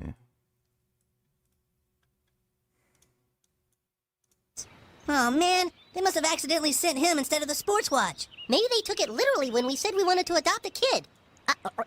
Whoa, that was cool! Yeah, how do you make those clicking sounds? What's your name, dude? Marvin. I think he said his name is Marvin. Yeah, Starvin' Marvin. Well, damn, nigga.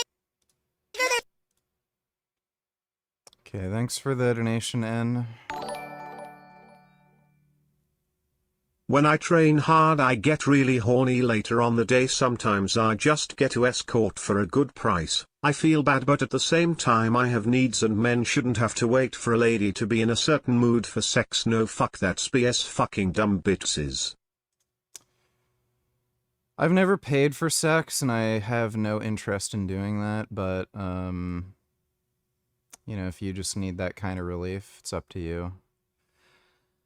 I think sex work is a victimless crime so long as, like, you know, these women are of age and aren't coerced or something or not being sex trafficked, so I don't have a problem with prostitution. Thanks for the donation, though, Crime. Kid Boo donated $2. Well, this is gonna be stupid. true that they say Muhammad is the greatest man ever to live? Yes. Was Muhammad a warlord? Yes. How many people did he kill? Lots. Thousands. Yeah, yeah. How many was he responsible for? Tens of thousands of deaths? Yeah. Okay. Is it true that he married a 9-year-old named Aisha? No, he actually married a 6-year-old. Oh, I'm sorry. So that would be pedophile. Yeah, but as disgusting as it is, I would like to pause there for a second, because when we talk about a 6-year-old being married, first off, it's not simply marrying a 6-year-old. It is the Prophet Muhammad, the most perfect figure for all mankind. He is in his 50s, and without any necessity at all, he picks and marries a 6-year-old little girl. And then when she's 9 years old, he then consummates the marriage in his mid-50s with her. And that's his third wife. And at that point, his second living wife. So he has absolutely no need. Yep. Well, that wasn't stupid. Yeah.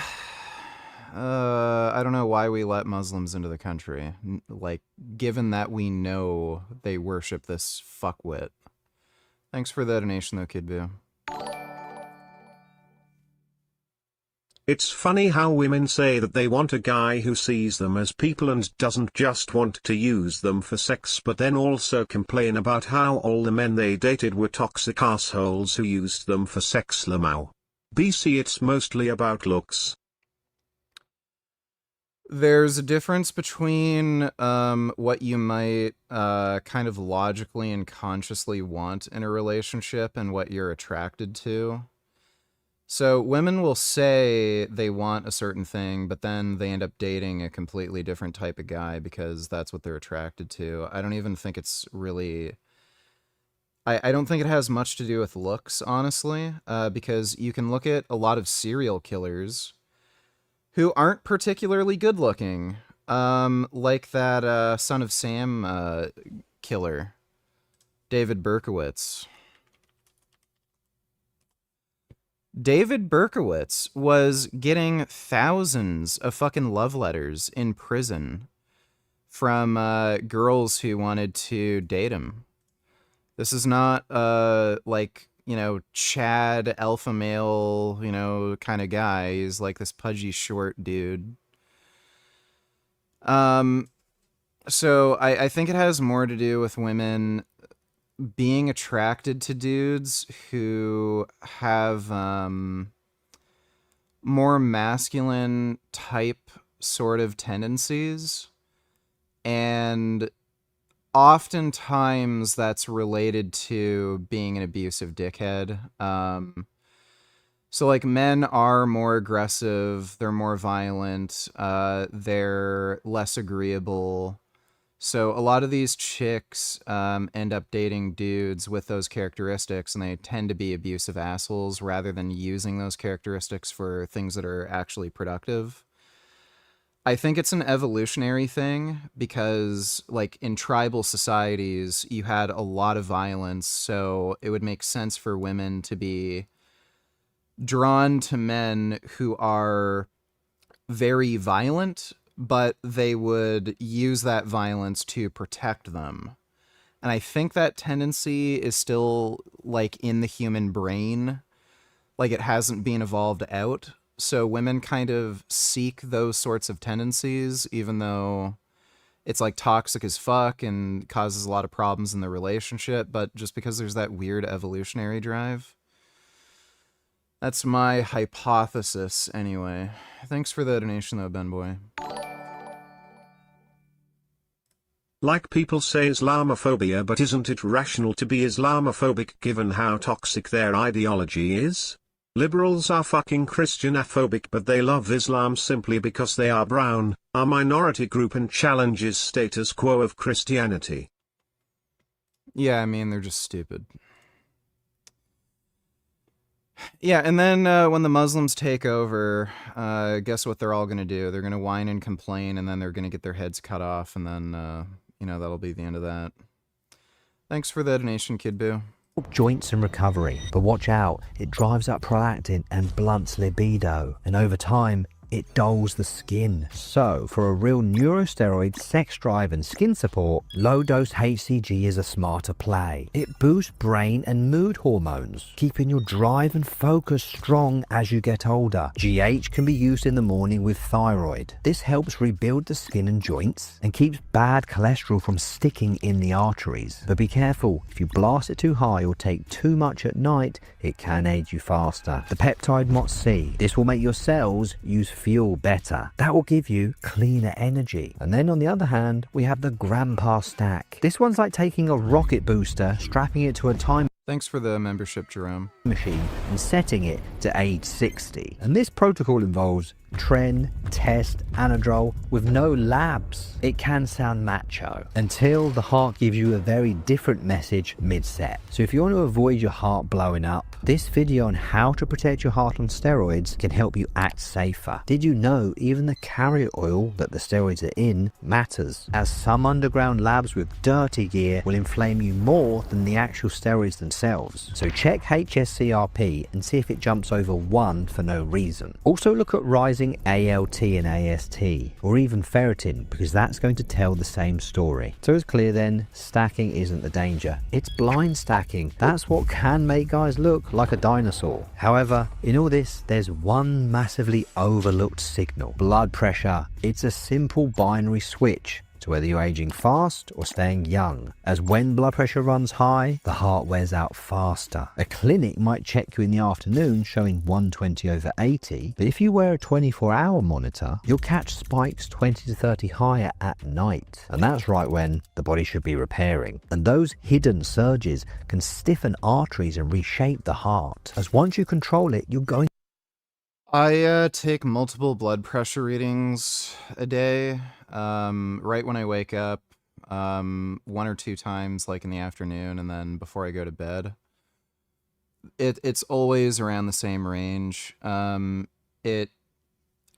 readings are higher when I'm like up and doing stuff, but the highest I've ever tested it went up to 110 over like 65 or something. But my blood pressure tends to be in the like 90s and 50s. One time when I read it in the morning, it was super fucking low. It was like 92 over 43 or something. And yeah, I'm super prone to low blood pressure. I think it's a genetic thing because I think my mom has had that, and there's probably a dietary factor too. Like, I eat really clean, I have a lot of potassium, that's probably a factor too that drives it a bit lower.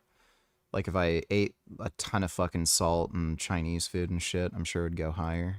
To slow aging down itself. And that's why owning a blood pressure cuff is as important as owning a body weight scale. But lads, this is just... Yeah, hair's overrated. Who gives a fuck about your hair? The beginning, because the next silent traps can be rather confusing, as when hematocrit, blood thickness, goes up, a lot of guys rush out to donate blood. That sounds smart, but it can hurt you, because if ferritin is already low, you've just drained the fuel your body needs to carry oxygen. My clinic never checks ferritin, so what is it? Well, ferritin is your body's iron storage box. If it's too full, it will clog and rust the pipes. Too empty, and you've got no fuel to run. So don't just drain the tank, as you've now got some clever rules to modulate the system. Donate blood only if hematocrit and ferritin are both high. And if hematocrit is high and ferritin is low... Well, you should also look at your ratio of red blood cells to platelets. If you have a overabundance of platelets, that's also a good reason to donate blood. Get yourself some Him iron polypeptide, and depending on your iron profile, take it empty stomach, avoiding caffeine, with vitamin C for absorption. Be alert though, hematocrit can be elevated due to inflammation, so you need to look at your HSCRP, get the inflammation down, recheck lab. Yeah, my C-reactive protein's low. I think it was at 1.1 on my blood work. And take the right action. Blood work shows the numbers, but your face That shows the truth, and nothing shows age faster than the kidneys. And high blood pressure can quietly damage them as filtration decelerates. It shows up as puffiness with dark bags under the eyes, and you end up with an overall worn out face. The fix is get yourself a blood pressure cuff, balance sodium and potassium levels, add astragalus root for If you're very muscular, you want to get a blood pressure cuff that goes on the wrist. The only problem with the wrist blood pressure cuffs is they do tend to read a little higher. And you have to make sure that it's level with your heart. There's some that have a sensor in them that will only activate when it's level with your heart.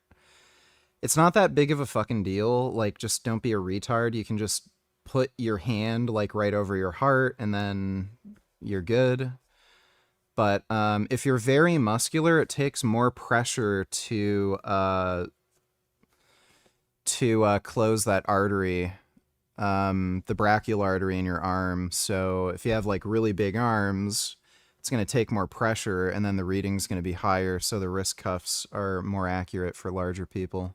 Protection. Avoid chronic use of NSAIDs. Always keep cardio in, fasted in the morning with 10k steps a day minimum. So if kidneys change your face, what changes? Your eyes. That all comes down to brain chemistry, because the signals in your head are going to decide if you feel happy, focused, or tired. Those are three things coming up can really destroy someone's mental spark. Taking Deca, prolactin's going to go up, dopamine goes down. So energy and drive both drop. Anavar, because it makes thyroid sluggish. Brain signals will slow down, and then the face looks tired. Another one is doing long cycles with no breaks. From this, the brain's dopamine switches wear out. So this is how you fix it. Lower prolactin, and you can use cabergoline, but base it on blood work. Then boost dopamine by adding tyrosine, pyridoxal phosphate, and L-Dopa. Get morning sunlight and sleep regular. Keep the HCG in there because it makes brain and mood hormones, and that will keep your drive strong. So once hormones and dopamine are handled, here is where a smart supplement and peptide stack comes in useful, and it covers 5 key areas,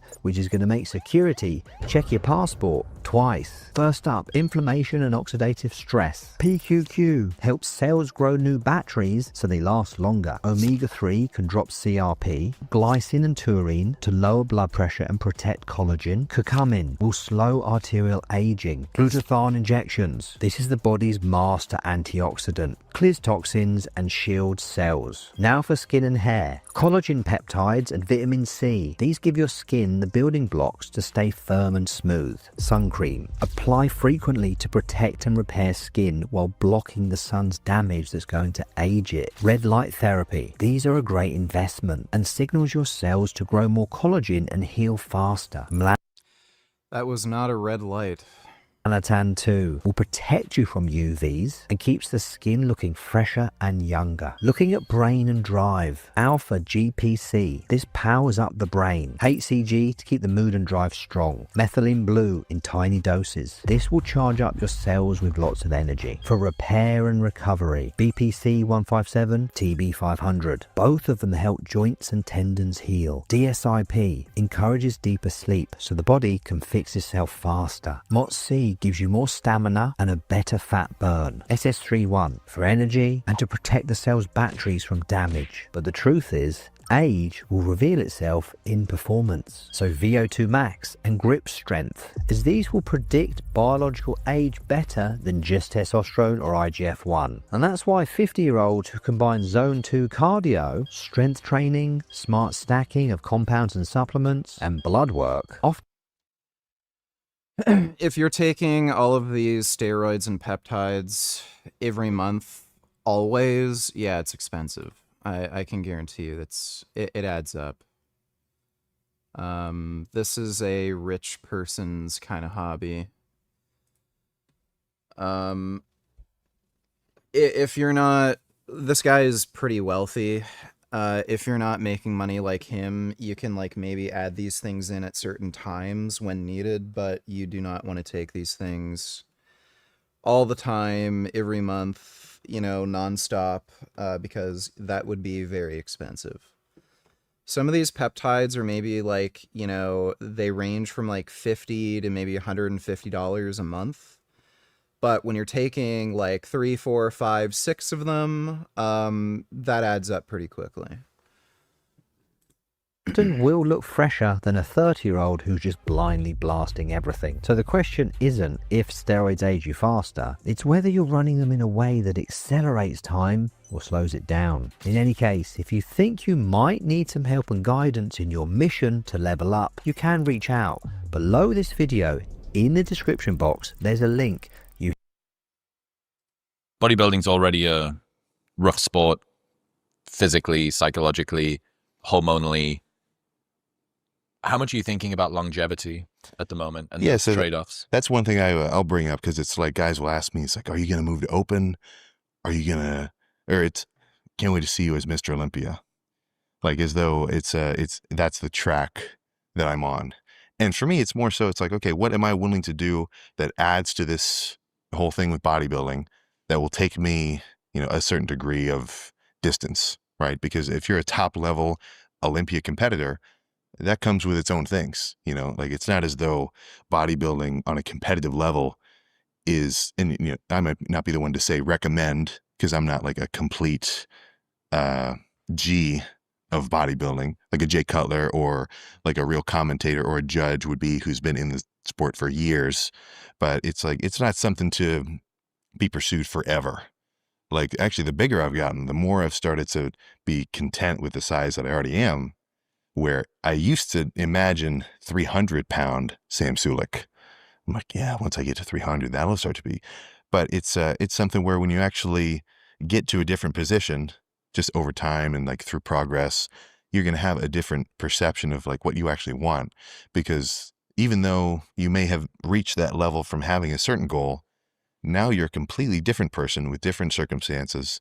And as good as that goal may have been to motivate you in the beginning, like sometimes that can change. Yeah, dude, that's and such it's not a giving up. It's just you've gotten a better perspective, and now you know more to make a better decision. That's a really fantastic point, that adjusting your goals as you get closer to them, to some people feels like seeding ground.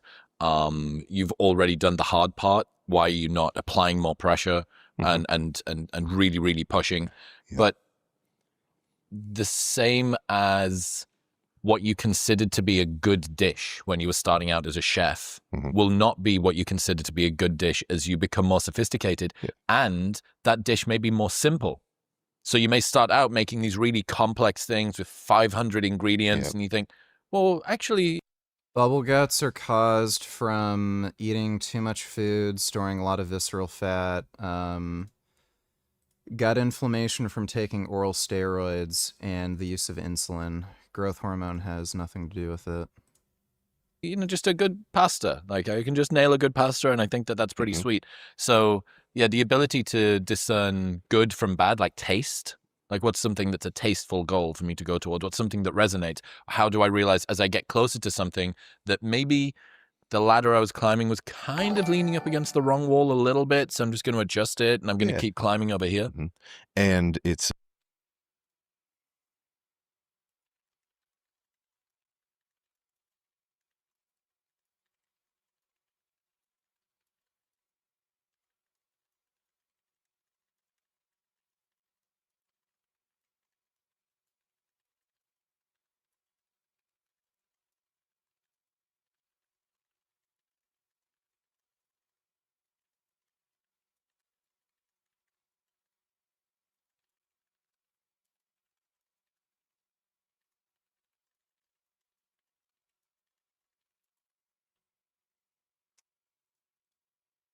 S donated $2. Let me see. Thoughts on Charlie Kirk? I don't care. That guy's a lot of scamming idiot. If you wanted me to make a video about the assassination of Charlie Kirk. Yeah, Sverige knows a fair bit about assassinations. He tried to kill his ex-girlfriend. I wasn't planning on doing that at all, but coincidentally, what I wanted to talk about today actually aligns with that topic, and it also proves the points which I made in my previous video. As for Charlie Kirk, I had only seen a few of his videos. He spoke out against abortions, he promoted having families. That's sort of closer to nature. Of course, it all had a religious undertone. He supported gun ownership, he blindly supported. It made no sense, and you could tell that he knew that. I think he said Israel. Especially because he always talked about morals, but people who are on the right side feel as if they need to do that to belong, as illogical as it may be. Whatever the case,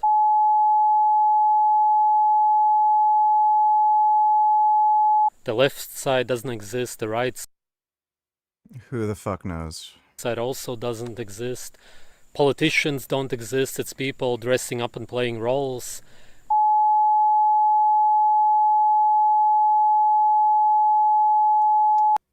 Well, that's not worth watching. Thanks for the donation, dude. With bodybuilding, at least, there's a few examples. I mean, actually, I'm sure there's thousands where it's not highlighted on social media, so I wouldn't have any input on when this might happen. But with bodybuilding, it's not something I'd recommend for everyone. Like when I see I'd say its prevalence now, like the idea of I need to be a bodybuilder, or like a younger guy saying I have to be able to get on stage at a certain point. I think it's a bit overinflated in its value because it's very showy. You only see that like little flashy kind of point at the end. And it's also in a scope of social media where like as much as I'm not trying to overdo it and make myself like look cooler or better, or like portray a crazy lifestyle that I might actually live, like it's still kind of flashy in its presentation.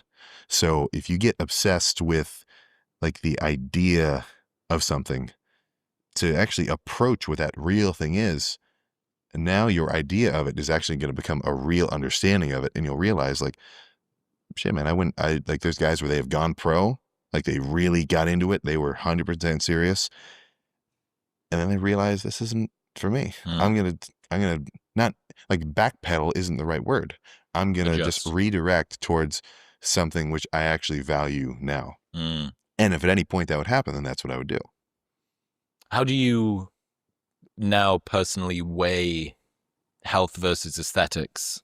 You've got this. Well, I mean, everybody, there's actual like numerical metrics.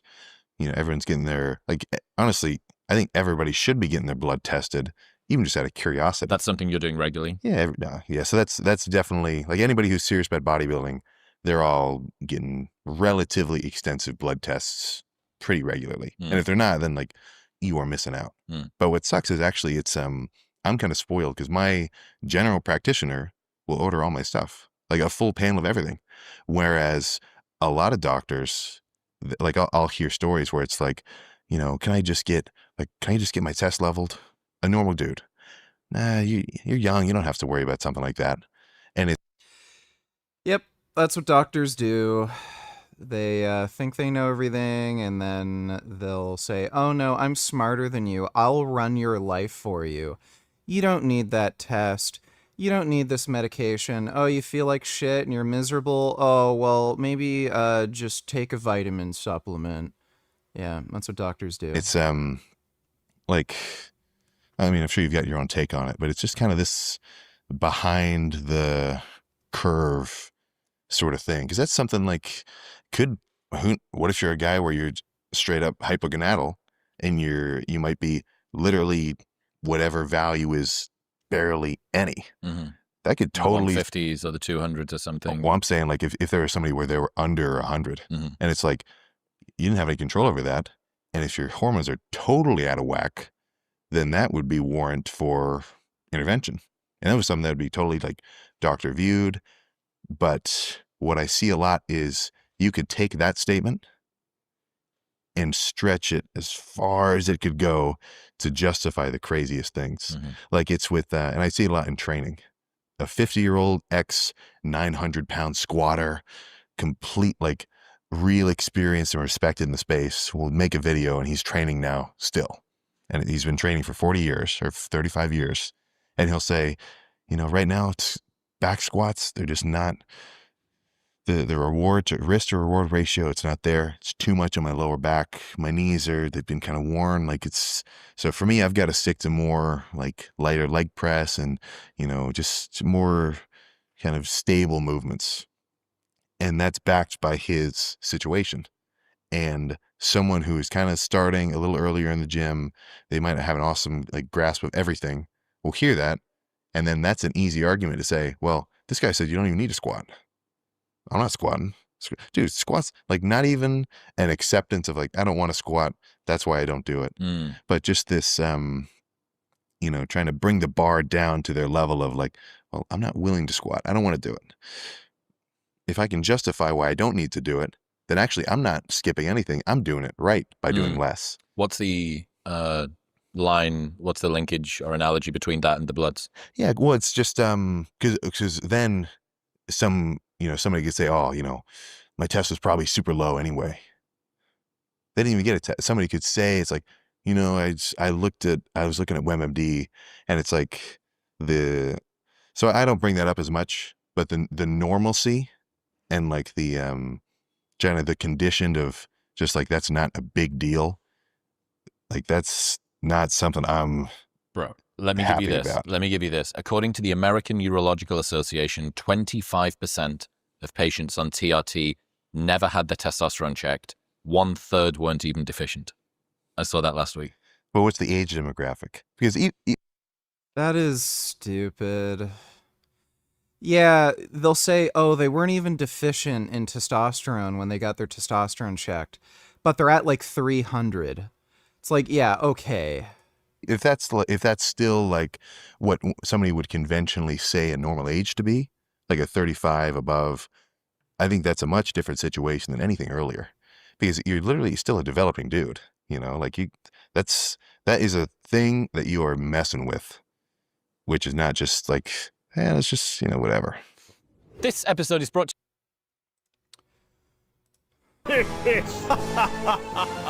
You fools! I really want to play this arcade game. I gotta get MAME installed. Looks cool.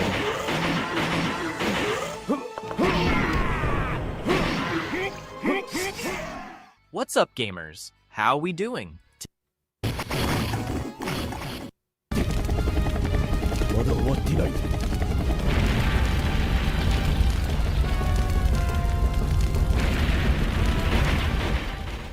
Zombie Revenge, 1999. I'll always give props to games that try to push a franchise into a different subgenre. That's exactly what Zombie Revenge does for the House of the Dead universe. Released by Sega in arcades and later ported to the Dreamcast in 1999, Zombie Revenge trades the light gun precision of the parent series for brutal up-close brawling. You play as one of a small team of agents, each with their own flavor of combo and weapon, and wade through a city full of zombies, mutants, and set pieces that feel like the darker cousin of a Saturday afternoon action film. The game is essentially a beat-em-up with occasional ranged mechanics and an emphasis on chaining attacks and using found weapons to keep the action fresh. I like Zombie Revenge because it blends frantic melee with the grotesque enemy design. The Naomi arcade. So, I found out one of my friends likes Charlie Kirk and thinks he had a good message, and the clips of him were out of context, such as him talking about the DI program. That's he was right to be against it. Your thought? I don't give two shits about you or your friend. Thanks for the donation, Alan.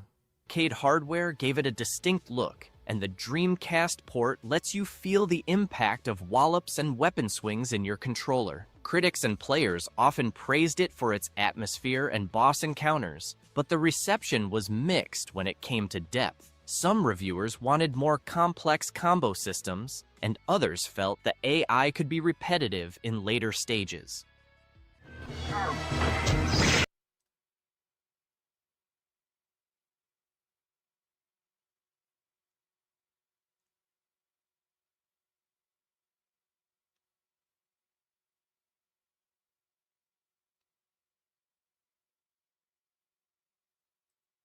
Honestly, guys. So you said that before we started rolling the cameras that you were the underground guy for like 20 years, right? Yeah. Now you're the front and center guy. Yeah. When did that happen? When I got hurt. Gotcha. I don't know if you know that story, and I don't really love to tell that story, but December 2013, I was crippled. How about that? I was in a crippling accident, and it caused me to change everything because literally it changed everything. What happened? If you don't mind, you don't have to, but I'll give you a very condensed version. Sure. I was training with a friend of mine who is a pro wrestler. Not that makes him a bad egg, but that makes him tall. And we squatted, and I think we did, it was a goofy workout. I think we actually deadlifted, then squatted, and we were finishing up with some leg presses. And it was an old leg press, one that I actually like, but to rack the sled in the low position was lowish for me and impossible for him. And to rack the sled in the top position was borderline impossible for me. So it was kind of not the piece of equipment we should have been using, but we did. And because I was stronger than him and probably a little more reckless than him, we would rack it in the top position, and I would have to basically do a ballistic repetition and slap the handles in. And that worked until it didn't. And I was fully extended, toes all out in like plie position. And handle slapped in and then slapped out. And whatever it was, fucking 1,100 pounds or some nonsense, just came straight down, and my feet basically just rolled up. And I broke, literally, when I say this, people think I'm being hyperbolic, but I'm not. This is a genuine statement. I broke every bone in both of my feet. Fuck. And, That sounds unpleasant. Mayhem from there. Was told the surgeon was actually the ER surgeon who was not actually who did the surgery. It was actually an acquaintance of mine, and he told me basically just. Would you have a game lobby for us? I don't think you can play Zombie Revenge online. Preparatory. He's like, you're probably not going to walk again. And he said, if you do, you're going to walk with a severe limp. So that was how my 2014 started, was wheelchair bound. And then does that propel into your question? So after that, something happened? Well, I mean, that changed everything because I was no longer, competitive. I was no longer mobile. I was no longer a lot of things. At the time, I had no idea how long I was even going to be in the wheelchair. It wound up being about 9 months. So, I basically had to start. I don't even want to say I was so clever. It's like I had to build infrastructure from this chair. I had to fucking basically fill my fucking hours. Like, you can only do so many fucking wheelies in the living room, and then you're like, well, maybe it's time to fucking do something. And that led me to, the podcasting, and that's, of course, a public thing, sort of. You're sitting there talking to a phone, but potentially thousands or tens of thousands of people see it, and that's what led me down the road of kind of having a public face. You seem obsessive in the way you learn, and territory. It communicates with tissues and makes them more receptive in some way, depending on the tissue, for future plasticity changes.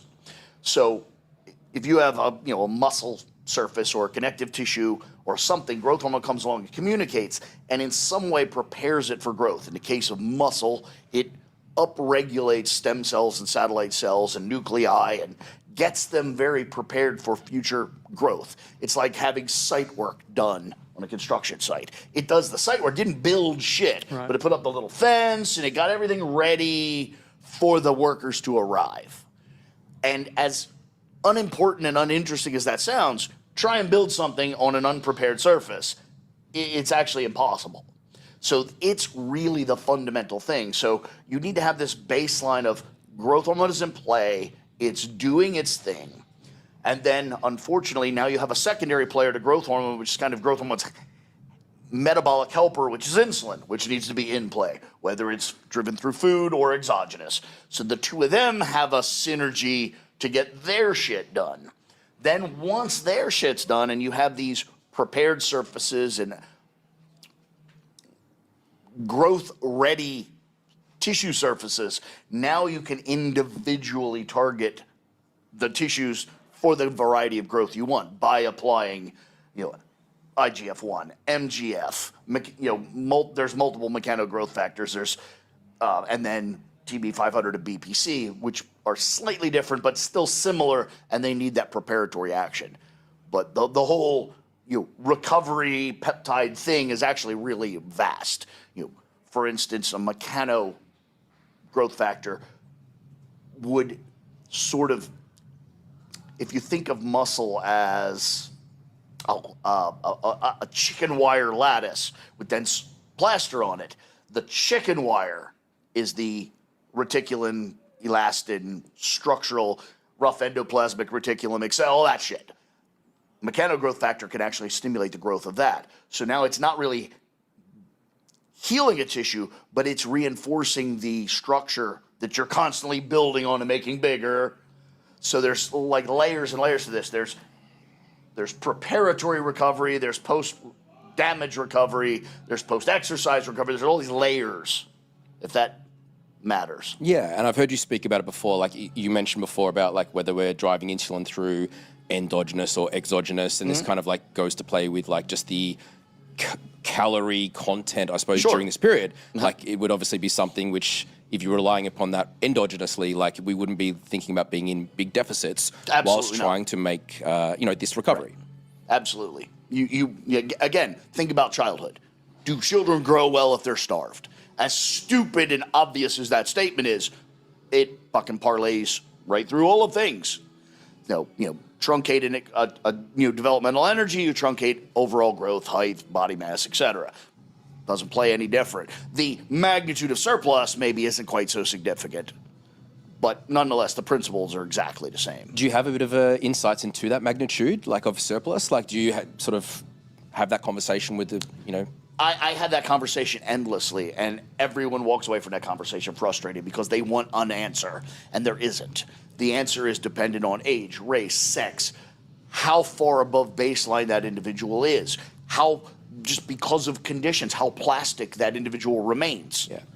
Homeostasis is a very, very powerful thing, and if you fall into too deep a level of it, you lose a level of biological plasticity. Yeah, look, I can tell you, like even like with my experiences with clients, like a lot of the time you'll have someone who is in some kind of preparation phase where perhaps they've got a show or some event on and they really need to be in this caloric deficit, but they've got this injury they're dealing with, and there's kind of like this immovable event. Yep. You know what I mean? So it's like, okay, we're going to rub it up against reality. Like what can we do? And we're just going to do what we can. And then another one, and this is probably maybe a little bit more with Gen Pop than athletes, is if you're injured, you don't get to do a lot of training. You don't get to do a lot of training. You don't want to get fat. And so they're kind of like fighting this, request to increase calories to heal. Go, listen, you're just going to have to bite the bullet here and realize if we're going to recover from this, we need a certain amount of time allocated towards recovery. And you need to take that idea of like staying thick skin lean right now and just, put it off to the side. Yeah, 100%. Yeah. Well, that brings up a whole separate conversation that, again, I don't even like to have. But I really briefly, I'd say most people's both expectations and realities are so wildly removed from one another. I think most Gen Pop people are way too fat. Most bodybuilders are way too lean, and they're just the realities are so separated. It's just not even a conversation I like to have. Yeah. Do you think that's a divergence that you've seen get worse over time? With these expectation versus reality? I don't know, because I don't pay attention. I don't care. Yeah. I don't talk to regular people. That's the thing. People always bring up Gen Pop, and I'm like, who are these fucking people? And why do you even care about them?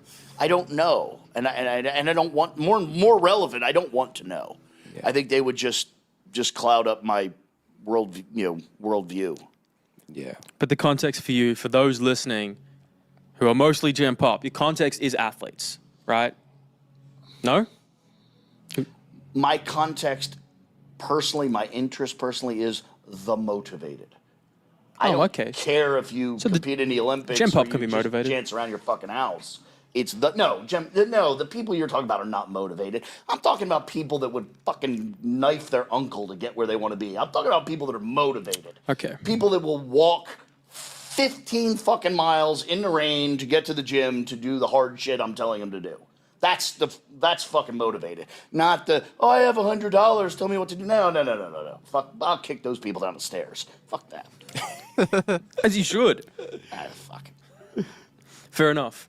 Okay, so you delineate the difference between Gen Pop and just the savages, the people who are fully committed and dedicated to the goal and the outcome. So to go back a little bit, to go growth hormone, is there a minimalist and maximalist approach you have, or you don't even think that way? It's just you need to do this in order to repair this soft tissue injury, this or nothing. No, that's a terrible way to look at it. And people love to do that. People are what do IFBB pros take? And I'm like, why do you care? That's like asking how much, how much antibiotic does the guy dying of tuberculosis need? Well, like, what are you planning on getting tuberculosis? Like, why do you fucking care? Like, you need the amount you need, and that's it. That's how drugs work. You need the amount you need. So it's a case by case. It's based on body mass, magnitude of injury, magnitude of vestment. There are people out there that can literally get everything they need out of one IU. And then there's literally people that cannot buy enough growth hormone to accomplish their fucking goals. It's how much you need. I mean, the joke around the office is growth hormone falls under the hookers and lawyers clause in most athletes' contracts. And that clause literally is more is always better, more is always more fun, more always gives you a better outcome, and more is always expensive, and more always requires more lawyers. That's what that clause says. Same applies for drugs. As a rule. Right. And then as you age, I wanted to ask you, Broderick, how do you think about the trade-off between dosages, compounds? No, I wouldn't quit as you YouTube age, if I get really rich. And longevity, if you care about it, or quality of life? Again, this begs me to tell a story that, again, I don't really want to tell, but I started using drugs at age 16. I was exposed to them essentially from day one. So from age 10 to age 16, I knew this was a thing. I knew very roughly what it cost in an ever-growing sense. But from day one, I knew it was a thing. I knew it was a dangerous thing. I knew it was almost certainly in my future, that sort of thing. At age 16, I literally looked in a bathroom mirror and spoke aloud a deal to the devil. And I literally said, if I take these things, travel the world, lift weights, do all the shit I want to do, and can live to 40, that's a fair trade. And I basically shook on that. I turned 51 yesterday. Every single day when I wake up, if I am able to fucking sleep, which usually I'm not, every single morning when I wake up, my first reaction is, nuh-uh.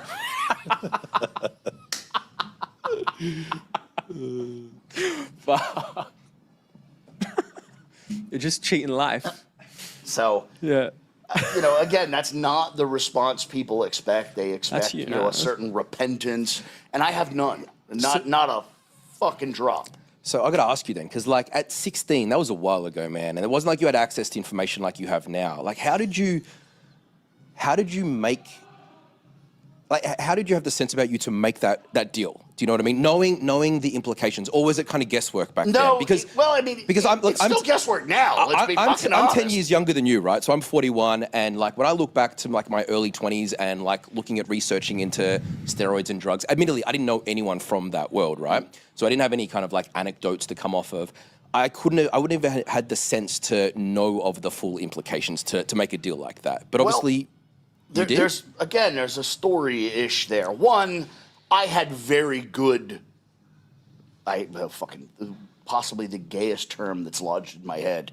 I had very good mentorship. I had very, very advanced, very, very intelligent, very, very interested parties around me that were able to offer me insights.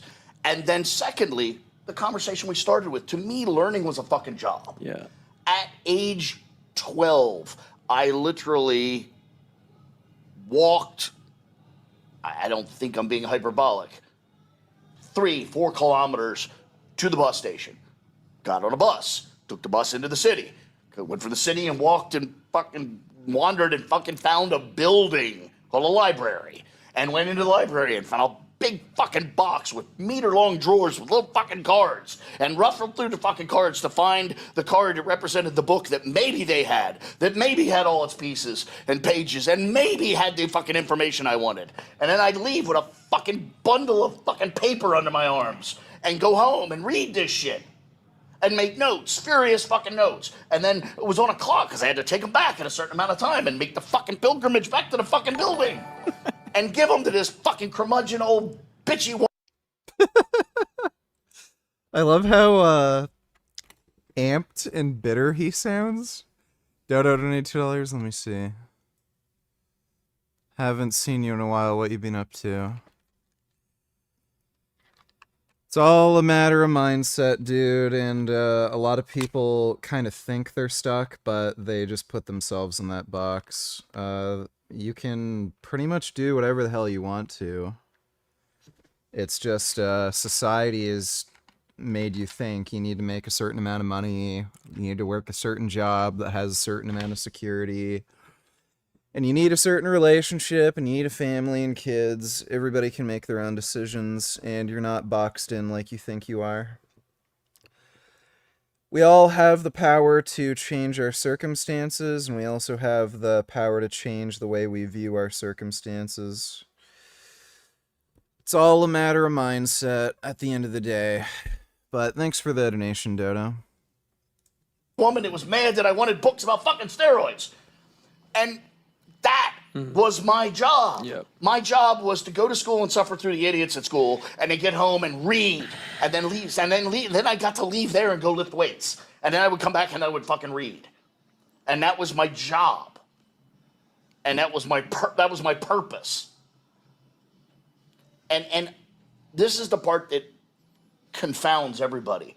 And it wasn't because I wanted to grow up and be a guru or be a fucking internet celebrity or any of that shit. It's because I wanted to fucking know there was shit out there that I didn't know, and that made me mad. That made me that made me furious. That's the whole reason I went to college, is because they knew the shit I needed to know. I didn't want to put up with their liberal, floppy dick, annoying fucking personalities and fucking wander their idiot halls. It was like a fucking cabal. They had the shit, and I had to get it. Sorry. That is the secret sauce for learning. Yeah, no, that really is. That is. One of the first things, the frustration, that emotion, the anger of not being good enough and not knowing enough. See, he had that, I had floppy disks, and you had like USBs, man. Just, do you know what I mean? Yeah. So back in my day, I had floppy disks at least at the uni. It's just a different mode, but the emotion of not being good enough or not being smart enough or not being furious about your own ignorance is there. So like, can we take like your, that is like so much experience, right? So much time under your belt doing all of this, and like this thirst for that knowledge that you're talking about. Can I ask you something like more specific in regards to like, let's say expectations that people have around the conversation of fertility? Because that's a big one when people are considering like steroids and things like that. Like, what's been your experience of like the myth or the stuff that's kind of passed around versus the reality of what you see for males and females? It's hard to buy. Infertility is hard to buy. Again, I don't want to belittle the rare individual that has that problem, because that's a terrible, horrible problem. Apparently, a very emotional, disrupting. It's awful. I'm told. But I'm not by any stretch a paper waver. I'm not one of these people that looks up a paper like, oh, look what I find. But there is a certain utility in looking at established statistics. What is the incidence of infertility? Hood versus suburbs donate $2. I'm gonna ask questions, but I Google boy. Yeah, all right. You can't go cry to your mama for meeting. All right. You can't go cry. Look at the score. Yeah, it's all good. 37-7 is all good. Not about that though. Yeah, are you right? You right? Look at the score. Oh, what you gonna do? Nothing. 15. We're either gonna shut up. Shut up. I'm gonna ask questions. Who has more heart, the hood or the suburbs? Suburbs have to earn because no welfare, so they struggle more, and the hood, they just get free government money, suck the game. That's great. Thanks for the donation, dude. Fertility in Gen Pop happens to be about 10%. That just is the number. It's just like being left-handed. It's about 15%. That seems to be the number baked into the fucking human genome. About 10% of people have low to infertility. You know what it is in athletics? Any guess? About the same. A little less. Yeah. About 8-9%. Yeah. So, know what athletes do? They take steroids. So is steroids causing infertility? Doesn't look like it. Yeah. Look, in my experience, and it goes back to what you said before about like making that deal with the devil when you were young. Like when I go back to my high school and even coming out of high school into uni, my early 20s, if I was to think of steroids, the number one thing that we got like entrained, I suppose, was infertility, you know? And then as of, you know, the decades have passed and like, seeing people use, I just don't. Dude, infertility is a fucking gift. If you're infertile, that means you just make more fucking money. That's why gay people are wealthier than straight people. They don't have to worry about getting anybody pregnant, taking care of some dumb bitch fucking kid and all this other horse shit. Gay people can just focus on work and making a living and staying in shape. That's why gay people live longer, they're healthier, they're in better shape, lower prevalence of obesity, they make more fucking money. Infertility is a fucking gift. I don't see it to the extent that the worry and concern that was allocated there. Name me an IFBB pro that doesn't have children. Huh. Name me one that doesn't have way more fucking children than they want. Yeah?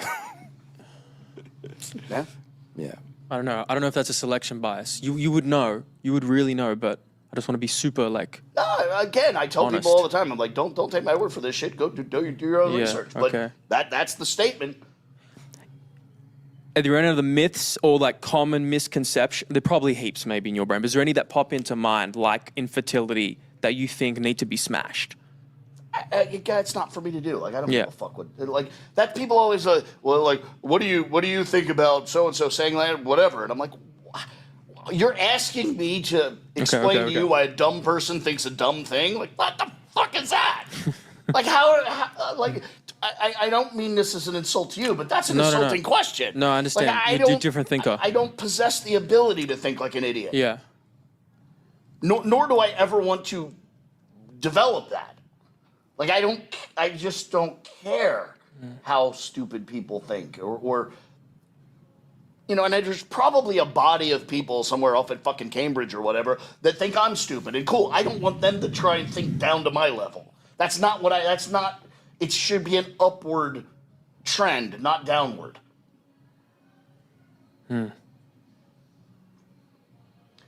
But to what you said with people that, come to you with concerns about fertility or whatever, I see that as the kind of grabbing a snake from the wrong end. I think that's the wrong problem. The problem is a lack of commitment. Do you or do you not want this thing, whatever this thing is, this shiny object? Do you or do you not want it? If you want it enough, you'll shut up about infertility. You'll shut up about erectile dysfunction. It's not saying I want you to have it. It's saying that if the thing is shiny enough, you'll go ahead. If it's not, shut the fuck up and move on to the next endeavor. Buy golf clubs and get the fuck out of my sphere. Yeah. For me, it's a case of and this is why maybe I think as we've gone through time and we've got more access to information, that I think people now think that they could find the right person who's got the tricks or the secret, or pay enough money to kind of get out of, get through this without you're paying the price of doing business. Yeah. Does that make sense? Oh no, I completely believe that, and they're wrong. Yeah. They're universally wrong. I get that all the time. Like, what's the safe way to take steroids? I'm like, take up golf. It's a safe way to take steroids. Yeah. And there are gurus out there that are basically making their bones on selling the safest way to do drugs. And I'm sorry, but I believe that is a unicorn. I don't believe that is a thing. Yeah. And more importantly, I don't think that should be a thing. If something doesn't have a risk, it doesn't have value.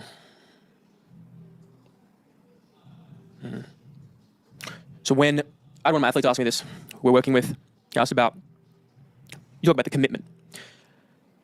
it's a general question that you might want a lot more nuance for, but recovery days where you're not pushing, you're not causing a big stress of the body. How needed are there, in a general sense, this is the question I got, for people on PEDs to supercompensate, recover, or can you just, no, they're not really needed. The point of PEDs is to push the rate limiter and train every day. How do you think about that? How would you answer that? I would answer that as that's a crap question. I'm good at asking those. That's how I would answer that. That's just a terrible question. Well, that's a question I got. What's a better question? We understand, theoretically, Hans-Selye gas general adaptation. We know that there's a stress, a response, and a recovery. So now you're asking me how necessary is rest. There's a check mark. There's stress, and then there's recovery. There's a check mark. The width or narrowness of that check mark is dependent on the magnitude of the stress. It's not how hard you train. It's simply the magnitude of the stress. So it's like the squat every day versus the squat every week versus myself who squats every fucking 3 weeks. It's the magnitude of the stress requires a necessary length of commensurate check mark. So how often you rest is dependent on exactly how acute the stress is. Why is this guy so rude? It's just the way he is. And what level of recovery you have to combat it. Now, what I think you're asking under your breath or around a corner is, can you take enough drugs to overcome almost all rest periods? The answer is yes. But the answer is, can you survive that drug use for long? The answer is no. Again, it comes down to, this is something that I homeschool my children. Well, I'm done, actually. They're all graduated. But I've homeschooled all 3 of my children. And this is one of the tools that I've offered them, which I think is very valuable. Whenever you run into a roadblock when you're thinking of whatever you're doing, try to move it laterally to something that's similar but sufficiently different that you're not confused. Okay? So take that Hans-Selye check mark. I'm talking about training. I'm talking about intensity and frequency. And fuck, I'm clouded. And move it over here. What else follows the Hans-Selye check mark? And you look, well, sun tanning. There's a stress. My skin gets... Cookie don't need tellers, women, propaganda, and Myron got to be the most beta cock males on the planet. Yo, what's up, guys? Got hey, if you go to this school, DM me on Instagram. I'll follow you back. This racist guy who claims to be Christian, by the way, also is the guy who believes in a dark-skinned Arab man known as Jesus Christ. Yeah. Yeah, that's a funny thing. Hey, what's up, man? What's up, Myron? Yo. So, women's liberation, as we all know, has been a disaster for this country. Yes. We taught them how to read, we gave them the right to vote, and we are putting them in college. We're letting them party for the first 30 years of their life or 10 years of their adult life. I'm a Christian, but I look at the Middle East and I look at Muslims and they seem to have their women in check. My question is, do we need to bring some sort of Sharia law to America to get our women back in check? What do we do? How do we fix this? Do we need to put them in burqas? They're killing babies, and they think they're smarter than they are. Our guy over here, man. I agree with you 100%. Yeah, so I don't think we need Sharia law because I do think, even me growing up as a Muslim, I understand that Sharia law simply just isn't compatible with a Western democracy. It just isn't. But I do think that, this country was founded as a Christian country, and I think we could just go back to Christian ethics and that will handle a lot of the problems. The problem is that, right, people are misinterpreting the Bible and, women think that they're equal within the Bible, and we got female pastors and shit, and I'm like, what the hell's going on here? So I think if we can get back to that nuclear family structure, I think that will handle a lot of the problems. But yes, I agree with you that feminism and... We're done with that. We're so far past it. Like, it's so, like, this is just pure grifting, dude. And he knows he's grifting. This guy for years has been telling everybody about female nature. Women are untrustworthy. They're ungrateful. They're deceptive. Don't try to create a life around, like, your female partner. Because you're just asking for fucking trouble. And then he's like, oh yeah, get married, have kids, have a woman fuck you over and be able to manipulate you and ruin your fucking life. Like, yeah, right. This is just a grift.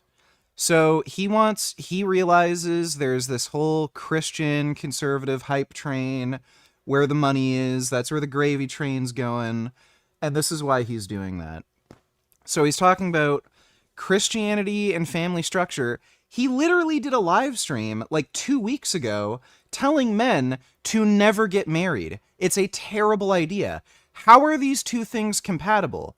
So we're supposed to be living under like a Christian kind of ethic framework, at least. If not, like at the extreme end, he might be advocating for Christian nationalism. And we need to adhere to a nuclear family structure. But then he says men should never get married. Never tie yourself down to a woman. Like he's grifting. He's lying. He's full of shit. He does not believe a single thing coming out of his mouth. Has created a host of problems that, quite frankly, women don't even know is going to come back to haunt them later on. They think it's all great to be a slut and have freedom and woo. They're celebrating the declining birth rate on Instagram a lot of the time, and that's literally the death of our nation.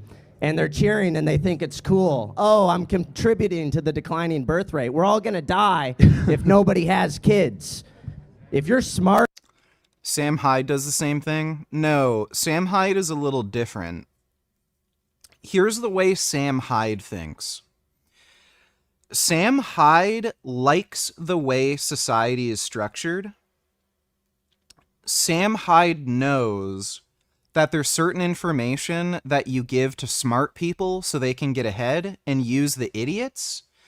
And there's certain information that you give to the idiots so that society stays the same way, the way he likes it, so that he can use and take advantage of the idiots.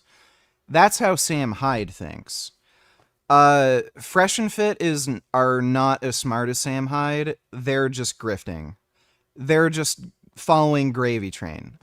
Sam Hyde wants dumbasses to get married, breed, have kids, live under this Christian kind of worldview, because that's a society where he can actually flourish in, because he can just take advantage of idiots. If you're high IQ, you need to have kids. The high IQ people aren't reproducing, and that's what we need. Yeah, and if you look at like Japan and South Korea, like that's where we're headed. Like these countries are declining and they're getting cooked. And like something like I was doing a pod with a buddy of mine earlier, like 50% of the population is 60 or above. Like that is a dying nation, man. So the birth rates are low, and if we don't get the birth rates up with men and women together having strong nuclear families, we're cooked. But we're destroying ourselves. Why? Because women want to be free and they want to be sluts, and that's a problem. Can we fix the birth rate? And again, this is the guy who said he slept with hundreds of women. Like, yeah, okay, sure. You have a problem with sluts, but you have sex with them. All right. By just importing a bunch of immigrants from Africa and India, would that fix it?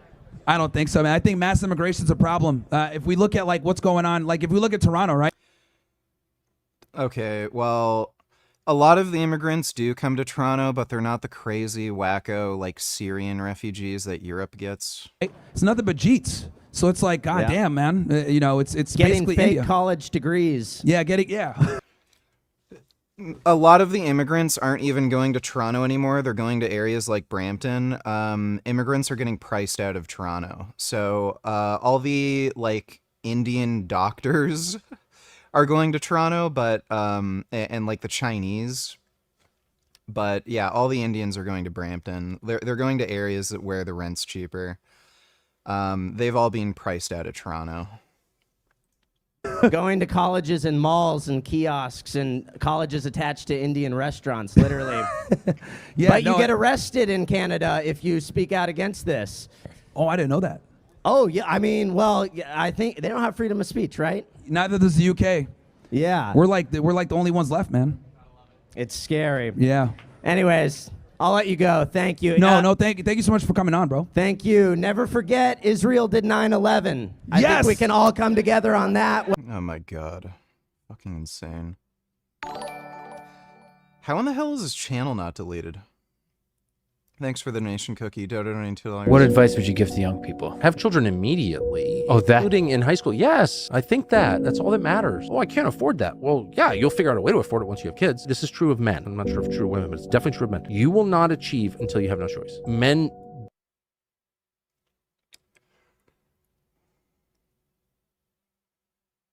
Like, I think this is self-evidently the worst advice you could possibly give anybody. People who have children younger, forever, for the rest of their life, doom their financial future. If you have children as a teenager, you are pretty much guaranteed to stay poor. That is the best, most surefire way to make sure you will never accumulate wealth and you will have no money for retirement. Do nothing until they have to. But once they have to, they will do anything. Men will do nothing unless they have to, but once they have to, they will do anything. I really believe that from watching and from being one. And even if you're poor, having spent my life. When did Tucker Carlson have kids?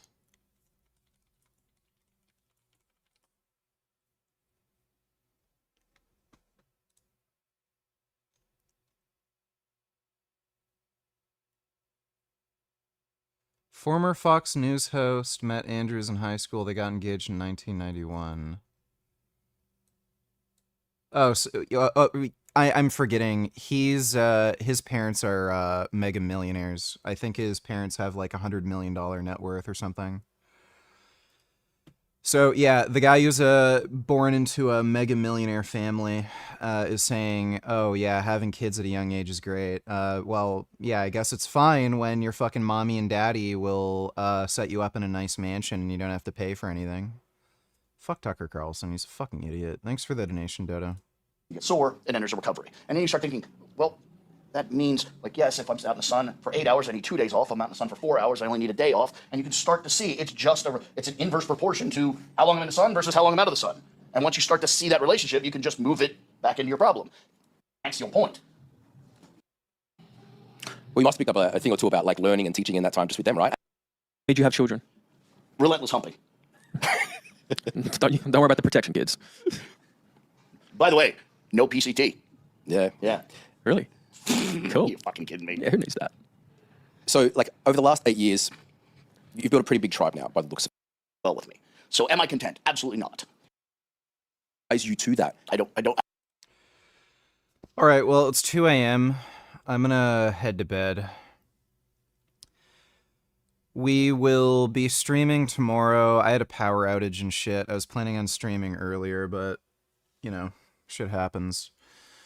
But I should be able to stream a bit earlier tomorrow, so I'm going to try to get some sleep and everything, and then I'll try to start a stream earlier in the day. But hope you all had fun. Big thanks to everybody who donated in Streamlabs. Really appreciate it. And I will see you all tomorrow. And as always, keep making those vegan steroid gains.